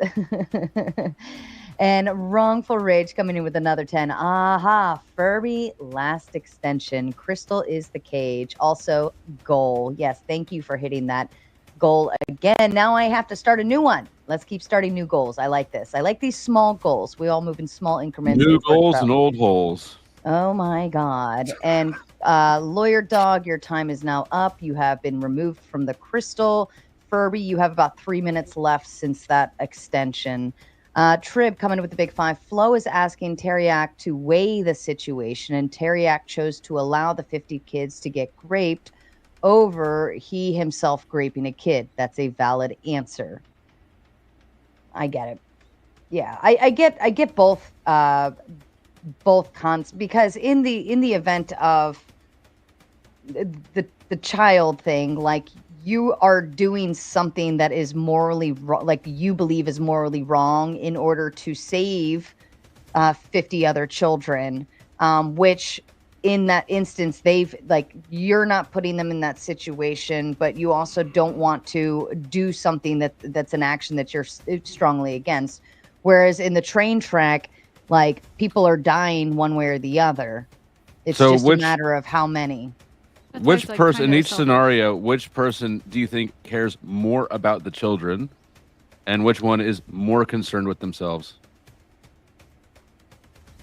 So I'm going to actually come to the defense of Teriak on this one just a little bit, just because of the extremity of it.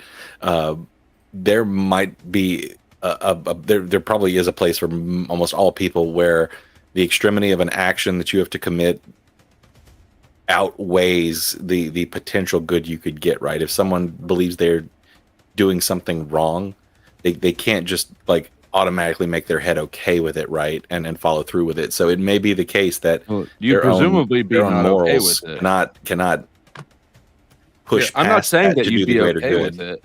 I'm saying that you self-sacrifice for it. Some people would have no other choice because they wouldn't have the will to do something they feel that is that wrong. In the event of the train, you are not the one killing the person, right? The train is killing the person. Well, I mean, in the event of the bullet children, kills the person, you know. Right? But yes, but what I'm saying is, in the event of the child, you are actually physically doing harm to that child. In the event of the train, the train was already going. Yeah, but at that But point, is you're doing it yeah. because you feel icky. You're doing it because you Right. feel horrible about having to do this to this one child, even though you're saving 50 other kids. So, like, it's like, obviously nobody wants to do that, right? Well, like, most people don't want to do that. But if you're saving 50 other kids, like, are you willing to have to put yourself and this one kid through this awful situation that's gonna, like, traumatize everybody in that situation, or just save 50 kids?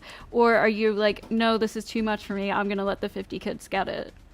Like, I think that's the So different. what let's say this lady has like 1,000 crystals, and I want their crystals, and I go to steal this old lady's crystals, but it turns out there was a gas leak in her house, and we can't let her die. She's the queen of crystals. So I actually end up not calling 911. My intent was to steal her crystals, but I actually saved her life. Is the action immoral? What? No. Still get the crystals in this situation, like you stole from her, but Or you saved her no, life. is Let's this say a you ask her version of afterwards the if- robber who breaks the window and releases the Yeah. gas from the gas leak argument? They don't the cancel robber? each other out, if that's what you're asking. Like, does one moral act counteract Yeah. an immoral one? No. But which are we using here to like? Which are we going to at the end of the day consider more? What their intention was, or what, or the outcome of the act? What they did, absolutely, 100%. So their Well, intention. I think it's a balance of both, but I think the consequence is ultimately probably more important. So the fact that you saved her is like better, but it's still, tisk tisk for trying to steal. I'm pretty sure would that say she that won't even person- be worried about if after the fact you say, "Hey, are you mad? You want to press charges?" She's gonna say no. Have my crystals. Okay, yeah, that's the problem here. Is that crystals? Like, if you steal a crystal, that's worse than killing everybody ever. Just one crystal, right? So you have to What did you do to her? you have to be able to weigh this. Look at those, Accordingly. those crystal meth eyes. Jester all crystals coming in with a the big vessel. 5 to say new goals and old holes, and I decided to make that the new goal. So fill it up, folks. The new goals and old hoes. Old hoes. Old a Fill it hoe. up. I can't even say it. Fill up Tongue some old twister, holes. apparently. Yeah. You know what you can fill old holes with? Crystals. It's called boofing. I don't know. I mean, this thing, like, it's pointed, looks like a coffin. I like it, but I Look, don't know. just if you wanna relax fill your holes. back and grease it up. That's Okay, but degenerate. I don't No, I'm agree gonna- that that's objectively oil? true. Did you just say that's degenerate at me? Yeah. I don't for, agree that for that's everyone objectively who true, indulges Sarah. putting a crystal in one of their orifices, that is Do degenerate. not. And you Do should not be do ashamed. this. Tisk I'm tisk. gonna need you to describe in graphic detail what goes wrong when you shove that crystal up a hole. No, we're not going to describe anything. I don't see how because anything could that go will wrong. Get this show Well, crystals can do no thrown wrong. out. So that's why I take can't an even issue with indulge him in blaming the porous crystals. nature Really, of crystals. Okay. Spiritual healing, No, guys. no. What can a crystal do any because wrong? YouTube Morally might pure. pick that It's up good for your as, soul. No, Your soul hole. YouTube might pick that up as a sexual description of things that some people may enjoy hearing. So we are Ew. not going to elaborate any further on that. Ugh. No more crystals and orifices talking, okay? Wrongful Rage coming in with the Big 10. Riz Donuts and Post Hose. That dusty trail is calling my name and must take my place where these old bones might rest until the warmth returns to these weary bones. Furby, Dusty I Trail. lied. 10 more. Damn it. We almost had you. Oh, wait. He sent it in again. Did he mean to do that? Wrongful Rage, please let me know if you meant to double down there, because it certainly came through on this end. So just confirm that you want 20 minutes or 10. I'm assuming you're going for the full 20 anyways, but let me know. Hold on, let me set the timer. Poor Furby, man. There we go. And Furby, while you're back there in the crystals, go ahead and find a link to our next charity that we are funding this evening, please.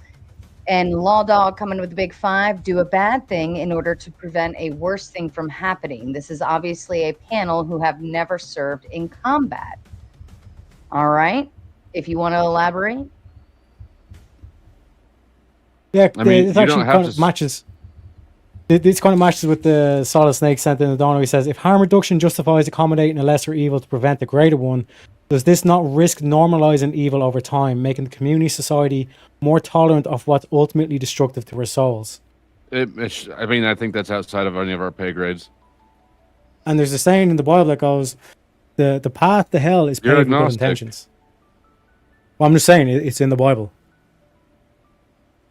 So, but we don't care about that. So what? I can as an agnostic, I can still quote the Bible.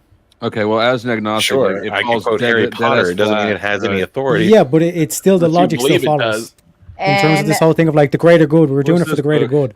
I got a let book me here. interrupt. Enjoy your book in the back. You've got 10 minutes backstage thanks to wrongful rage. I believe that's what he wanted, right? It's a happy bonus for flow. To my understanding, that's what you wanted. Please confirm. Okay. Just on and 20th, Furby's free. Go ahead. I didn't know you were an atheist, Teriak. Agnostic.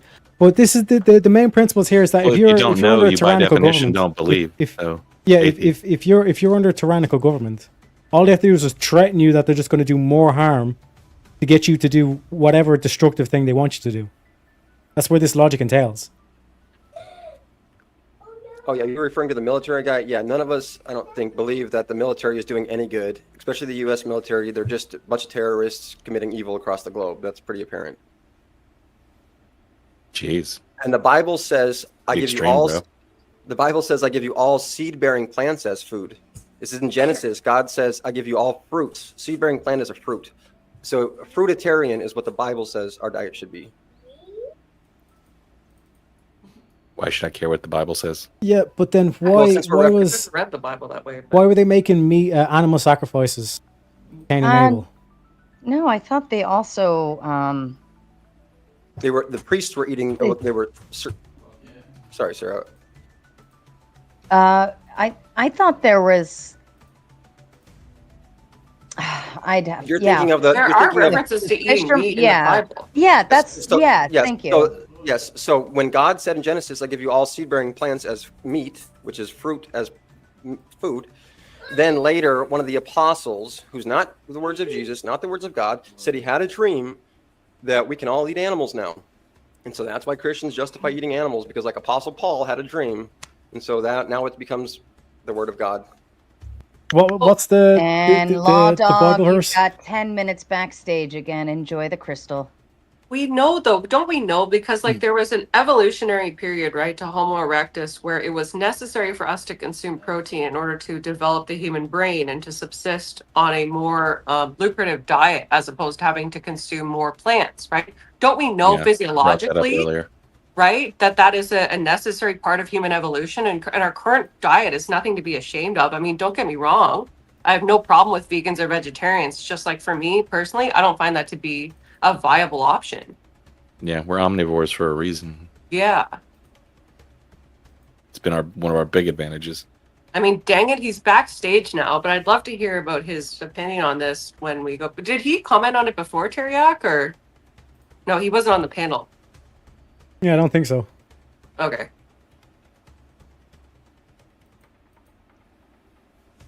Well, we'll wait till he comes back for him to comment on that. No, he was too busy calling the U.S. Army terrorists.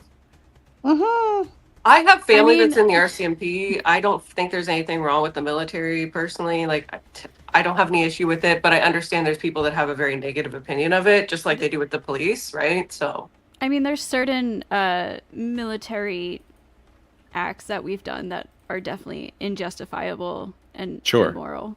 But I wouldn't say the whole gist of the military is completely terroristic. It depends.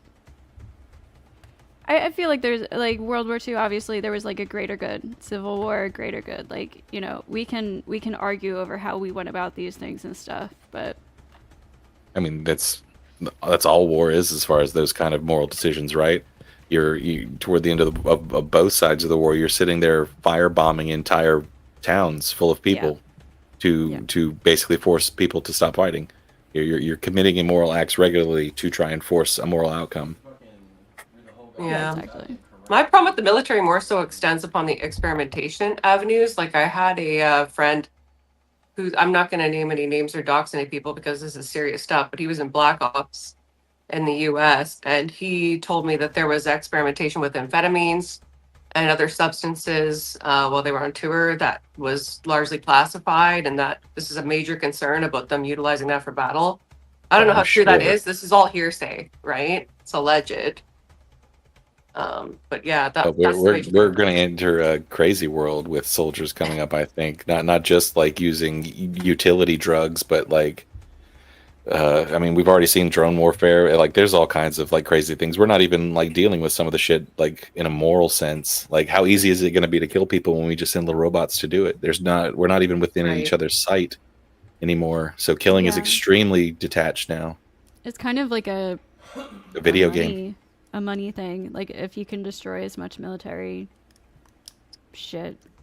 I don't know. And Law Dog says with the Big Ten, say what you want about the government, but don't call soldiers terrorists. They are risking their lives out of love. Not their fault that politicians lie and send them to die for wrong causes. My God, Law Dog, you could have used that money to unban yourself. Yeah, And you could have seriously. also written that too. You could have written that and also unban me. I was sitting there thinking the same thing. Like, why didn't you just buy yourself out? It would have been cheaper. I mean, it is like a question though. Like, say, Oh, is it not the same person? No, it's not. Oh, okay. Oh. Law Dog and Oh, Blair wow. Dog. Big difference, That I was guess. so yeah. close. All right, fair enough. Fair enough. It is like a question though. Say you're in the military or you're a part of the government and you're given an order to, I don't know, maybe like commit a assassination of some running candidate so that we can put in our own democratic president in their whatever, some kind of situation like that. And the guy, he's not a bad guy or whatever. It's really just for our own, our nation's own like personal monetary benefit or something like that. Is it wrong for that person to do that order that they were given for their job? Yes. Yeah, I would agree. I mean, like the Shah of Iran in the 50s. Like all the Cold War shit. Yeah.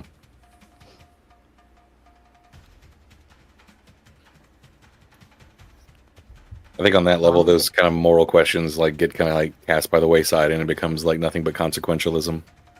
Yeah. Well, that's what kind of is bothering me about the way we've been talking about things tonight is none of us are really sticking to like a framework. So a lot of arguments have been made for like utility from the same people who will argue kind of like a natural law theory or like divine command. And so like my thing is I've like, been does consistent anyone throughout the whole thing. Does anyone here have like a starting set of assumptions morally that you come from like utilitarian, divine command theory, or are we all just kind of like shooting shit at the wall to see what sticks here? I'm divine command theory. I'm Christian. So I guess since you're the only person who knows what they are, what do you think about? So do you think like other religions are inherently immoral? No. Because they don't believe the same thing? No, absolutely not. I do think that there are better versions of Christianity, but I don't personally believe that. For instance, like if like I'm a Lutheran as of baptism and confirmation, but I also think Catholicism and Orthodoxy are completely valid. I think even some Protestants are completely valid. The key thing for me as a Christian, and this is just my personal opinion, I'm sure that many people that are Christian would disagree, is that as long as you believe in God, and particularly if you believe in Jesus Christ as our Savior, that you'll be saved. That's my personal opinion. What about like Islam though? Like I know I've talked to many Christians who think that Islam is completely evil and like Muslims are basically Satan worshippers. Yeah, I think it's a perversion of Christianity. I think they have it right in terms of the God, but the amount of moral objections that I have to it, personally, I don't agree with that. I'm not going to go so far as to say that they're going to hell for believing in Islam, but I just don't personally oblige by their religious teachings. Yeah. Yeah. So are you a moral absolutist in that sense? Do you believe that like God provides us absolute moral facts, and even if we have evidence to the contrary, or like other possible ways of being moral, we still have to follow that? So in terms of ascension to heaven, I am an absolutist. I think you need to believe in God and that Jesus Christ died for our sins. In terms of just generally, like, are you moral, for instance, if you're an agnostic person that wouldn't kill anybody, that values other people, etc., etc., I think you could still be moral. Absolutely.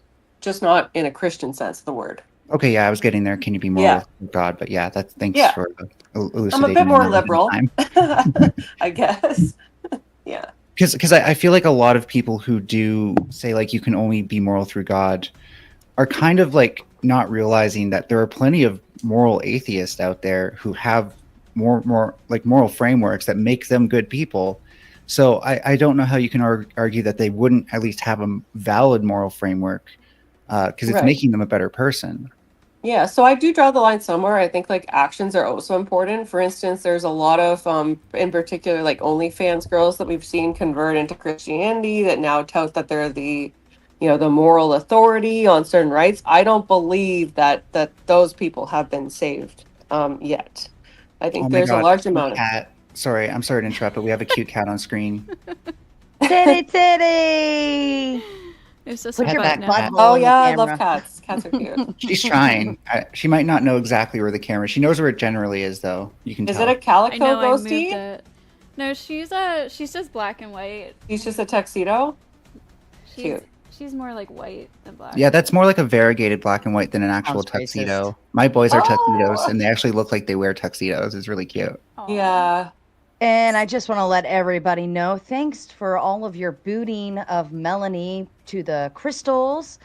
We have now donated $50 to Meals on Wheels, which is a charity place of her choice. So thank you so kindly, especially you, Wrongful Rage, for booting Mel, and also to James for reviving her and having that little war back and forth. Every time Mel spends more time backstage than on stage, we find a nice charity to donate to, because she's here for some fun, but we turned it into a good cause. So thank you, Melanie. We love Yeah, you. my crystal addiction is worth it. Trust me.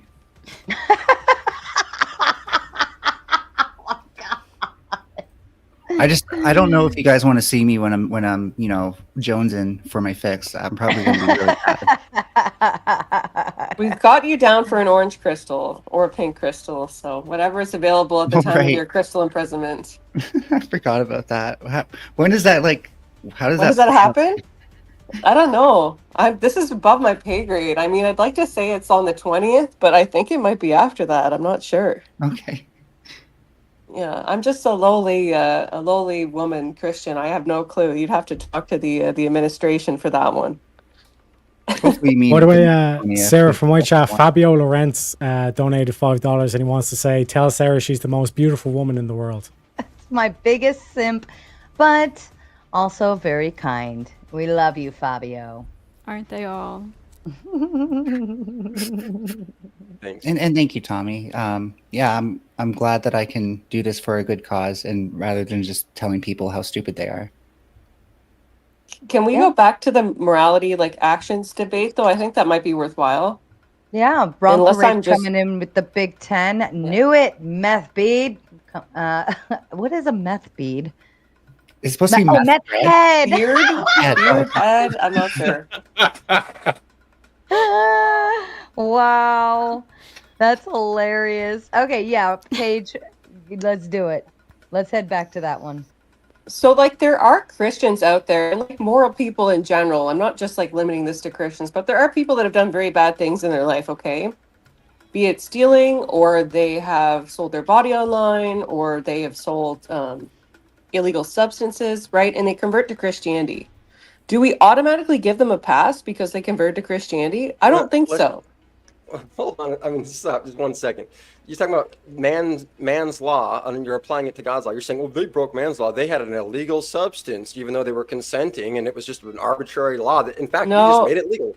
No, I'm talking with illegal substances, if you want to pick on that.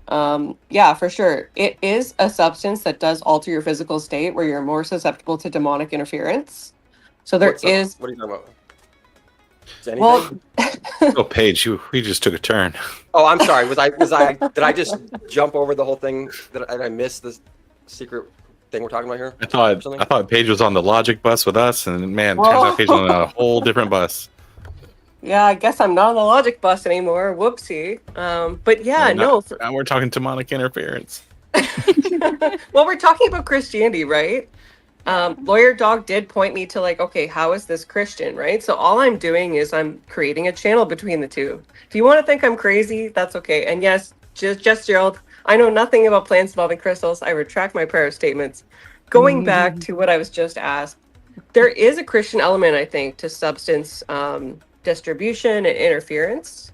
I think it does promote a degenerate lifestyle, which is against the teachings of Christianity. So, And just real quick as well, Elderline donated $10 to say, tell Sarah that Fabio is a simp and a liar. Appreciate it. Were we getting on the whole thing of like, is drugs immoral? Is that why I just got a text? I text him. I'm like, where the fuck are you? You're not on screen though. I don't know if you know you're in avatar mode or. Yeah. I don't know. I think bodily autonomy means like you can do with what you want with your body, and there's no way it can really be immoral. If you make it someone else's problem, then maybe you can talk about like the morality of that. I think certain drugs can lead to the point, like inevitably, where you're probably going to be acting immorally, but I don't think just like taking a drug inherently is immoral. But I think there is certain drugs that inevitably lead down a road to immortality or immoral. Yeah, whatever. Immorality. Yes. I can agree with that. So let's say I grant that drugs are an immoral act, but then you actually become one with the crystals. Isn't that make it morally good? I think there are some beneficial drugs. Are you making a certain joke about a certain drug? What is this? It's an actual argument. It's the same argument as the robber who ends up saving a life, but what if you do a drug, but you actually become a better person from it? I would love to see the scientific studies on that, but as a purely hypothetical circumstance, like what are you doing that's so much better on this drug? Hallucinogens can break you of addictive habits. There's studies on that. PTSD and stuff. Like we're talking like the fun guys. Okay, I'm really glad that you guys brought this up, and we're sort of on the same page because I'm just gonna make this real quick. I actually did my major in anthropology, studying cultures of religion, and what I've come to determine, it's factually based, it's historically based, way more proven than the evolutionary theory. Jesus Christ, the body of Christ, where he says you have to eat my body or you have no life in you. You can't just believe in him, you have to eat his body. Historically, that was sacred mushrooms. Magic mushroom. Okay, Lawyer Dog, before you say anything more, I have a serious question. Are you a lawyer for Geico? No, I switched from majoring anthropology to law in my last year. I finished my LSAT, so I am not a bar attorney. I made myself named Lawyer Dog off of a case the Mesme. Okay, sorry, it was just like it's an obscure reference to a Geico commercial. Don't worry about it. I got it. The problem is that mushrooms don't act the same for all people. So I think that mushrooms can make certain people better people, but there's sometimes when that doesn't work out. Yeah, and there's just to partially agree with Lawyer Dog, I will say that the further you go back into history, the more and more often that psychedelic substances are used as the actual sacrament in religions. It's a really pervasive thing in really ancient cultures. So I would completely believe that a bunch of religions at the time, of which most of them had secret rites, and they had two layers to the religion, to where there was one for the general public and one for the initiates. I would totally believe that they were totally getting high in the back and being like, yeah, this is what God does. Look at those walls. I mean, that makes sense because it kind of gives you like a higher sense of being. So it would, if you took mushrooms, especially back then, you could probably only relate that to like, wow, this is something like religious or from God or something, because they couldn't explain it, right? Some of these ancient religions don't child sacrifice. Like God. Even when you can't explain the experience, like someone like me who knows how serotonin stuff affects sensory gain and stuff, when I take mushrooms, things still feel more divine. It's like the altered state of consciousness itself does that. And Ghosty, that's why I pointed out earlier, the mushroom with Christmas, like an alternative explanation, is that we would get high from reindeer urine. Why is that? Because they would eat amanita mushrooms, which are normally very poisonous to us, but they would actually take out the urines but maintain the psychoactivity. We would take that every winter. as like a ritual around the solstice. And that eventually turned into a lot of the rituals we see around Christmas, the lore around Santa Claus and stuff like that. The red and the white Amanita mushrooms. And it's totally true. Terravac is laughing or whatever. I can tell you, I can explain Christmas down to a T. I don't want to waste your time with all of it, but he's exactly right. Christmas and almost all of our Christian holidays. Easter is all about the egg hunt. They were hunting for the eggs, the mushrooms when they were in the egg spring. EO store, yeah. Yeah, so like to counter the first part is like ancient religions also done child sacrifices. Does that mean it's a good thing? Yeah. Yeah, no, it's making that kind of generalistic argument. And the reason why Santa Claus is red and white is because of Coke. Okay, but Christianity didn't do. Yeah, the Jews, they did. That is actually true, yeah. Sorry, what was that last thing I missed? It was an ad campaign by Coca-Cola. Isn't Santa Claus originally German from like fucking 400-500 years ago? The modern image of Santa Claus wearing his red and white thing with the reindeer was invented by Coca-Cola. Yeah. Okay, no, it goes back to. Let me explain. The legend was there, but the actual like image of him that we use in modern day was the image. Yes, the image of the red and white Santa Claus goes back to the red and white shaman of Siberia, because in Siberia is where they were using the Amanita muscaria, red and white mushroom, with the reindeer would eat.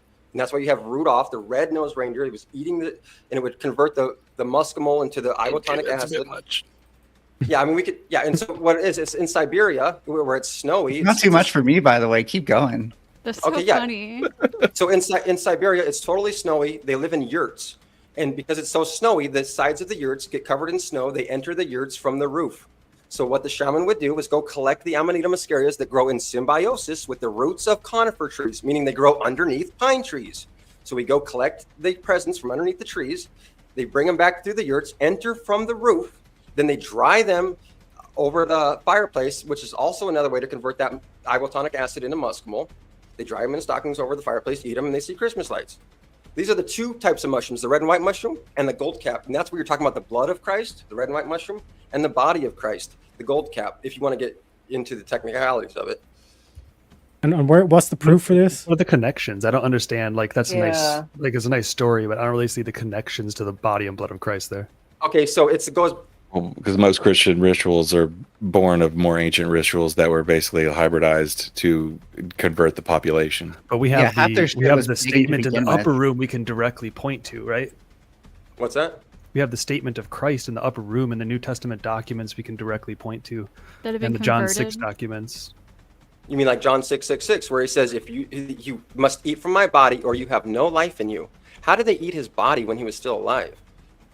And he tells us we have to eat his body or we have no life. Yeah, many in us. Christians say it's a spiritual eating.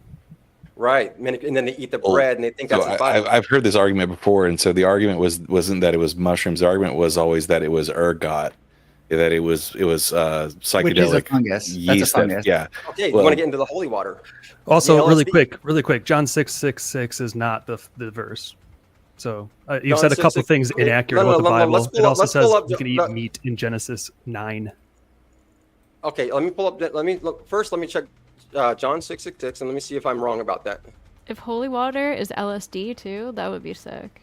Yeah, I'm it down is? for You can some go- holy water. And it's true. I know there was some truth to the was it the holy anointing oil in the Old Testament? One of the ingredients listed in the Hebrew is the Hebrew word for cannabis, basically, from what I read. Like, I can't remember which holy anointing oil. I think it was the one used by Moses. I mean, this was the Middle East, right? I think it was like kane bosem or something like that. Just translated into the old word for that. I mean, This all seems I could be completely crazy. wrong. This seems Yeah. crazy to me. How's it is, Paige? Yeah, this I mean- seems crazy. This is such a perversion of the Christian faith. What I'm bunch gonna of say, loose I was connections. listening. My daughter called. She wanted me to come up and tuck her back in, and I was listening to this, and y'all sound like a bunch of crackheads. And yeah, so wrongful rage said, given we want to sniff gas, law dog you down in the rabbit hole. 10 minutes. Think about yes. Enjoy the gas down there in the crystals. Praise baby Jesus. Wrongful rage coming in with the Big Ten. We can all be the Oracle of Delphi. I don't know what that is.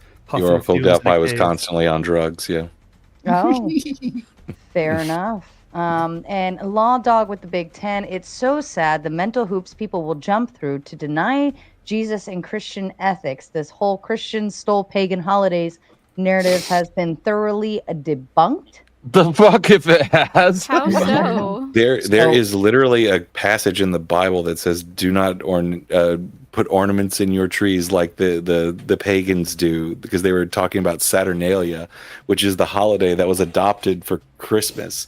The horned god, Satan, the What's horned the god verse? comes from the pagan god because all of their Your animals Nunos, that they yeah. hunted and killed had horns, like deer and buffalo. Yeah, they all had horns. It Nunos. was a horned god, yeah. And then they turned into Satan because pagans worshipped them. What's the verse for that, effigy? Oh, sorry. Which, Sorry, my bad. which part of the Bible? I'm looking it up. I don't keep Bible verses in my head. What part of the Bible is that from? I mean, I don't disagree. I think like Christianity's Christmas should be a simple and honorable holiday. I don't think it needs to be decorative by any means, but I don't recall reading anything in the Bible to that extent. I fucking hate the commercialization of Christmas. Because you're poor. No. Well, that too. And I always have to be the one that puts everything up and does everything. My kids hate me. They like had to beg me to get a fucking tree this year. And I was like, do we have to though? And they're like, Mom, if we're not going to decorate, can we at least get a tree? N.E. Longer comes in with a Big Ten. Guys, you'll never believe this, but everything that has ever happened just so happens to align with a Rolling Stone liberals' view of the world. This is totally not confirmation bias. Oh my God. We're going back Who's to that? GG33 or something. Are we talking about Gary? Who's Gary? He's Who's a the Rolling Stone numerologist. liberal? Oh, Gary, the numbers guy? Yeah. Oh, Didn't Teriak, Jeremiah 10:3-4. that's And- the book of the bullfrog. and Gestural coming with a big 5. Mushrooms and Ayahuasca. thank you were life-changing, beautiful gifts. Yeah, I'm not the fan of the drugs, hallucinogens, and all of those crazy things. Don't worry, we'll get her turned out. No, I'm good. I'm so vanilla Okay, in that's that Old aspect. Testament. I like drugs. You literally said that Jesus said this in the Old Testament. No, I just said it was in the Bible. I didn't say it was Old Clipping Testament. that, I don't know what I'll use it for, but I'll find something. You're just gonna make it a clip on your show. I like drugs. I've actually, when you're like, where are you? I was actually working on a short. I'm freaking out because my cap cut is on shaky ground right now. Anyways, Uh-oh. Yes, Naomi, I concur. Naomi is like my my dopamine hit every day when she sends me nudes. nice. Wait, so we got distracted here. We were trying to relate paganist and other like degen. Yeah, but we traditions to- started talking about it's lesbian beyond shit. like confirmed stuff. Like the like Easter is literally comes from the word Eostor, which is the goddess of fertility. And that's where we get the bunnies and all the eggs and shit, because it used to be a fertility festival. It's It's the birth. It's like the rebirth. Spring is the season of rebirth. Yeah, fertility. and it all lines up with Yeah. the solstices and the equinoxes, just like the ancient pagan festivals did. I mean, this was the Roman Empire Yeah. transferring its ancient religions into a new one. Like that's where Well, this came from. Christians don't celebrate with like doing the whole fucking like Easter bunny shit. Easter's about the death and resurrection of Jesus Christ. Right. Yeah, but it happens to align. Yes, Christian. Who the hell do you Yeah, so think like celebrates the case Easter that you're Bunny? making is that it's trying You to be telling me Christians subverted don't with go this from pagan Sunday shit, church and have which we Easter can't egg agree, hunt but with their that's kids, not the which is what teachings. they do on Easter That's Sunday. not the teaching of Christianity. Yeah, that's not what I was raised Definitely with. not the teaching of You Christianity. guys didn't do Easter egg hunts? No. What kind of? All right. I mean, my dad's side did, but my dad's side's agnostic. My mother's side is like very religious. I mean, But I you was raised recognize Catholic, that- so My- we my- did every Easter Sunday. So Yeah, my grandparents and my family are like evangelists and shit, and they all did Easter egg hunts. Okay. My uncle didn't tell the children about Santa though, but they celebrate Christmas. You can do an Easter egg hunt and not have it be the teaching of Christianity. Yeah. Exactly. Do Easter egg hunts. Easy way to solve this, though. Does anybody know if the pagan traditions that we're referencing predate the biblical teachings, like i.e. the inauguration of the Bible? My understanding for I mean, Easter is that the it was a Bible wasn't until 16 like 300 something, right? A I 16th didn't they move the date It for was Christmas in like 323, I believe. 400 something? Because Christmas wasn't always December 25th, because that's Sol. The most of the rituals that the Catholics adopted from the Roman Empire are all from the festival of Sol Invictus. Yeah, they don't even know Jesus' real birthday, right? Well, Yeah. there's a guy named Father William Saunders who wrote about this, and he says that it makes sense to date around late December from the works of St. Luke, and that's been around for a while. I mean, Sol Invictus, they claim, has been around for a From long where? time. What was the range? Father William Saunders has some work on it, What was the range, though, you said? like in December, late December. I've always heard it was not because there was shepherds sleeping outside. There's a few different things, right? Or the But- stars that were in the sky or something. Yeah, It was, but like, in hasn't the summer. calendar shifted or something since like? The astrological calendar yeah. has, because the star systems But have the changed their seasons positioning. haven't. Yeah, but we can right? trace that. Somebody Yeah. in the chat said that the pagan traditions actually post-date Christianity traditions. No, Wonder I mean- Dog? I don't think they do. No. Okay. They also say that We're Christianity. talking about like the- super ancient traditions, the like these line up on the 2,000-year-old solstice and the religion. equinox. They were means of keeping track of the year, like ridiculously ancient traditions. There are Yeah. certainly traditions that predate Christianity, and Christianity has turned those into their own in certain ways. But the demonstration needs to be the causal inference from this is the pagan tradition now fit into Christianity, so we've adopted the paganism. But that's obviously not true. Right. Wait, how do you mean? Because so like for example, you don't have to be Christian to celebrate Christmas. Right. A lot of secular people celebrate Christmas. Sure. You don't have to be Christian to celebrate Easter. A lot of them What's don't do the wrong bunny with, hunts, all that kind or of shit. for example, like what would be wrong with? I do believe you can date the birth of Christ around late December, and I've read, like I said, you can look up Father William Saunders' work. But what would be wrong with taking that date? What would be wrong with the Christians taking that date from the pagans? Oh, there's nothing There would be wrong with nothing it. wrong I'm not with saying it. there's anything wrong. The But issue would be wrong that for what- Undermine- I mean, I'm would sure undermine a bunch know of people that, whose like- religion it was at the time felt some kind of way about it. You know, the issue would be trying to deny and rewrite history.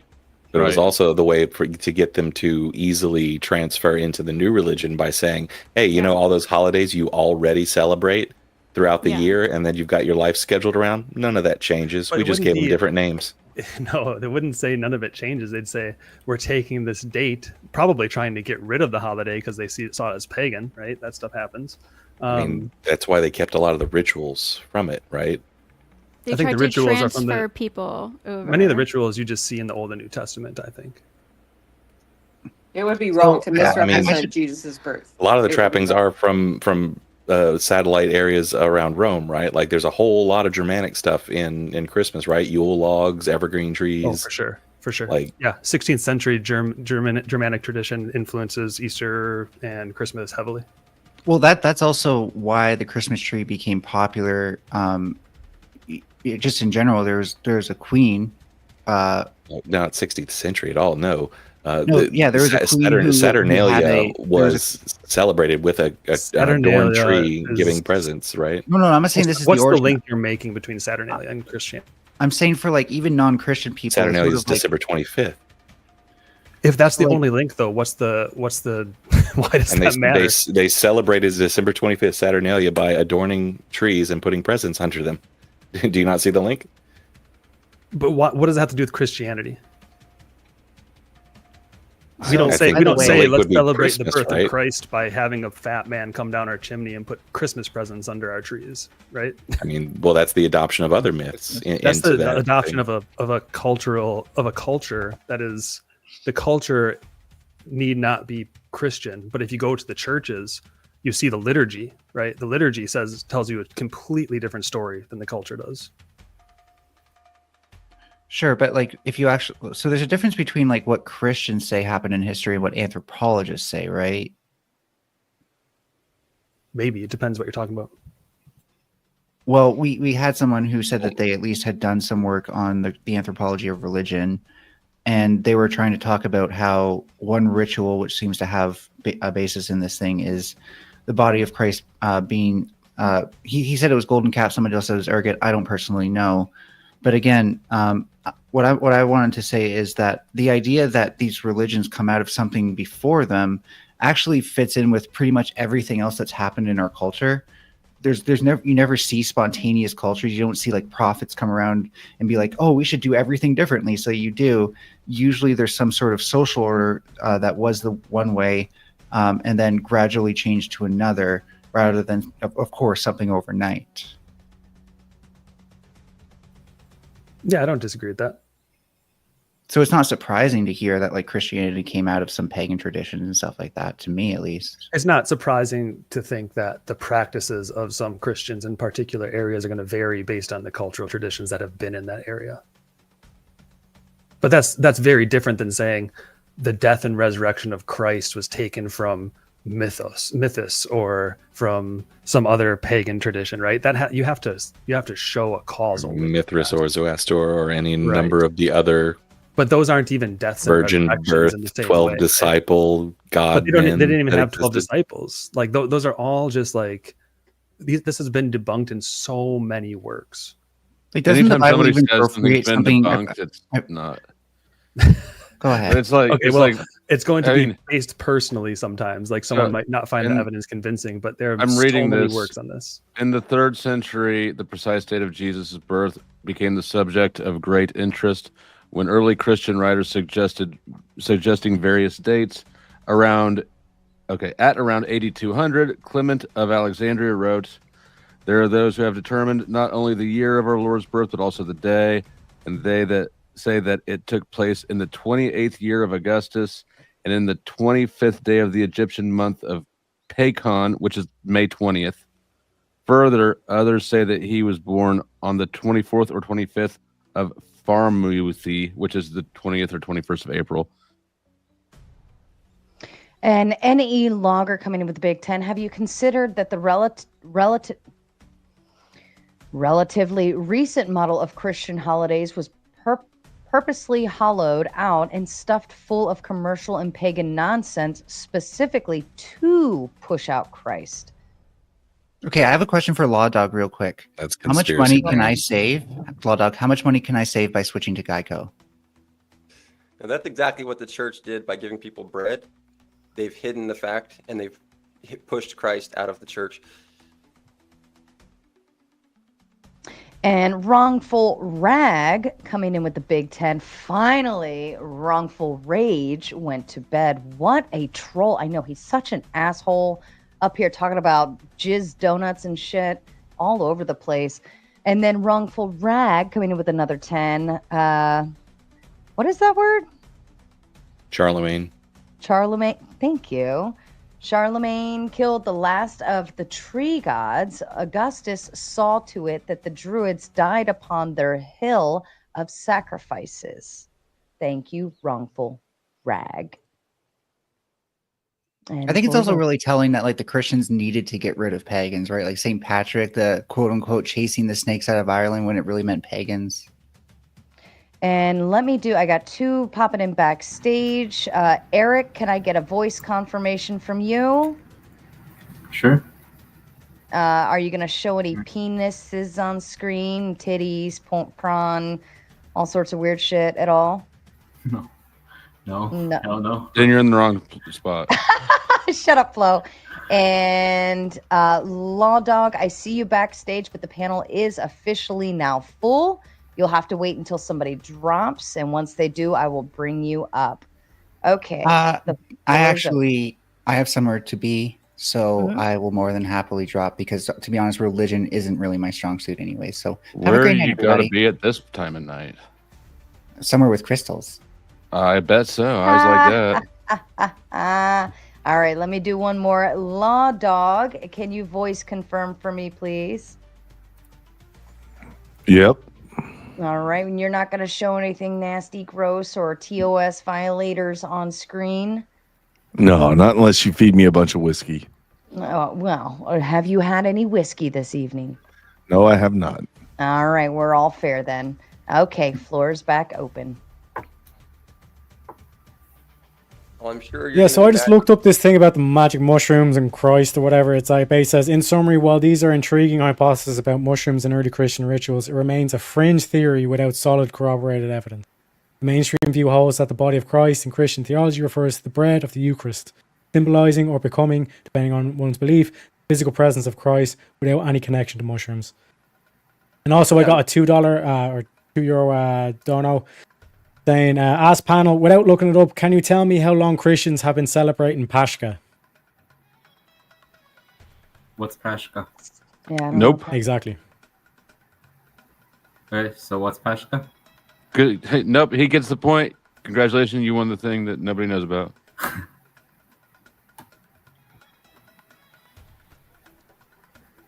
What is Pascha, by the way? Refers to the Paschal Lamb, I believe, which is Easter. I don't know how long Yeah. they've been celebrating it though. So do we celebrate Easter? That's your question? You're asking if we celebrate Easter? Thank you. Yeah, because The someone earliest mentioned... I know that there is a homily from the 2nd century that mentions celebrating Easter, but I don't know if it goes before that. I celebrate Easter. All right. Well, so you guys want to know Christianity going back to ancient religions? Well, Christianity. Where did Jews come from? They came right out of Egypt, right? They birthed Christianity. They came out of Egypt. Where does Christianity come from? Comes from out of Egypt. What were the Egyptians? What were technically, there's no evidence that the Jews were in Egypt, but There are a lot of similarities between Egyptian scripture and the Bible, though, right? Well, look at what the Egyptians were worshiping.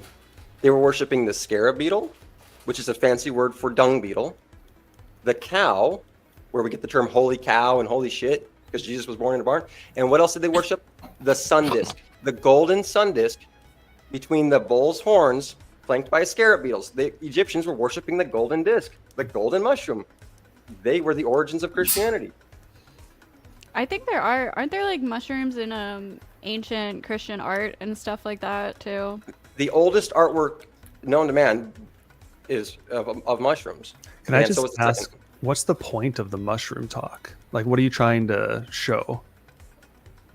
Well, I'm trying to, I guess, kind of that ancient religious sacraments had a lot of hallucinogenic substances in them. I think. Yeah, he that's just wants to justify drug use. But this is basically this is basically like people going back to like a very humanist thing where like all divine things, all transcendent things, like they reduce it down to, you know, a drug that someone took one time, or a sunrise that someone took one time, and this has all been thoroughly debunked. And like, I don't know why people still in 2025 are still bringing this up. How has it been thoroughly debunked? Yeah, how's it been thoroughly debunked? Like, I don't even agree with it. I think that it is bullshit, but it hasn't been thoroughly debunked. It's been thoroughly debunked because hear it. anyone can say that something happened 14,000 years ago and not provide any evidence. Okay, like you're not providing any evidence for your debunking. It does not mean that people worshipped mushrooms. Just Okay, because I thoroughly am people drew debunking pictures your of the sun. debunking Excuse me, claim. I'm talking. I know you Just are. I'm because talking people over you, drew bitch. pictures of the sun on a cave wall just means that people love the sun. And just Like, because who somebody on a doesn't? panel said it's We been still debunked doesn't mean lay it out has. in the There are sun different every cultures single or- day. Please This let is- one this is like- person this finish is before you such- start trying to push back. You will have your time. You go ahead and debunk it, and then I'll debunk you. While you're deciphering who's going to debunk what, wrongful rag coming in with the Big 10. All right, Furby, that bought you some points. Yes, Furby. I know you guys don't like Furby up here, but I have no issues with Furby. I have issues with some of her stances, but that's okay. We can agree to disagree, and then I can yell at her for that. It's good. I mean, All right. the sun has- And just to echo that as well, Elderline donated $10. Paige, are you making an exit? Yeah, I am. I'm just going to make a quick exit. I'm going to play some Call of Duty and go to bed. It was lovely speaking with all y'all. Hope you have a great night and hope to engage in some pleasant discourse again with you soon. Awesome. Thanks for coming up, Take care, Paige. No See, it problem. wasn't that bad, right? No, it was great. I had a lot of fun. Thanks, Good. guys. Enjoy your evening, Paige. Bye. So yeah, Elderline donated $10 and says, if they look into each day of the year, there's a holiday in some random religion, and just because Christian have holidays doesn't mean we copied copied whatever garbage was there before. Fair point. That doesn't. You're right. It was completely from scratch. All This those isn't holidays just on the some like solstice. theory out of nothing, right? This is we know that the entirety of the Roman Empire switched its religion and then switched its holidays. Like this is not but some kind of it's a strange coincidence. supposition. Yeah, Look, we have to lie for God. That's what he would want. and it's also not difficult to understand why a bunch of people who do not believe in the supernatural would try to find naturalistic explanations for a while this religious stuff popped up into existence thousands of years ago. But There was literally claims that the reason why Santa is red and white is to symbolize this fucking like magic mushroom, whatever the fuck. When it was literally like, we have the evidence that it was a Coca-Cola. I get what he said. That No, we have character, evidence that it's that very myth dominant. existed before Coca-Cola redefined it into its modern, like patented image, and it was a character in mythology before that. The man in the snow, Saint Nicholas, Odin, whatever you want to call that line of mythology. Yeah, you can literally look up we Google. can track the ad campaign from Coca-Cola. Go ahead and Google Siberian This is something that Amanita pre-existed shaman. that though. Like There's literally shamans who still dress in Amanita attire in Siberia. You can look it up. Shamans in Siberia dressing like the Amanita muscaria mushroom. Yeah, but just because someone wears red doesn't mean it automatically ties to what we have. Right, but I mean- just because Coca-Cola makes a commercial doesn't mean that all of a sudden something isn't true, is what I'm saying. Yeah, They but didn't- there's two positions where it's a similar kind of like vibe, and more modern day. That's when we had TV. That's when we had all these campaigns. Well, the reason why there's no For you coke is because coke is a drug and it's federal, blah blah blah. Other than that, it's not. There was no problem issue. What wasn't next one? This is where I get stuck too, where it's like there are similarities. You can draw comparisons between what you're saying and other things, but I don't see the connection through any sort of literature passed on or any sort of argument or explanation or Coke? Putting coke the mushrooms. Oh, Okay. mushrooms. I could get into the literature, but it's not fun for you. Nobody wants to hear about it, right? There's this guy who was literally appointed by the Jordanian government who could read Akkadian. He was appointed to decipher the Dead Sea Scrolls, these ancient texts that were recently found. Not recently, but this last 100 not years. so recent. Yeah. Yeah, and he deciphered the Dead Sea Scrolls, literally appointed by the government to decipher the Dead Sea Scrolls, and he did that. And you can look him up. His name is John Allegro, and you can see him piecing together the scrolls. And he wrote the book called Mushroom and the Sacred Cross. He deciphered the Dead Sea Scrolls and determined that it was all a sacred mushroom cult. Mushroom. Yeah, but that's where I read off the summary. Was he No, a on lot- mushrooms when he decided that it No, was and in based fact, there on are many, mushrooms? many people who have never even tried mushrooms who know that this is true. When you Everyone's study it. tried mushroom, any type of mushroom. If you get mushrooms on pizza, you try mushrooms as psychedelic. Especially on a mushroom, there's different cultures that use mushrooms for different things. There's, coyotes, something similar to it? Right, you can Yes, find this is- echoes of this in all kinds of cultures. Like the Egyptians talked about blue lotus over and over. That was their chosen sacrament for their religion. That was probably a psychedelic. Yeah, exactly. So there's several psychedelics, and this is why the Bible says there are many Peyote gods. for Native Americans. Many gods, but one true God. Exactly, because there are many gods throughout these different religions, meaning many different sacraments. Like the Aztecs would lick the DMT toad and stuff like that. But there's only one true God, and that's because mushrooms provide life to all life on the planet. Without mushroom mycelium, you can't have chlorophyll-using plants. You literally can't have life on the planet without mushrooms. That's fine, but what's the connection to Christianity? Well, the Right. Christianity is the The body of life Christ. giver. Okay, there's the body of Christ and there are mushrooms. How are you connecting them? I guess if you're on mushrooms, you're going to believe you're He's saying eating that's some the wine. apostles were chawing down on some psychedelic bread What's the and evidence tripping for it? balls with Jesus, man. That's what I'm wondering though. What's the evidence? I told you. Look at the guy who literally was piecing together. I know and who you're deciphering- talking about now Is that you not said evidence? his name. Yeah, he was not, his appointment at Manchester was not even renewed because so many people disagreed with him. Right. He's kind exactly. of a hack. Thank you for making my point. If you say No, he's anything kind of a hack. fringe, they immediately kick you out No, of the because they academic have the scroll that he worked It was with and it probably didn't say so what he said. shocking. Are you kidding me? Yeah, if you're a heretic, you get kicked out of the church. Exactly. He was kicked out for heresy. No, you want me to trust his field, which he's in, and then you don't want me to trust anyone in the field except him. That's what you're saying. I mean, Jesus was in the same situation, right? Did Jesus was an mushrooms? archaeologist. That's What are what we you should talking ask about? him. But nobody believed him. that they all tried to send them to 12 jail people and believed put him, them and on many the people died cross for him and- afterwards, and now a majority of the world believe him. I don't know what you're talking about. Okay, so I don't know if everyone's clear, but mushrooms, sacred psilocybin mushrooms, grow off of cow pies, particularly off of cow dung. Just so we're all clear, this is where we get the term "holy shit," "holy cow," because holy cows make holy shit. I'm not making this up, right? Where do these terms? Why do the Hindus worship I cows? feel like that's Where's just a Bill Andrew? Hicks Is joke. Andrew still alive? We need Andrew on this one. I'd love for Andrew to come Like, play. this is crazy. Like, no offense, lawyer Send the dog. bat You signal. just said Hold on. Send the bat. We're sending the bat signal now. If I say his name 3 times, he might appear. Andrew Wilson, Andrew Wilson, Andrew Wilson. Please, by the grace of God, please. And the Trib one coming with the big 2. Thoroughly debunk. Win, Sarah. Thank you. Trib coming with another 2. Can you morally, objectively debunk Aquinas? And just to echo off that as well. I know real who quick, the fuck that Wrongful is. Rag. Wrongful Rag also came over to me and donated $50 as well. I didn't forget you, Irishman. Appreciate you, Wrongful Rag. Thank you for the support. Yes, thank you, Wrongful Rag. Hitting all the channels with the Big 10. Correlation doesn't mean casualty or casuality. Causality. Oh my God. My brain is fried. and just I'm All giving this mushroom talk has me high on mushrooms, apparently. Okay. Yeah, you're tripping. Yeah. It is. I was all over the place. All right, back to you guys. And Speakeasy. Yeah, if I could, I just got a quick question here for Lawyer Dog.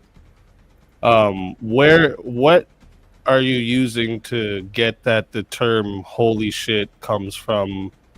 The shit being holy, as in Christianity.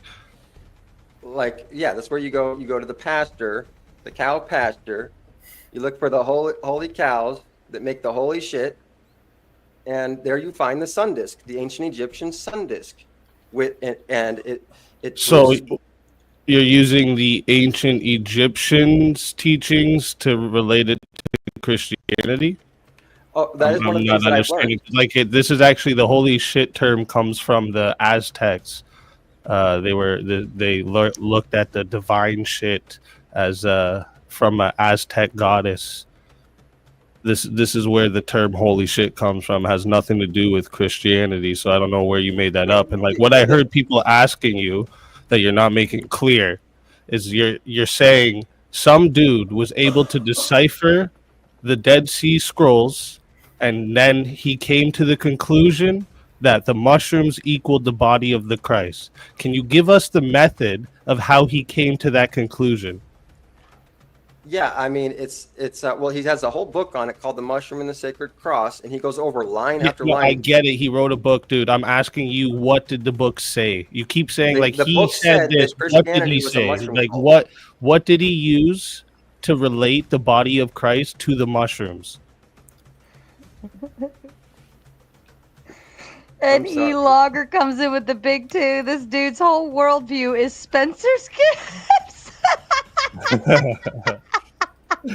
Sorry. Okay, I'm now sorry, but that is funny. Now, what's funny is when you have people who are eating bread, thinking that that's the body of Christ. That's what's funny. Yeah, because of Passover. Yeah, that's not even what's happening. So you already got That's that happening all over the completely churches. wrong. That's happening all That over is happening, the but why is it funny? world. Right. Yeah, but okay. It's funny So let me because explain. people- The reason why it's bread is because of Passover, from the Jewish tradition. What do you mean? What does that mean? I So thought it in was Jewish from tradition, the Last Supper. Like I thought in Catholicism, I thought it was from the Last Supper. Right. yeah, and remember, like Jesus came from the Jewish tradition, so they have Passover where they bake the flatbread.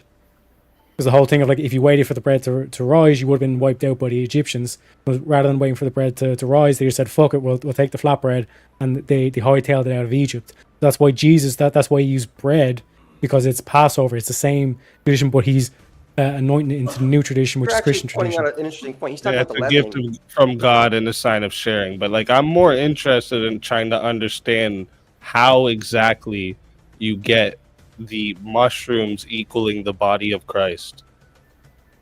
Like you just said, oh, I think it's funnier that Christians eat bread and think it's the body of Christ. Like, at least we can go to the Bible and show you why we do this. Can you explain to us now Which Bible? where the mushrooms link? And if you're just going to say this dude wrote a book that said it, then it's. I guess I just don't have any more questions for you. Well, hold on a second. Where in the Bible does it say to eat bread as the body of Christ? You said that's in the Bible? Yeah, I said we can go to the Bible to show you why we do this. Yeah, I would love to see Are that. you Show me listening in the to what I'm Bible why you saying? eat bread and say it's the body of Christ. I would love to know why you eat bread and believe that because what happens in the Catholics say. So you're gonna, instead of answering me of your claim, you're gonna ask me for something I didn't come up and say. Okay, I'm sorry. asking you. I keep missing your question. Just assume I don't believe any of it. Just please explain to us how the body of Christ equals mushrooms, please. I can give the lowdown that you missed earlier. He basically said there's this mushroom. Well, I've been listening. I've been listening. He hasn't given an answer. Though. He hasn't said. Now that he said Allegro, I know who this guy is, and I am familiar with some of his work. And it's basically he's arguing that the Jesus in the Gospels isn't a historical person, right? It's all allegory, and that we've misinterpreted the New Testament. The New Testament is coded language for mushrooms and hallucinogenic experiences. And so because some people have picked up on this afterwards and said, okay, well, there is a role for hallucinogenic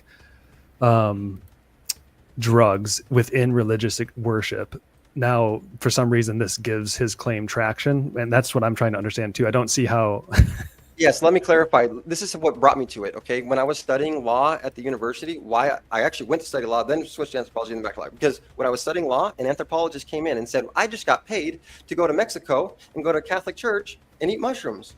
And she explained how there's Catholic churches in Oaxaca Valley, Mexico, who give out magic mushrooms at the Catholic churches during sacrament. I was like, oh, well, that makes sense. It's happening now in Oaxaca Catholic Valley. Church isn't going to be happy about that one. Yeah, there's churches I've that hang never heard rainbow of- flags, but they don't condone that in the Bible. Can you Yeah. please explain But to this me is- where you're getting the link? Like this is like you're Which making way no to go? sense right now. Let me read these off real quick to the chatters. One more dono, and we'll press on for another hour. I'll keep going. Wrongful Rag coming in with the Big 10. So a whole ass book based on, trust me, bruh. He wrote it. It must be true, bro. Find a post hoe and fill her wrist. Oh, not Jesus, Wrongful Rag. The real Mr. Meatball comes up with a big 5. Lawyer dog convinced me. This line of thinking has way more evidence than evolution. Really impressed how you prove a clear point about morality, too. I'm sensing sarcasm. And Robert Schweitzer just coming with a big 5. I believe it's your first dono. First dono ever. Congratulations, Robert. Welcome to the addiction realm of sending super chats. But thank you so much. And Sweater coming in with the big 5. Matthew 26 to 30. I will pull that up now since you... Matthew I have it here, 20. Sarah, if you want me to read it off. Yeah, absolutely. Thank you. So Matthew 26 says, while they were eating, Jesus took bread, and when he had given thanks, he broke it and gave it to his disciples, saying, take and eat, this is my body. Mark 14:22 says, while they were eating, Jesus took bread, gave thanks and broke it and gave it to his disciples, saying, take it, this is my body. Luke 22:19 says, and he took the bread, gave thanks and broke it and gave it to them, saying, this is my body given for you. Do this in remembrance of me. Okay. 1 Corinthians 11:23-24 says, for I received from the Lord what is also passed to you. The Lord Jesus, on the night he was betrayed, took bread, and when he had given thanks, he broke it and said, this is my body, which is for you. Do this in remembrance for me. No mention of magic mushrooms. Okay, now what was the word for bread there? That was it. I had to memorize that. Okay, I understand. Go ahead. He's talking about a mistranslation. You use the word bread, which translated back to look at the original translations. Okay, and I can say artos or whatever was the original translation for bread. And what did that mean? Any type of bread-like substance. The manna from heaven was referred to as the bread of the angels, right? That appeared overnight out of nowhere on the ground and then disappeared if it wasn't eaten. Wasn't that referred to as the bread of the angels? So when Jesus compares his body to the bread, and he literally says, your forefathers ate from the bread, the manna in the desert, and died, the manna, which was referred to as the bread from the angels, bread of angels, but I give you my body. If you eat from this, you live forever. He literally compared his body to the manna, which was the bread of heaven, which was the mushrooms, the manna, which would appear overnight in morning dew and then get worms if it wasn't eaten after it was picked. So, of course, you're looking at mistranslations. He said bread. He was referring to the bread of the angels. And what was the original language?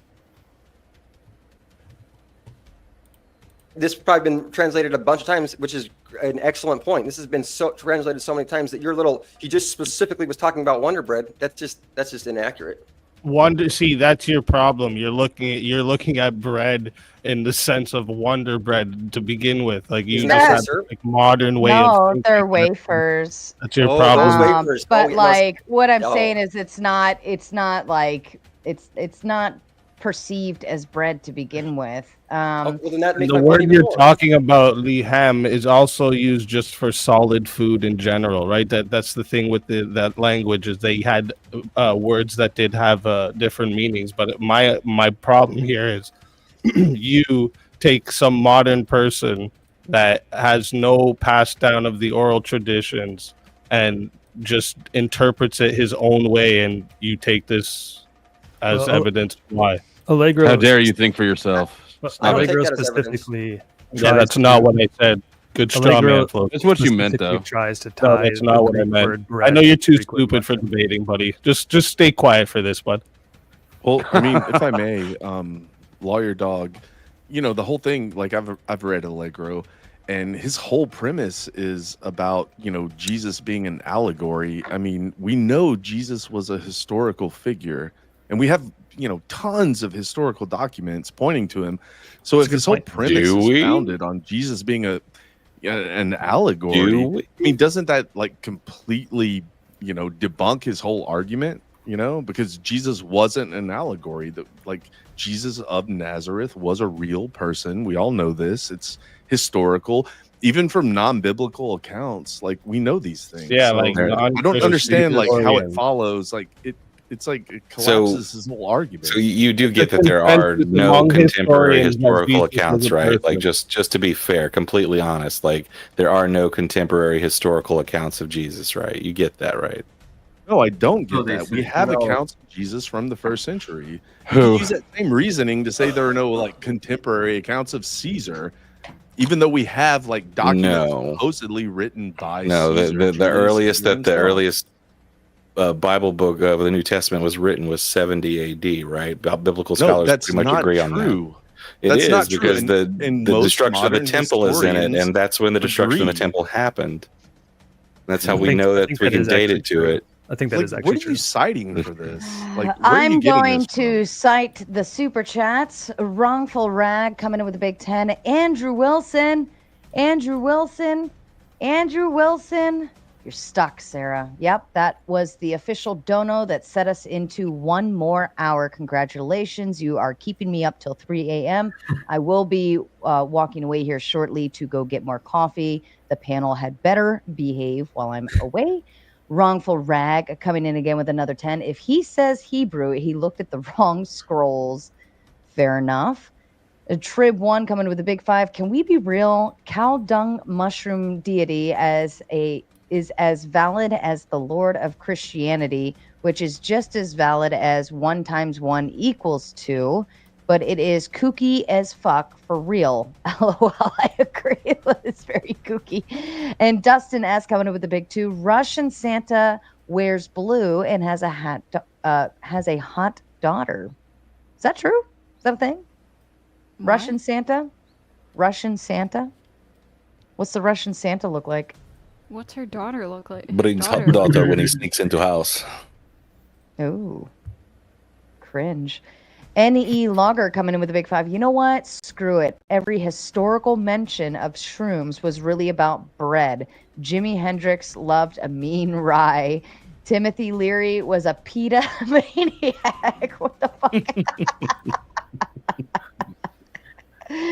Fair enough. Thank you, guys. We'll keep going. You guys got an hour. Duke it the fuck out. I think Animated Effigy. Sorry, is that your name? I don't see the names right now. I think he is right that we don't have any contemporary accounts written during Jesus' lifetime, but we do have stuff earlier than 70 AD. Nothing from the New Testament, but we do have Roman historians writing about Christ as early as Tacitus and Suetonius. Which are not pre-70 AD? 56 to 120 CE was Tacitus, but I don't remember when he wrote. And then Suetonius was right around that era. But Tacitus would have been close to that. The Book of Mark is, unless people argue about, I think there's a specific either epistle or letter from Paul that people like to argue is Book of Mark. The Book of Mark is usually the hard line for the earliest. There's actually a creed from 1 Corinthians that's earlier as well. Like Gary Habermas does really good work on that. That predates, I believe, 70 AD, just by a couple of years. But either way, the point is that's pretty close to the time of Christ. Okay, for the years guy who after the supposed death.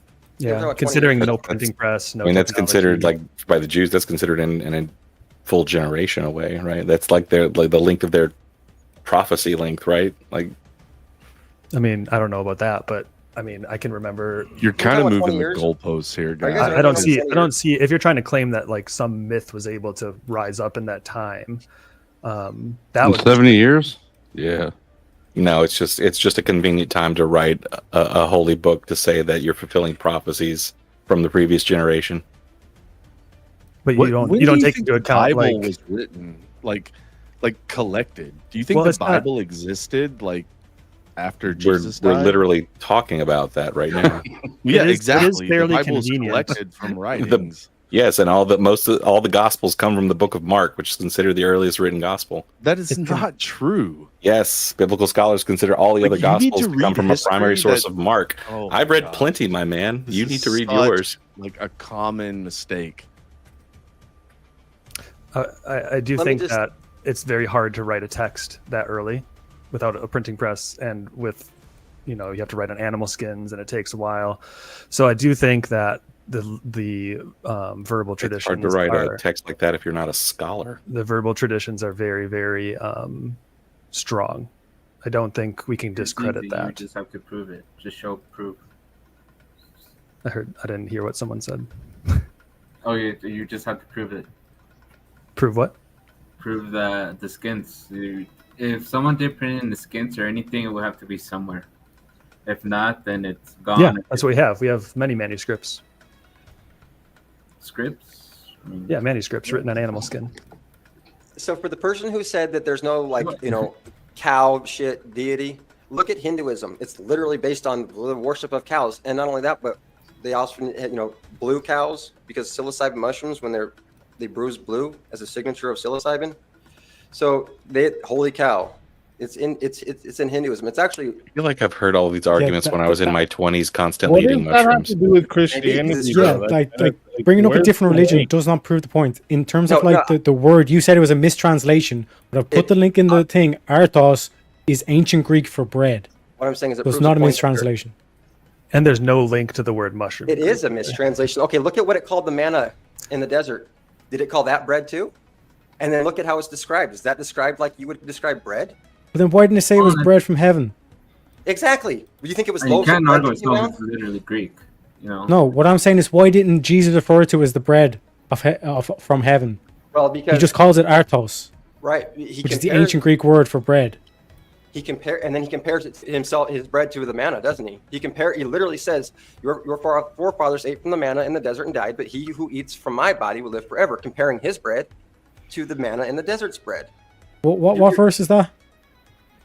Last Supper, he says, "Your forefathers ate from the manna in the desert and died, but he who eats from my body will live forever." You can Google that line; it'll pop right up, And I'm saying that because he literally compared himself to the manna in the desert. And why did he do that? Look at the description of the manna in the desert. It literally describes mushrooms. I mean, it grows up overnight on hoarfrost, or what appeared to be frost, which is mushroom mycelium. It grows up overnight, just like a mushroom does, out of nowhere. And then if it's not picked that day, it can disappear, just like the manna in the desert. And if it's not Admit it, Teriak. Admit it. You're in a drug cult. Drug cultist. I mean, I know he's rebellious against it and this is why I mentioned John 6:66. Because you're right, it was John 6:65 who says you have to eat from his body. Do you like mushrooms? It's John 6:55. Yeah, and then in Like the poison? 666, it says many disciples left him because they couldn't accept this teaching. Okay. What teaching? That his This body teaching was that- mushrooms? Exactly. Right after he told them to eat from his body, he said They at this couldn't point- handle their shit. Do you think they Literally. would have said, "Oh, this is so hard to take mushrooms," or do you think it would have been, "How can we accept the teaching that we have to eat your flesh"? Well, and he said, Which is many- harder, to eat flesh or to eat a mushroom? Well, ask some of these people on the panel. If You'll find out that somebody eating you flesh thought was is easier. God came up to you and said, "Hey, eat a mushroom and you'll be saved," it'd be a pretty easy thing to do, right? Not for Unless you have a Terry. bad trip. If then he was like, your other Especially in option is first to let century me put my Judaism. flesh in your mouth. Yeah, especially in first century. Or maybe he was saying the Pretty- food that grows from the earth won't keep you alive forever, but I will keep you alive in the afterlife with eternal life. Yeah, Maybe if that's- you actually Oh, look at the that makes interpretations that come from That these is such a people that wishy-washy have nonsense. actually That's passed what they're- this down. Like you just making up shit on the spot here. No, you're the It- one who's literally it making Kind of shit like up. all absolutely religion. ridiculous. It's making sense Thank to you, me. Ghosty. And it's 101. No. Like you're saying he's referring to himself to the manna in the desert. The manna in the desert just refers to food. You understand that, right? No, it doesn't. It doesn't. do Yes, fruit. it does. It wasn't a fruit. How did the manna in the desert come about? Did they find it on a tree? No, it appeared. The whole over time. whole point of John 6:49 is he's emphasizing that the earthly provisions are perishable, right? Like this isn't the same thing as eternal life. That's what's going on. I just wanted to address Ghosty mentioned earlier that some people she's known, the mushrooms don't affect them that way. And I want to mention that the Bible actually talks about that. Jesus says that you can eat from his body and not even realize it. And it says that those who eat from my body and don't realize what they're doing can reap judgment upon themselves. So how can somebody eat the body of Christ and not even realize it? Well, that's how. Okay. Yeah, just quick shout out from CT Dan for the $5 says he sounds like a Gematrian. He's sticking to his mushrooms just as Gematrians stick to their numbers and make connections any way they see possible. It's kind of like a confirmation bias, essentially what we're seeing here. But to that But don't direct you have quote, I mean, you just described all religion. yeah, so John 6:48-51 says, "I'm the bread of life. Your ancestors ate manna in the wilderness, yet they died. But here is the bread that comes down from heaven, which anyone may eat and not die. I am the living bread that came down from heaven. Whoever eats this bread will live forever. This bread is my flesh, which I will give for the life of the world." So you eat magic mushrooms and you'll never go hungry. What scripture did you just quote earlier about that they can eat from the body of Christ without knowing? I'm going to pull that up.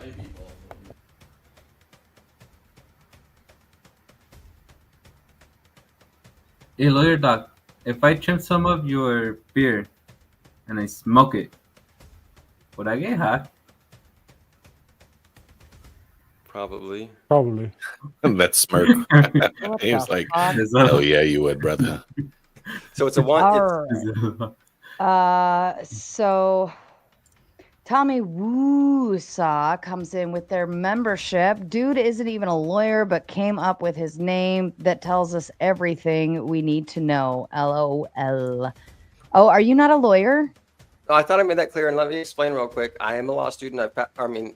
I just finished my BA in law major, did my LSAT, applied for law school. My lawyer dog name is never meant to be, although I realize now after I made it that it was.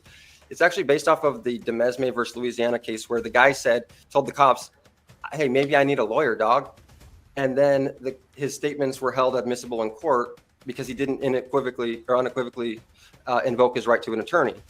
So if you tell your cops, "Hey, I need a lawyer, dog," that is not an unequivocal statement for a lawyer, right? And so what I want to do is make a law firm called Lawyer Dog, so that if somebody says, "Hey, I need a lawyer, dog," well, now their statements can't be held against them because it is an unequivocal statement for a lawyer. But it's just case fair. law. It's just a joke on case law. Nope, that's fair. I understand the play on words there. Just Gerald coming with the big 5. I heard wearing animal skins. What the fuck? You guys are talking about wearing animal skins now? What did I miss? You missed the people skin part. Oh my god. someone needs some skins, what do you need? Beaver, moose, marmot? Tell Gerald what you want. Fair price. I need a marmot coat. Wrongful Rag coming with a big 10. I remain unconvinced. Good day, sir. I said, good day. The walls are melting. The spores got me. All I see is post hose and Riz donuts. You and your Riz donuts. We're never going to drop that one. Christina coming in with a big 7. Lawyer Dog, what color crystal do you want? And Christina, I'm going to ask, does this mean, you please answer me in the chat, does this mean you want him to head backstage? Because we've been calling the backstage the crystals all night. So if you could clarify that, I can send him backstage for, I'm guessing that's 5 minutes based on the picture color. Just let me know. Otherwise, we will continue. What the fuck have you guys been talking about? No, nobody mentioned that. We were talking about writing on animal skins. Oh, okay. All right. All right. That's fair. I'll just wait for Christina's clarification. Otherwise, you guys can continue. Lawyer Dog mentioned 1 Corinthians 11:29, right? That's what I was actually thinking he's talking about, and he's just not only quoted it wrong, but interpreting it completely wrong. Please quote it for us. Yeah, so it's eating or drinking the bread and cup without discerning the body is eating and drinking judgment on oneself. That didn't say nothing about you can drink the body of Christ without knowing. Well, hold on a second. That's not what that means. When he's talking about drinking from the cup, he's talking about drinking from the blood of Christ, right? Just put that in perspective and read that one more time within our perspective that you're talking about the Last Supper. What was that again? They're talking about the Last Supper, right? And what does it mean to discern the body? Well, to me... Yeah, what does it mean? What does it mean? Maybe I misunderstood. To me, it means to discern what it is, to discern it. To properly regard what the bread and the cup represent, right? Exactly. So how can you eat it without knowing without discerning it? Oh my Lord. You can, right? How can you eat from the body of Christ and not discern it unless it's a mystery? Where do you eat the body of Christ? Sorry, can you just explain what you're trying to say? I don't get what you're asking. Where does this tradition happen? I mean, if you're trying to refer to Catholics eating bread, maybe I'm not sure what you mean. What are we talking? I'm sorry, I'm missing the question. I'm not understanding. Can anyone understand what he's trying to get me to say? Say it again. Say it again. Easy. Easy. Say it again for me, and then I can try to translate what you're saying. I was not paying attention. The tradition of eating the body of Christ and drinking the blood of Christ. Where does this happen? In church. Right. So you think that people are going to church and they don't know what is happening during this tradition? Is that what you think? Okay. It's actually is that what you mean? It's ceremonious too. There's a whole, at least I'm Catholic, so in Catholicism, like there's a whole concept behind it, and you should be going to confession first and all of these other things before you can accept the body of Christ in that moment during the year. It's not a mushroom you can find in the forest and eat by accident. Like this does there's no relation to mushrooms, dude. Just give that up. Oh, so you're saying because the Catholic churches aren't eating the mushroom, then therefore historically Christianity was never based on mushrooms? Is that the point that you're trying to make? No, I didn't even say any of the words that you just said. Can somebody interpret his point? Where for me did then? you Because get that's the exactly what I Point heard. is, I think he's saying there is no word mushroom in this text. So to read the body as mushroom is quite the stretch. Okay, then okay. I'm glad we can bring it back here because this goes back to the Garden of Eden, the fruit of knowledge of good and evil, and the fruit of life. The tree of knowledge of good and evil and the tree of life. Okay, there doesn't tell you what kind of fruit those are, and maybe it doesn't even say fruit. It says the tree of knowledge of good and evil, the tree of knowledge, what you got what I'm saying. The two trees. This was the serpent. This is why Moses held the serpent on the cross. This is why we have the serpent on our medical symbol on the pole. Jesus on the pole was the serpent on the pole. Jesus was the serpent. Jesus was the serpent in the garden, and the fruit of knowledge and the fruit of life is the blood and body of Christ. This is crazy. The Jesus is not So- Jesus as the serpent in the garden means So Jesus. an easier way, a much more cogent way to explain all this shit would simply to be to say that Christianity came about in an area, particularly Greece, where the Greeks had a shitload of religious rites that had a shitload of drugs involved with them. So Christianity came up in that. Early Christianity had all kinds of different sects who did all kinds of different things, and a few of them could have done the things that their Greek neighbors were doing. Like, I don't find that too far from the realm of possibility. We know that the Council of Nicaea partially was to make sure that everybody stopped doing all kinds of random shit in the church, and they homogenized it, right? So I mean, it's not too far. I mean, beat super devil's advocate here, but it's not too far of a stretch to say, like, right there where a whole bunch of other religions around you are fucking doing the same thing, that some Christians or early Christians may have been like, yeah, we'll do that I see too. what you're And saying. It's just like, I mean, So wait, even saying that though, wait, real quick, even saying that, effigy, you would be saying that Christianity didn't come from the mushrooms itself. Well, even the Greeks. I mean, that's a whole different claim, right? But that's his claim. I didn't hear that in his claim. I mean, the Greeks were actually using the ambrosia, the secrets that they were using. You can look at their statues. They were using the sacred mushroom and their secret. You're not claiming Christianity came from mushrooms? Look, let me just say this. If we take what Effigy just said, that's fine. Like, I have no problem that Christianity probably adopted some of the cultural ways of existing, even though it did start in Palestine, just to be clear. But okay, so we expand into the Greek world. You adopt some of this. Maybe you adopt some drug use. I find it very hard to believe that you wouldn't find a single document saying anything about mushrooms. Well, this is why we had the witch hunts, for example. And in fact, this is why the Freemasons, the Knights Templar, were literally driven into being the cult that they are. hang on, lawyer dog, before you go back down. Oh your my rabbit hole. God. But you could admit though that we have examples of older religions that do have a dualistic nature, right?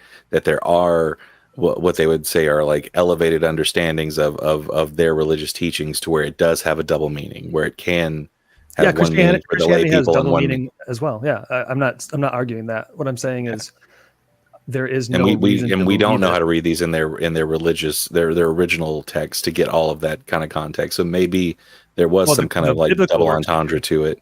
The biblical works we do. Well, not me and you personally, right?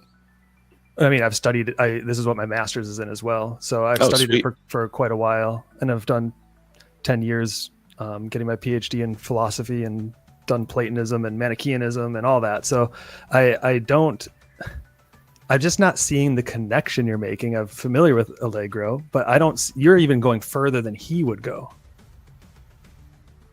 That's what's surprising to me. Back to you, lawyer dog. That's all the help I'm giving you. Before we go any further, Tommy Woosaw coming with the big two. To hell with legal ethics. Am I right? And Robert Schweitzer coming in with the big 5. Okay, Mushroom McKenna. 2 words for you. Ecumenical. Thank you. I love this guy. Councils. It doesn't matter if this even was true, which it's not. It is not accepted church doctrine.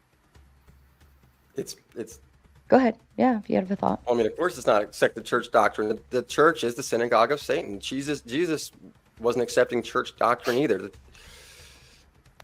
All right, you just Disneyland over here. The real Mr. Meatball coming in with I love that name. Coming in with the big 20. Lawyer dog, hope you become a lawyer. Was going to come at you more about your view, but honestly, all of your Christianity is just as ridiculous. No actual evidence of any supernatural events, and requires all Judaism to be true. And then a big shout out to Amy. See you later for your new membership. Thanks for joining. All right, back to you guys. Also, I just want to point out the word artos, which is the ancient Greek word used for bread, has never, in all of ancient Greek literature, never referred to magic mushrooms. I mean, do you know what magic mushrooms were referred to then in that time, like you're saying? I can look that up, but it's not the word that they I use would for the love Bible. to know if there's They have a record of word for literal point. mushrooms. I'm just surprised. It's like mukase, right? Why not use that Greek word instead of artos?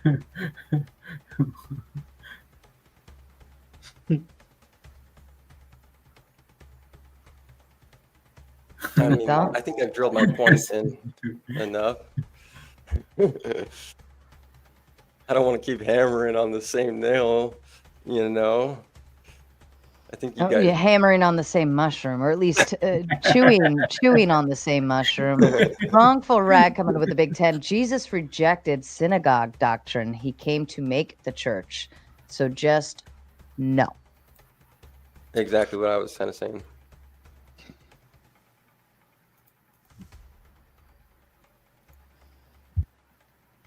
Wow, quiet. I've never had this. Normally, you guys are. I can't get you to shut up. Is everybody okay? Temperature But are check. mushrooms objective? Flow state is taking a shit. I was waiting for him to tell us the word for mushroom. I was waiting to see whose ridiculous story won the ridiculous story debate. Is it mushrooms? Is it the body? Yeah, it's either way. It's all kind of ridiculous. But Oh, Ghosty, you're the last person to say it's ridiculous. You know it's true. Eat 5 grams and tell me you're not being possessed by Christ. no. I don't know 5 whether grams, man. the mushroom thing is true or not. I could see it being true. Terrence Like McKenna called that a heroic dose. I don't know, but I just think all the religious jargon is ridiculous, in my opinion. Well, look, if you take 5 grams Amen. of mushrooms, you will have a religious experience. I guarantee it. Spiritual one at that. Yeah, no, that's why I had a hard time like calling myself an atheist for a while, because I did feel I just had this like belief that there was something like bigger or some kind of spiritual thing, and I couldn't confirm that there is a God or not, and it was never a Christian or any like pre-religious God. But We should talk to Teriak. He just came out as an atheist. What happened to Agnostic, that? but He even still, I switches. would point to the universal mind. you're like a religious switch. Because You go back and even when you're saying there, Ghosty, it's like you felt as though there was some sort of universal mind or something out there. Yeah, what changed your mind? But you just kind of like say, oh no, it's better just not to believe because it's easier. Essentially. No, I just don't have a confirmed belief. Like I'm not sure. I still think there could be. I don't know. And what do you mean by universal mind? So I'll just say, if you claim to be agnostic and you don't know, by your own admission, that means you don't believe. So you are an atheist. No, what I'm saying is that there's no evidence to prove that God doesn't exist. Sure, but there's no evidence to prove he does. And the default position for unproven claims Well, no, there is evidence just because belief. Isn't that universal proving mind. a negative? So you know what the Gnostics are, right? They're not believers. Here They're not we go. agnostics. Right, he knows, because he knows that I'm a Gnostic. I'm not a believer in this Harry Potter story, and I'm not a non-believer or whatever you called it. I'm a Gnostic. I know because I took it and I experienced it myself, and I saw it, what it really was. Straight to hell. Straight to hell. Give us an example of what you believe. Like, what exactly? Talking He's about been God, giving right? us examples for an hour. I'll give you an example, because he said people can't prove God's not real, right?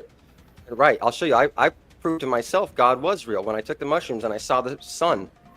And I You saw the proved moon. God's not real when you were on mushrooms? No, I proved So God you was altered your mind with drugs, and that proved to you it was real. Yes, because I saw. Dude, I've like been tripping my balls off too, but I never thought crazy. like it was God talking to me. If I alter my mind with drugs and I see unicorns, does that mean unicorns are real? You're seeing Or? things that aren't there. They're though. not. None of you Christians have any room to talk right now, by the way. That's right. That's Wait, right. That's why? what. See, thank you That's for why bringing they up- won't make a Why? solid position. Why doesn't any Christian have room to talk? Because you don't have any like evidence either. It's all just a belief. It's a personal Yeah, belief. you can get somewhere with philosophical but reasoning, then right? when evidence is presented to you, you go, "Oh, that's not evidence," because you're just like you What just evidence? can't comprehend what's being presented to you. Try it. Present evidence for the Bible. Okay, so for example, because Well, you don't empirical evidence, all this stuff, Ghosty, can you prove that your mind exists? Yes. Oh my god. What do you Yes. mean by my mind? Like Yes. consciousness? Your mind. Yes. Do you think you have a mind, or do you think no? That I don't believe that we have minds. Yeah. You have a mind. Yeah. She has a functioning brain. That's all you need to prove that you have a mind. Yeah. Show me a mind without a functioning brain. Okay, and so a mind is synonymous with brain. Is that what you're saying? it's an emergent property of a brain. Yes. It's from having That an was active literally the brain. same thing. But can you prove it? Well, hold on. By mind, you mean consciousness? Yeah, how do you know you're not just a brain in all a vat minds I being have ever altered by seen mushrooms that this guy over here injected brains. into? Oh, I think he's getting at that things exist, but you can't prove them, and that God exists even if it can't be proven. And what I'm saying is, if you can't prove that a creator exists, you're just not smart enough to see the intelligent design. You have to be intelligent enough to see it. I'm not saying that people here aren't. I'm just saying that under certain circumstances, when our psyches through psychedelics are expanded to where we have higher perceptions, and we can raise our level of intelligence temporarily, we can see the depth of the intelligent design. You can I've look done at a flower. psychedelics, but yours are expanded too far. Let me interrupt. People are donating. Tommy Woosaw coming with Big Five. Lawyer Dog's arguments lose all legitimacy due to his lack of integrity. For all I know, he is just a troll. Are you a troll, Lawyer Dog? To the Christians, apparently. Well, I think they want to ensure no, that there are people that just go on panels and say off the wall No, I kind of actually, shit. thank you. I authored a book called The Origins of Religion as reference to sacred mushrooms by Nicholas Fela. That's me. I made a whole documentary on this. I live by this. I swear by this. I have for over 20 years. But, you know. Will you send me the book? This isn't like a super far out there or super uncommon belief either. Like lots of people believe that human consciousness came from eating like mushrooms in the first place or some shit. I don't know. Stone There's Ape theory. Yeah. Okay, Joe Rogan. No, that's true. Oh, no. I mean, it's a Stone Ape theory is a real theory that people. Yeah. Oh yeah, It's taught in the cool. universities. For the It's a emergentist, theory. whoever said With they no were an base. emergentist, are you a physicalist or are you like a substance dualist? You talking to me? Sir? Whoever said emergentism, like the mind emerges from the neuron firing of the brain. I don't know who said it. Oh. Wait, that was probably me. Wait, what are you asking? Oh, I'm just wondering, you're not a physicalist? What do you mean by physicalist? Like It's a term I have not heard. You mean the realist? physical world is all that exists? Oh, materialist? mean- Yeah, physicalist, materialist. I suppose they're interchangeable. I have to think about that more. So facts. You're talking about facts. No, I'm talking about the physical world, the tangible world, like the brain versus the mind that they were talking about. It was just surprising because I thought they would have just denied the existence of the mind or said the brain is the mind rather than it emerges from the brain. If in order to believe that like the mind exists because you have a brain and it's from neurons firing and that makes you a materialist, then I guess so. Well, I'm just wondering. Does that make you a materialist? No, I'm just wondering, are the neurons firing your mind? Is that what you're considering the mind? Or is there something that That's emerges? what causes it. And then is the mind an emergent property of that can exert like causal influence on the material systems from which they arise? Yes. Say yes. Say yes. Yes. Answer is yes. And I don't know. I think the neurons would probably be the causation, right? The cause of an immaterial mind, or just the causation in period? I don't know the difference. Sorry. Well, one, you would have an immaterial entity that's a separate thing from the brain, even though it's connected and cannot like be a soul. No. It doesn't have to be a soul. It doesn't even have to be disconnected from the brain. But one thing is immaterial, right? So a mind is something different than the brain because the mind can cause or can exert a causal influence distinct from. It's a concept to describe our experience, right? Like, I don't think any of us believe that the mind is separate from the brain. If I take a blunt object and hit you in the head in the right place, I can affect your mind pretty directly. Now, when Wouldn't that be like the synapses between the neurons and stuff? Sure, but if I knock out your memory, you're no longer you, right? Then nothing can connect anymore. So, but what I'm wondering is, when you say mind, it seemed like you guys said you have no problem with the mind existing, and I'm questioning that because if you really think it's an emergent property, then you are saying that immaterial things can exist, even if it's a No, property. I don't think so. I think by describing it as an emergent property, you're specifically describing that so that you don't have to say that the mind exists separately. By emergent property, you're saying all of these complex little things that are happening in this ball of meat together create something greater than their parts. Doesn't mean it creates something separate than their parts, but together they are more than their whole, right? And So you're we just call it saying the it's mind. just The the interaction of those behavior. is our mind. It's just the behavior of the system. But then I also agreed with what you said earlier that our mind can cause things to happen. I can think that I want to move my arm and then move my arm, even though I can do that without thinking about it too. You know?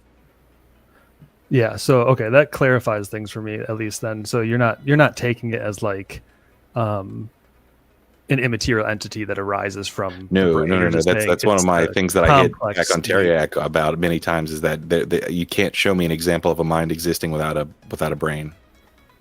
What about like from philosophical reasoning? Do you accept those sorts of arguments? Which sort, that minds can exist without a brain? That the first thing, like, is it Tariq? Sorry, I don't know. Your names aren't up right now. Teriak. Teriak. He was saying that the mind is like the first sort of thing, the first cause, if you will. Oh no. And so you think like the first cause would have to be physical? Yeah. But like physical things go through change, right? Mm-hmm. So what would be the cause of the first thing's change? Anything. Yeah. I mean, What was that? There could be any number of things. Something that precedes it in Sure. motion or time? Yeah, sure. Why not? Okay, then you have an infinite regress, which I don't see how you could say like the world is that time is infinite. Are you saying that- there's like a spiritual influence on? No, on I'm our saying bodies? that Teriak's understanding of a first cause as an immaterial entity, it could be an argument for an immaterial entity that exists absent a physical system. And that's what Effigy was asking for.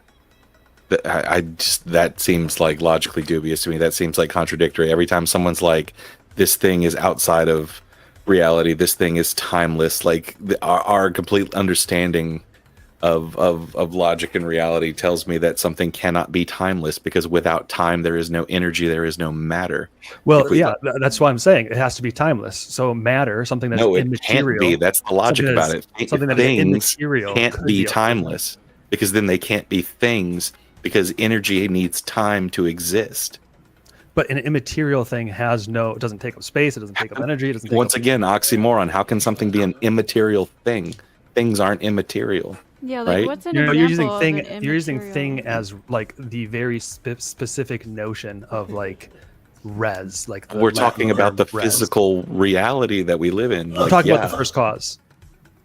You asked for Yeah, if there was any sort of argument I could give for an immaterial entity, and I'm saying the thing that began all things. It seems to me it would have to be immaterial, otherwise what you'd if be we- left with an infinite. What if we just found out that our entire universe is simply inside of a black hole, and that our universe is born from the creation of a black hole, and it's Then that that's begging the mundane? question. No, What what if created that's the just black the hole? reality? I mean, what if? I don't know. We know what creates Like, black holes: collapsing stars. okay, then what created the star? Yes. Right. So then you keep going backwards. In a right? previous universe, yes, maybe the universe is the multiverse, the omniverse is just Can I point infinite. something out real quick? You guys, because you guys could have the debate forever, but what comes down to is that there are mysteries that we do not know, including time. The whole concept of a beginning of time is illogical. Therefore, the whole concept of time is illogical. We No, can't because understand I it. seriously thought he was going to say it all boils down to mushrooms. Let me That's read what I these meant. real quick, gentlemen. Wrongful Rag coming in with the Big Ten. Mine did with the story of Post Ho with the Riz donut. Wrongful Rag coming in again with another 10. So you're fighting the Demiurge. Demiurge. The blood gods are summoning you to the crystal. Get in the crystal. Do you want to send him to the back, Wrongful Rage? I don't think that's what you're saying. I think you're just kind of being funny. But real Mr. Meatball, again, coming with the big 5. What do you define as mind? Have to define what you're asking someone to prove. Exactly. This is what I'm saying. Go for it. In terms of it's metaphysical, as in it doesn't exist in the physical realm.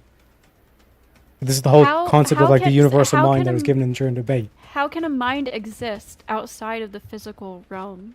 Well, let me tell Because you he- can't. It's like saying it's exactly this. You are considered two people or two beings.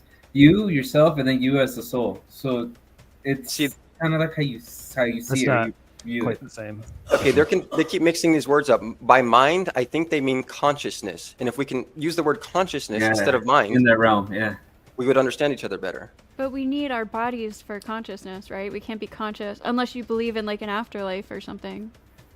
Right, now he's asking, is your consciousness in your Yeah. body? Body-wise, yeah. So we like what I think Alex's name was pointing out, or Andy was pointing out, was that it's like, even if we take this onto the large level of, okay, how did the universe start? So, oh, the Big Bang. But then what caused the Big Bang? This is infinite regress. You eventually have to point to something that's immaterial. Explain what caused the material. We don't know that. Okay, we don't know. That's a logical leap right there. Yeah. That's a God of the gaps. That's a You You could have to just say say that. I don't as know and be opposed to okay it just with it. spontaneous. It just spontaneously exploded from nothing. No, you can say I don't know and be fine with it. Outside of space and time, basically. We have theories that we're trying to prove, and you have to piece evidence together, and that might not happen in your lifetime. At some point, you have to be okay with saying I don't know something instead of trying to your mind fill does it not in because exist. you don't want to have a hole I in your just try to understanding. lay out the argument for why it would have to be immaterial, just really briefly, right? Because if we're saying a first cause, the typical argument is that a first cause by definition is uncaused, exists necessarily, and it's not contingent upon anything else that came before it for its existence, right? So if it were material, what we're saying is it would be composed of parts, and those parts exist within space and time because physical parts have to take up space. And if they're in space, they take up time, right? Space-time. And then they're subject to the physical processes of causal chains. And then that would lead to an infinite regress. So it's just a philosophical argument. It's not saying Jesus is real. It's not saying anything like that. It's just saying there is some immaterial entity that must precede the existence of these physical chains of causes. Or I mean, isn't that materialism to its core? I still just do not get that huge assumption. I think it could be just outside of our comprehension. Like we can comprehend Yeah. infinite time or like how far back or whatever, like whatever it was. So yeah, it's just kind of we don't know. Have you guys tried doing that? Like imagining. Yeah. So infinite? so let's explain the whole kind of like when a man loves a woman and she gets pregnant, they have sex, she gets pregnant. You don't have a mind, but you're still growing. Okay, so you're not my conscious. belly doesn't have a mind, but it's still growing. Wait, what? Yeah, but what's causing that growth? Are you talking about like My the body? sperm after it's met the egg, or what? Yeah.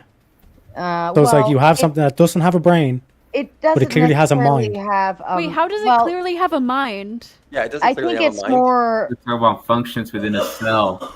They It was move like together as 22 a weeks team. when your brain That's kicked what on they in do. that kind So, of way. Sorry. So hang on a second. So it's only your mind is formed once the brain is formed.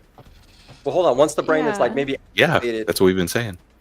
See, when a baby comes, I delivered my babies at home. When a baby comes out, they literally are not alive until the room temperature warms them up, and then they kick in and become alive. That's not what he's saying. He's saying he's using an Aristotelian notion. Aristotle defines the soul as the first actuality of a natural body that has life potentially within it. And so the form, he's talking about forms. So the form of a thing, what tells the cells to develop in the way that they do? What tells that The thing to mother. develop as a human, right? So Are we what still tells trying to the prove proteins Christianity? Is that where this is going? No, we're I just, think the we're just problem trying with to language, you're saying you're trying They to. are You're trying to in.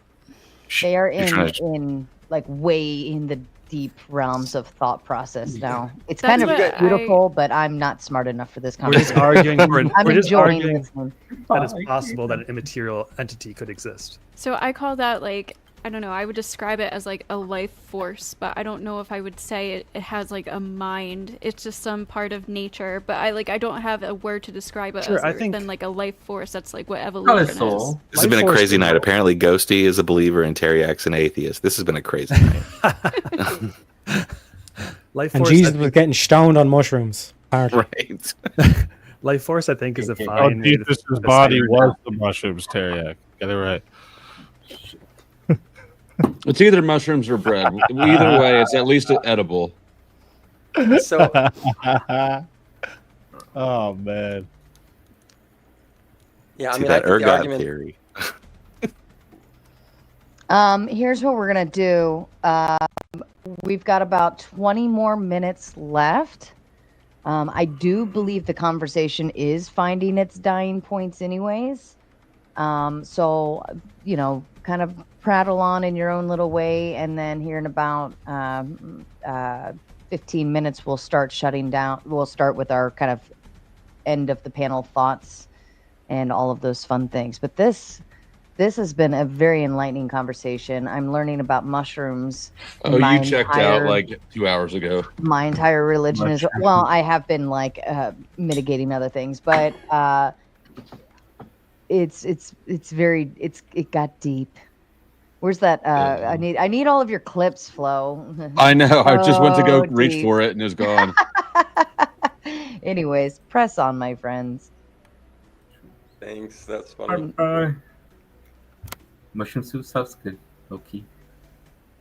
So I originally came in here to talk about morality, and we ended up talking about mushrooms. But the original debate, Ghosty, said something about a statement only being true if it's verifiable by observation or something like that. Do I have that right? I said for a statement to be true, it has to be verifiable and justifiable. And then is it justifiable only through like empirical data? No, it can be justified through somebody else. Like another human can justify something. Oh, like testimony or something like that? Yeah. Okay. So I guess what I was wondering when I heard that, I don't remember my exact thought, but it was something like, it sounds to me kind of like logical positivism, where a statement is only true or meaningful if it's either true by definition. So like true by definition would just be something like a bachelor is an unmarried man, right? We just define it that way. So it's true by definition. And then verifiable by observation would be like that rabbit over there is brown or whatever, right? Something like that. But then anytime you state principles like that, the principle itself is not verifiable by observation or by definition. So it has to have some sort of like philosophical underlying principle that would support it. That's not true. The rabbit being brown would be observable, right? No, the principle, the statement, the actual principle would be a statement is literally true or meaningful if and only if it's either true by definition, and then I think she said, or it has testimony, right? True by definition, has testimony, or verifiable by observation. But that that statement itself is not true by definition, verifiable by observation, or supported by corroborated by testimony in any definite way, right? Someone could wouldn't the observation, the rabbit's brown is verified by observation. Yeah, but that doesn't verify the underlying principle that a statement is only true. Well, there is no underlying principle to the rabbit being brown. It's just situation. No, the underlying principle is that a statement is only true if it's verifiable by observation, let's say. Just verifiable or justifiable, yeah. Yeah. Which is why I said morality can't be objective, because it can't be verifiable by fact, but it can be justified. So and that's what I'm why saying it's kind of is confusing. That principle that you're using also can't be verified or justified by its own principle. And why? Because you can't use one of those three things to verify the claim. Is that what you're saying? Correct. It's the same problem A.J. Iyer ran into in his book Language, Truth, and Logic. Wouldn't it be definitional? It defines three ways of verifying something. No, the principle itself isn't a definition. And Wrongful Rage has fully supported the channel this evening. It's beautiful. It says, can't super chat. However, I do believe they are separate, mind and body. That being, the body is a meat wagon. Never heard it put that way, but my body is now a meat wagon. And the mind is an operator. If you pop a tire, you hamper the mind and the body. Thank you, Wrongful Rage. And Lawyer Dog, I believe you are getting ready to head out. Do you want to give your final thoughts? No, I appreciate you having me on. I found you yesterday from the Roast of Brick, and so I appreciated that. And tonight, and I'll drop my mushroom documentary that I made in the link here. And that's all I have to say. Thank you guys for having me. Nice to meet all of you, especially the ones that stuck it up for me, of course. Yeah, and lawyer dog, thanks for we always give extra kudos to people, especially if you kind of are the only one believing something on a panel and everybody's coming at you, and on you you. just stop it. And you Same. stuck it out like a trooper. You're always welcome back. You didn't rage quit. You whined a little when we put you in the back the first time. Not gonna lie, you kind of cried a little bit, but you figured it out that feelings are not allowed on this panel. So you're welcome back anytime. Thanks, Lawyer Dog, and everybody, please go check out the mushroom loving Lawyer Dog, and we'll see him next time. All right, back to you guys. Keep opening that third eye, Lawyer Dog. So yeah, just to kind of keep digging down on this. So like, would we all agree that the mind is metaphysical? It comes from material. But is the mind metaphysical? Thoughts? I mean, it's a concept, right? It's a description of something that we experience. So exactly. So it's metaphysical. So in terms of that, you cannot actually empirically prove a mind. But it affects things physically, so I mean, think it we is can.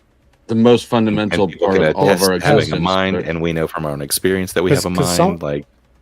someone could be brain dead, but they're still getting blood in their brain. They're lying. They're not experiencing life. Yeah, but is their mind active? Exactly. You can't prove it. Can we just watch Jim Bob tomorrow? I thought you can.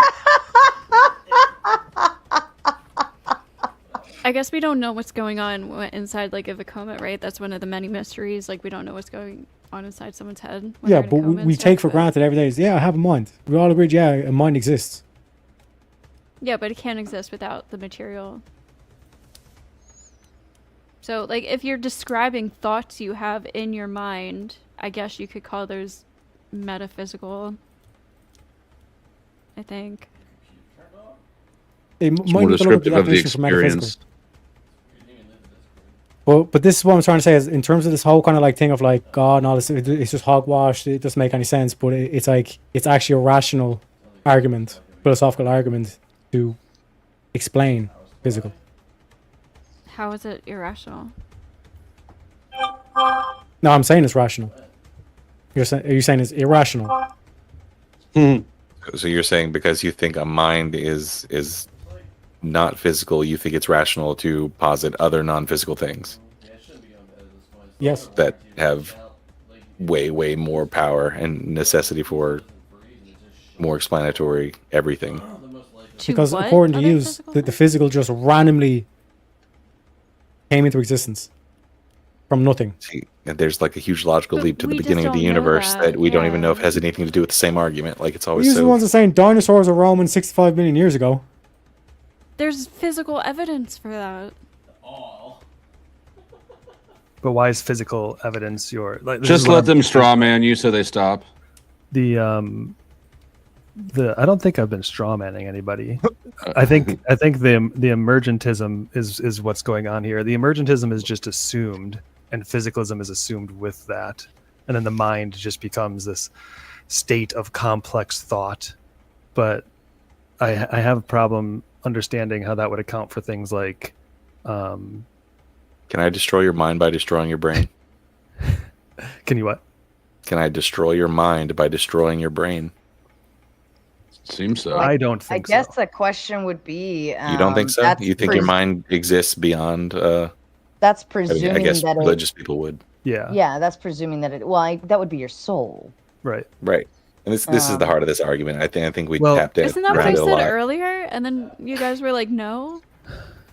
It's always the heart of the argument. No, It no, literally is always, and we always tap dance around it. It's that a lot of religious people have to argue really hard that minds are separate because they believe that souls contain your mind after they're gone, and it's just No, this is a whole. This is a like whole saying you're field. going to see your parents in the afterlife. How? You're not going to have It eyes. would have whole field to- of philosophy. It does. There's a In whole order field for of that to be philosophy. true, in my opinion, it would your mind would have to exist in some type of energy, some type of form of energy, in order to exist past your body. So But- physicalism. Yeah, I guess so. That's what it comes down to. But why? mean- That's what I'm not understanding. Because that's Tommy the only thing that makes Woossaw sense. coming in with the big two says, take an ethics class. I believe you were talking to Mushroom Man before he left.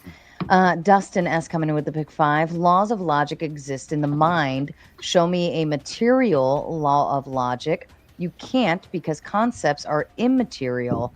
Therefore, part of the mind is immaterial. But they exist in material We're space proving and the laws of time. logic right now because we're having cogent conversations, because things work, because we have math. They're properties of the universe. Like, If you took away the brain, though, like, it wouldn't exist. Correct. right. Yeah. But we just explained like what's causing the baby to grow in the womb before the brain gets developed. Biology? I think the framing of the question is wrong because you guys keep framing it as what's telling it rather than saying that it is its innate nature to do this thing. Well, I think informing it is the language he wants to use. What's informing the physical to tell it how to develop in the way that it is? It's like That's evolution. That's the Aristotelian. The trial and error of trillions of generations before it. You know, Sure, like, but what about the first thing before it had trial and error? We don't know. Know to survive and evolve to survive. Well, then you get back into inorganic chemistry and why do things act the way they do because of physical properties of the universe, right? I mean, physical properties of the universe is something that's a different conversation than we're having, right? Well, the honest Well, answer is that's that what it we all don't comes know what from, the though, first right? cause Like- was, right? Well, I At think some it has point, to be there's a outside of barrier time. cross between inorganic and How do you? organic Why would you chemistry. think it has to be outside of time? None of us have ever experienced anything outside of time. You don't have to experience something to have a philosophical argument for it, though. I don't. Well, I mean, I think it's illogical to stay outside of time, right? Like, not to bring in like a more kind of like out there subject, but quantum physics has kind of shown us that they define energy as the oscillation of a wave function. If you do not have time, you cannot have an oscillation, right? I So mean, therefore, no quantum energy, physics no isn't matter, gonna help no you that energy, no everything. quantum physics In general, there is no nothing without time. There's We have literally no nothing without evidence that outside of time exists at all. All we have is the binary assumption that since time exists, not time has to exist too. Well, we do have a philosophical argument, which I gave earlier, for why we need an immaterial thing at the beginning of time. I would say that I don't even think that's a philosophical argument. That's just sort of a. It's been written on since the medieval ages, or okay. before that. But Al-Ghazali. Let him finish. That's okay. Philosophers. Yeah. Did Speakeasy Because fall we- asleep? Because we don't understand No. what happened. I've just been listening patiently. Because we don't understand what happened inside of time, we just make the logical leap that it has to be outside of time. But with no connecting reason to believe that, except for That's promissory materialism. Except for we don't understand. That's just saying science will eventually give The us an thing answer. I don't get I though wasn't saying is that. you guys would actually to this debate earlier, right, about morals being objective. If the mind and the brain were not separate things, wouldn't we all be having the exact same feelings then? No. We don't have the same brain. Yeah, I don't understand that one. Yeah, genetics. Yeah, but you're saying, but isn't your mind? You have to think about something before you can feel about it, right? Just because we all eat doesn't mean that we all have the same taste experience. Most of our brains' happenings are subconscious, right? Yeah, when we talk about like a mind coming from our No, brains, no. you think of us as like For you to robots. feel something, right? For your feelings, you have to think about it first, right? For your feelings, no. Yeah. I don't think so. No, feelings come before thought. I mean, pain, I think, is a good example of something you don't think about before you feel it. You don't really introspect on pain. You just kind of, you're in pain. Does this hurt? But I think he means emotion more than like. Yeah. just We're in not- mind. yeah, Wait, we're- to answer the question how babies are I formed. should have used the word emotion. You experience an Well- emotion and then you think about how to control it, right? Like you feel sadness or anger and then you have to think like, okay, how do I want to react to this? Yeah. Thought is way slower than emotion or physical response. And biologically, it's on the more primitive part of your brain. Emotions are than thought. And DNA is what forms a baby. Depending on how DNA is formed, is how the baby grows, develops. Wait, I think mushrooms actually form. Where did that babies. come from? Mushrooms. Yeah, how babies are formed. Garrick's on mushrooms. Oh, yeah. Oh, what the- Teriak said That was not earlier. a bowl. I didn't say anything about that. All right. I'd love to let you guys keep going, but it is 3 a.m. for me. It's And the witching hour. it is, yeah, this is when all the weird people come out at 3 a.m. Is anybody still staying live streaming and wants to continue this panel? I can do a raid if you have raids set up or anything like that. No, I'm not even streaming right now. I just hopped over to because I was listening in while I'm editing some stuff. I'm actually still doing that right now. But thanks for having me up. I appreciate it. Yeah. Teriak, Ghosty, are Good you guys job gonna earlier, Teriak. keep going? Thank you, bro. No, I think I'm gonna play chess and go to bed. Fair enough. You still want to play chess after all this? Yeah, You're- I've been you're playing a crazy. little bit right now. Teriak, are you gonna still keep going? No, I'm going to be closing now. I didn't sleep last night, so I was kind of running this low fumes, so thankfully the coffee saved me. Oh, good deal. Good deal. Okay, well, then let's go ahead. I'll read this. The real Mr. Meatball coming in with the Big Ten. No answer is no answer, not an argument for divine intervention. Truth and knowledge requires mechanisms to test and repeat. That's how every advancement in society has manifested. It's really good. I like that. Okay, well, let's go ahead and hit our final thoughts. Andy, let's start with you. I don't have many final thoughts. The mushroom conversation was incredibly interesting. It was. Thanks for letting me jump on, guys. Do you want to plug or anything? Nah, I just jumped on for the conversation. Fair enough. Eric Nava, any final thoughts for you? Though, I had fun. This is cool. It was nice meeting you guys all. And thank you. It was awesome. Perfect. Thank you. Subjective state to you. Yeah, I just changed my mind because I need 35 more viewers on or more subs on Powder Dusty. So I'll put the link backstage. I have started a stream on that one. Oh, you're gonna. All right. I'll Yeah, set if you up a wanna raid. if you wanna shuttle me, Oh, can you get raids over there? I can get them. I cannot send them. Oh, that's fair. That is fair. Okay. Animated effigy to you. Thanks for having me up as always. Great debate between our two debaters. And I have to say that tonight has seriously made me think about a career in psychopharmacology. So Fair enough. Ghosty, the floor is yours. Thanks for having me again, Sarah. And this was a very interesting conversation. I just want to point out what that Eric guy just said for what we were kind of just talking about like what makes a baby or whatever. I think that DNA is a really interesting component. It's kind of like a code, and I would say that's probably a better explanation for like a life force. It's like this DNA code that makes things grow. So that would be my explanation to that. Otherwise than that, have a good night, everybody. Wonderful. Thank you. And Teriak, final words from you.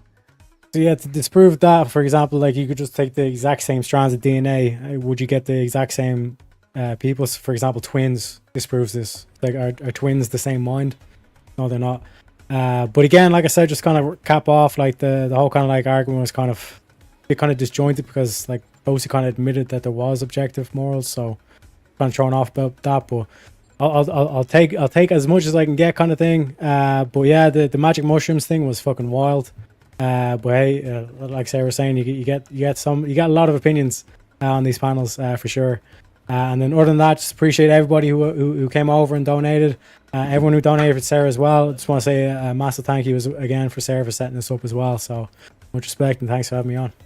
Absolutely. And I'm so excited that we got to, I mean, I feel like we've already knocked out this topic several times. I feel like we always end up there or in feminism somehow. and to actually start with that conversation is refreshing, and have it land on mushrooms and the mind makes it even more fun because now we've kind of gone even further, and that excites me. Ladies and gentlemen, I have set up the redirect We're going to go over to Flow State on the Powdered Dusty, his second channel. He needs more subscribers, so there's like 100 and some of you over here. I'd love to see you all follow through and go send some love to our dear Subjective State, because he's a lost soul and needs lots and lots of help. This is how you save souls right here. I need 37 more subs to get to monetization on this channel. Yeah, so 37 souls need to go subscribe with their mind power that's pushed out by their brain power. Outside of that, everyone, fuck off. A long time ago, in a YouTube world full of keyboard warriors, many monsters and trolls lurked in the chat rooms. They thrived on arguments amongst each other until one day, a heroine rose from the ashes. She was made from the tears of beta bitches and the sweat of alpha male gym guys. Throughout the centuries, this keyboard warrior princess showed up in many forms. She slayed many demons along the way. By the light of the moon, she led the simp army into battle. Wielding her sword, she fought through the dark forests. With each new era, the monsters evolved. The keyboard warrior princess grew stronger, with new skills to bring them down. The world around her advanced, but so did she. Her heroism became known to society as technology advanced. And with each new generation, she had to learn how to blend in to keep her identity hidden. Now known as the Raging Tomato, this keyboard warrior princess fights for justice in every debate. She fights for freedom, for moderator bias, and she fights for your ability to battle on an open panel for your beliefs.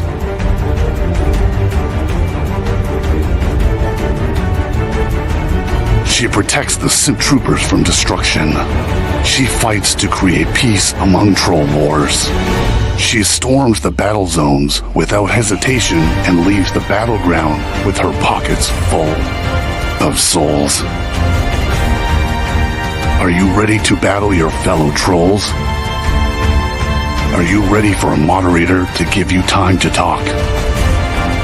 Are you ready for justice, peace, and a fair fight?